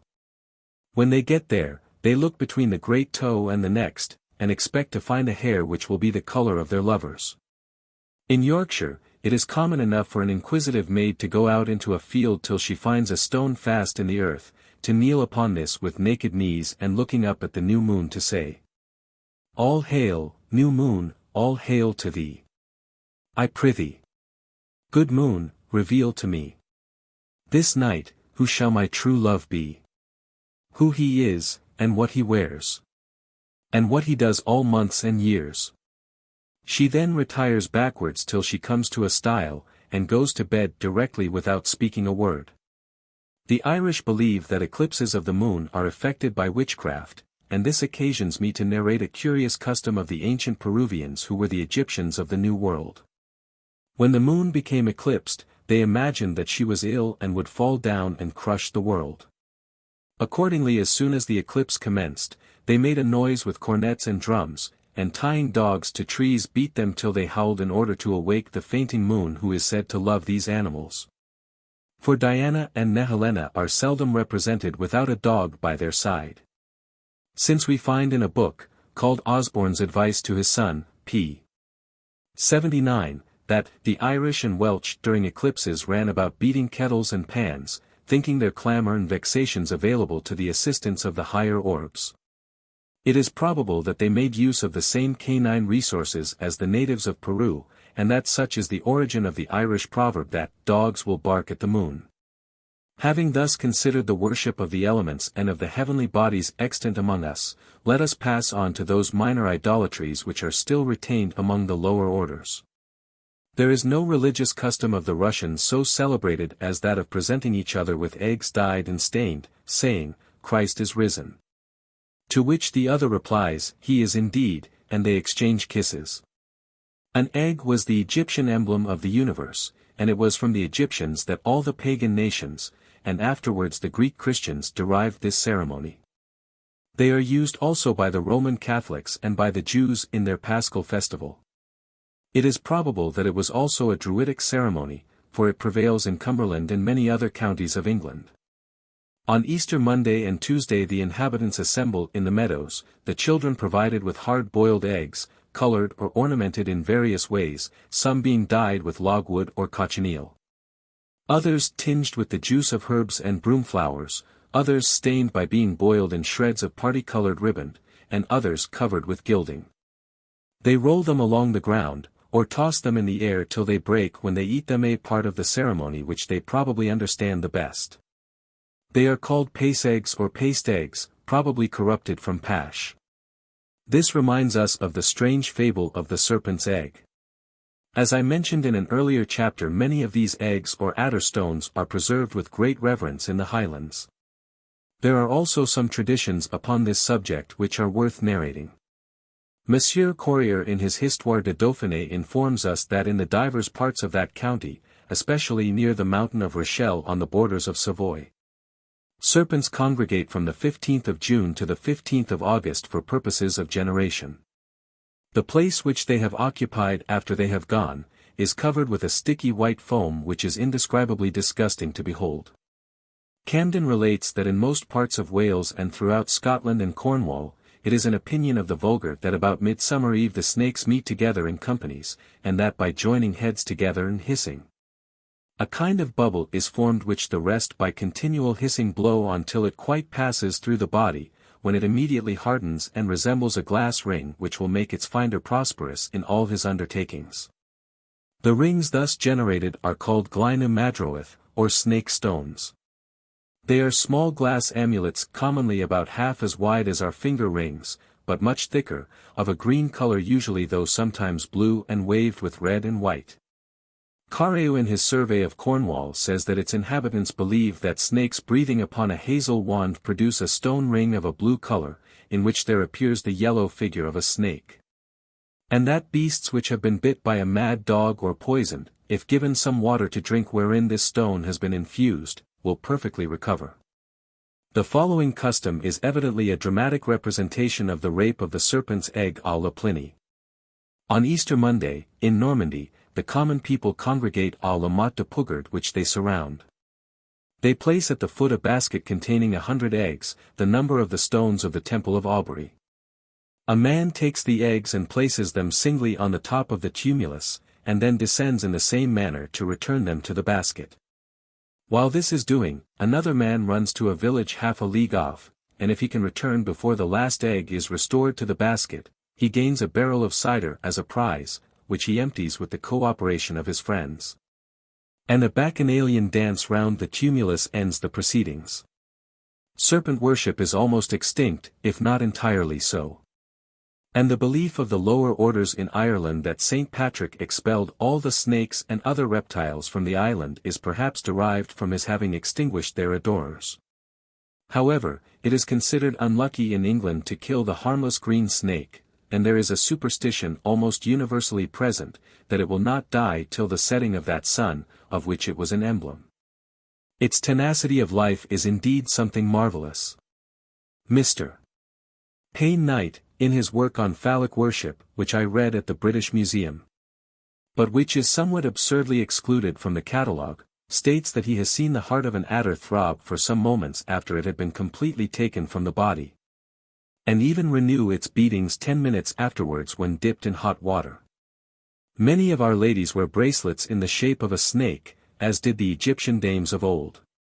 The lower orders believe that a serpent's skin will extract thorns, and its fat is sold to London chemists at 5 shillings a pound for its medicinal properties.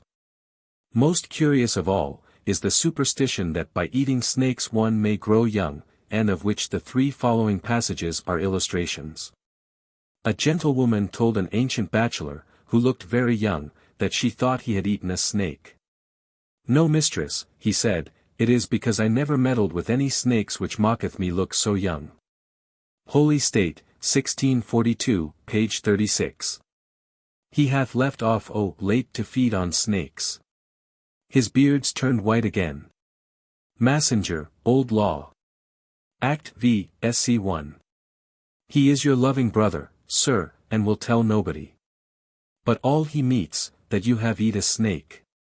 And are grown young, gamesome, and rampant. Ibid, elder brother, Act 4, Sc. 4. Of stone worship there are still many vestiges. In a little island near Skye is a chapel dedicated to St. Columbus. On an altar is a round blue stone which is always moist. Fishermen, detained by contrary winds, bathe this stone in water, expecting thereby to obtain favorable winds. It is likewise applied to the sides of people troubled with stitches, and it is held so holy, that decisive oaths are sworn upon it. There is a stone in the parish of Madron, Cornwall, through which many persons are wont to creep for pains in the back and limbs, and through which children are drawn for the rickets. In the north, children are drawn through a hole cut in the groaning cheese, a huge stone, on the day they are christened. To go into the cleft of a rock was an ancient method of penitence and purification.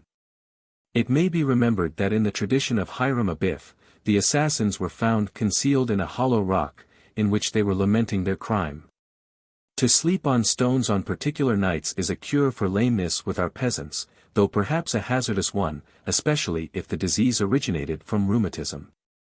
A Druidic monument of great historical interest is to be seen under the coronation chair in Westminster Abbey. Originally called Liag Fiel, the fatal stone, by others Cloch na Siniamna or the stone of fortune, it was that upon which the kings of Ireland used to be inaugurated, and which, being enclosed in a wooden chair, was, by the ingenuity of the Druids, made to emit a sound under the rightful candidate, and mute under a man of bad title. It was superstitiously sent to confirm the Irish colony in Scotland, and it continued at Scone as the coronation of the Scotch kings, from the commencement of the Christian era till 1300 AD, when Edward I imported it into England. It is still a superstition in the Highlands that those who lay their hands against the Druid stones will not prosper. Many of these monuments are approached with great reverence by the natives of Scotland and the Isles, especially the Tai Nan Druid niche in the Isle of Skye, little arched, round stone buildings capable of holding one, where the contemplative Druid sat when his oak could not shelter him from the weather. The common people never pass these without walking round them 3 times from east to west. In Chartres, which teems with Druidic vestiges, a curious specimen of stone worship remains. At the close of service in the cathedral, no one leaves the church without kneeling and saying a short prayer before a small pillar or stone without polish, base or capital placed in a niche, and much worn on one side by the kisses of the devout. This stone is rumored to be of high antiquity. Even earlier than the establishment of Christianity, for many centuries to have remained in a crypt of the cathedral where lamps were constantly burning, but the stairs having been much worn on one side by the great resort of pilgrims to the spot. The stone had been removed from its original site, to avoid the expenses of repairs. It was said to be a miraculous stone, and that its miracles were performed at the intercession of the Virgin Mary. There is a certain reverence paid by the peasantry to those caves in which the Druids held their initiatory rites. Many of them are said to be inhabited by spirits, and there is one in the neighbourhood of Dundskey, Scotland, which is held in peculiar veneration.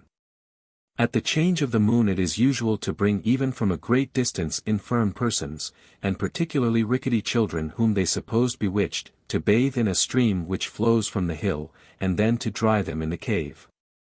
As among the Druids it is still customary to place a platter of salt and earth upon the breast of the corpse in many parts of Britain. Salt was held in great reverence by the Eastern nations as an emblem of incorruptibility. So among us to spill salt is considered unlucky. It was only the other day that I saw a talented and well-educated lady overwhelmed with consternation at this mishap, but with admirable presence of mind she flung a pinch over her left shoulder and so recovered her self-possession. Hair was forbidden to the ancient Britons by their religion, and to this day the Cornish eat it with reluctance. Boadicea also augured from the running of a hare. And a hare that runs across a path, to any one but a sportsman, or rather a pot hunter, is an omen of ill luck. The onion was an emblem of the deity among the Egyptians, perhaps also among the Druids, for it is a custom in some parts of England for girls to divine by it, as Barnaby Gudge in his translation of Neo-Jorgus Popish Kingdom informs us. In these same days young wanton girls that meet for marriage be. Do search to know the names of them that shall their husbands be. 4 onions, 5, or 8, they take, and make in every one.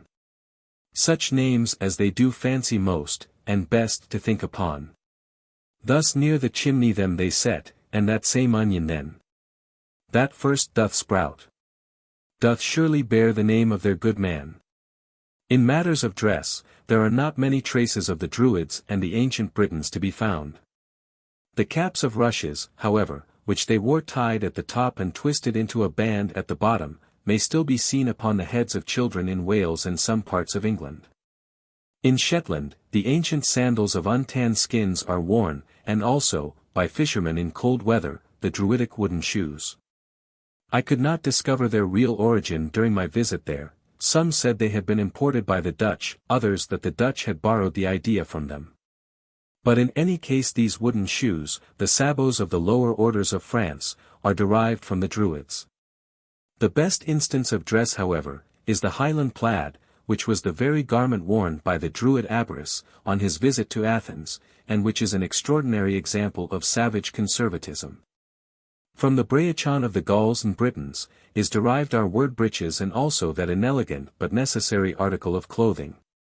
Upon the subject of words I will also remark that our word fortnight or 14 nights, is derived from the Druidic habit of counting time by nights instead of days, and the word dizzy from their diesel, or circular dance, in Hebrew dizzle. I could give a multitude more, but ohe. Jam satis est. A very curious memorial of Druidism in the very bosom of victorious Christianity was discovered a few years ago by the well-known French antiquary, M. Herzart de la Villemarque. It is a fragment of Latin poetry which all the children in the parish of Nizzen, Canton de Pontavin, are taught to sing at school and in church. The original poetry is almost the same as its Latin adaptation, except that in the latter various biblical allusions have been slipped in. I will give the first strophe of the original, then its translation in the French of M. Villemarque, which is too good for me to meddle with, and then the Latin hymn as sung by the children. En Druids. Dake mab guerm Druids, or Dake Petra fel diidide. Petra ganin me diidida. AR map. Ken dien yuza euron. Ken a fen bremen. Le Druid. Tout beau enfant blanc du Druid, tout beau réponds-moi, que vertu. Te chanterai. L'enfant. Chantez-moi la division du nombre un jusqu'au ce que j'ai l'appren aujourd'hui. Le Druid. Pas de division pour le nombre un, la nécessité que, la mort père de la douleur, reign avant, reign après. Tout beau, and. L'enfant. Chantez-moi la division du nombre du, and. Le Druid. Du buff s'ils à un coq. ILS tyrant, ILS vont expire voyez la merveille. Pas de division, and. L'enfant. Chantez-moi la division du nombre trois, and. Le Druid. ILY trois parties dans le monde, trois commencements et trois fins pour le home, comme pour le chain. Trois célestes, royaumes de Merlin, fruits d'or, fleurs brillantes, petits enfants carillent. Du buffs, and. Pas de division, and. The Christianized version in Latin is as follows. L'enfant.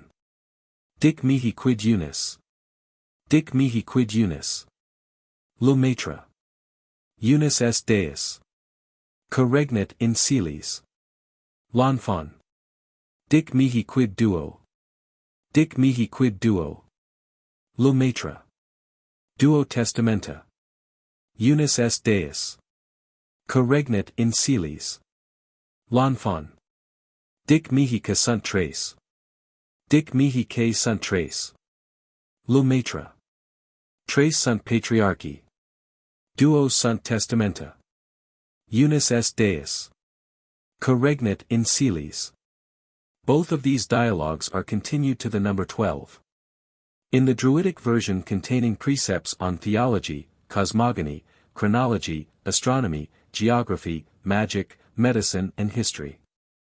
The Latin version teaching that there is one God, 2 testaments, 3 prophets, 4 evangelists, 5 books of Moses, 6 pictures at the marriage of Cana, 7 sacraments, 8 beatitudes, 9 choirs of angels, 10 commandments. 11 stars which appeared to Joseph, and 12 apostles.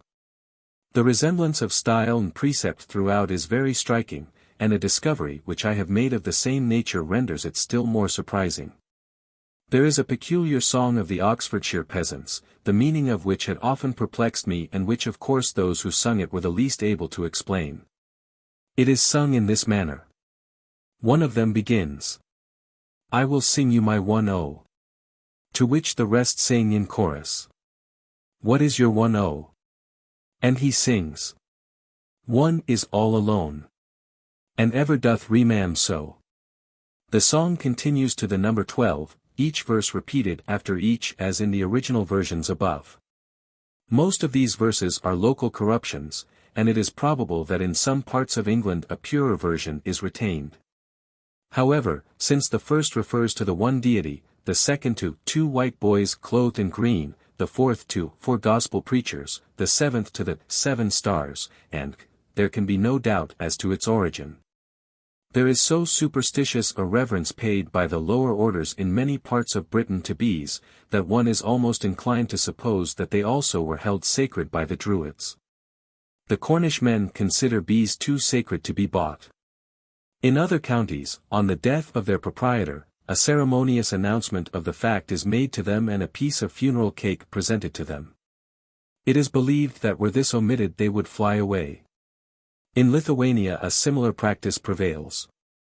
There is no clue to this, except in the circumstance that the beehive is one of the emblems of Freemasonry, and like many other Druidic and Masonic symbols, e.g. the 7 stars, the cross keys, and a favorite tavern sign. For instance the one at Abingdon, under which is written the following jocose distich.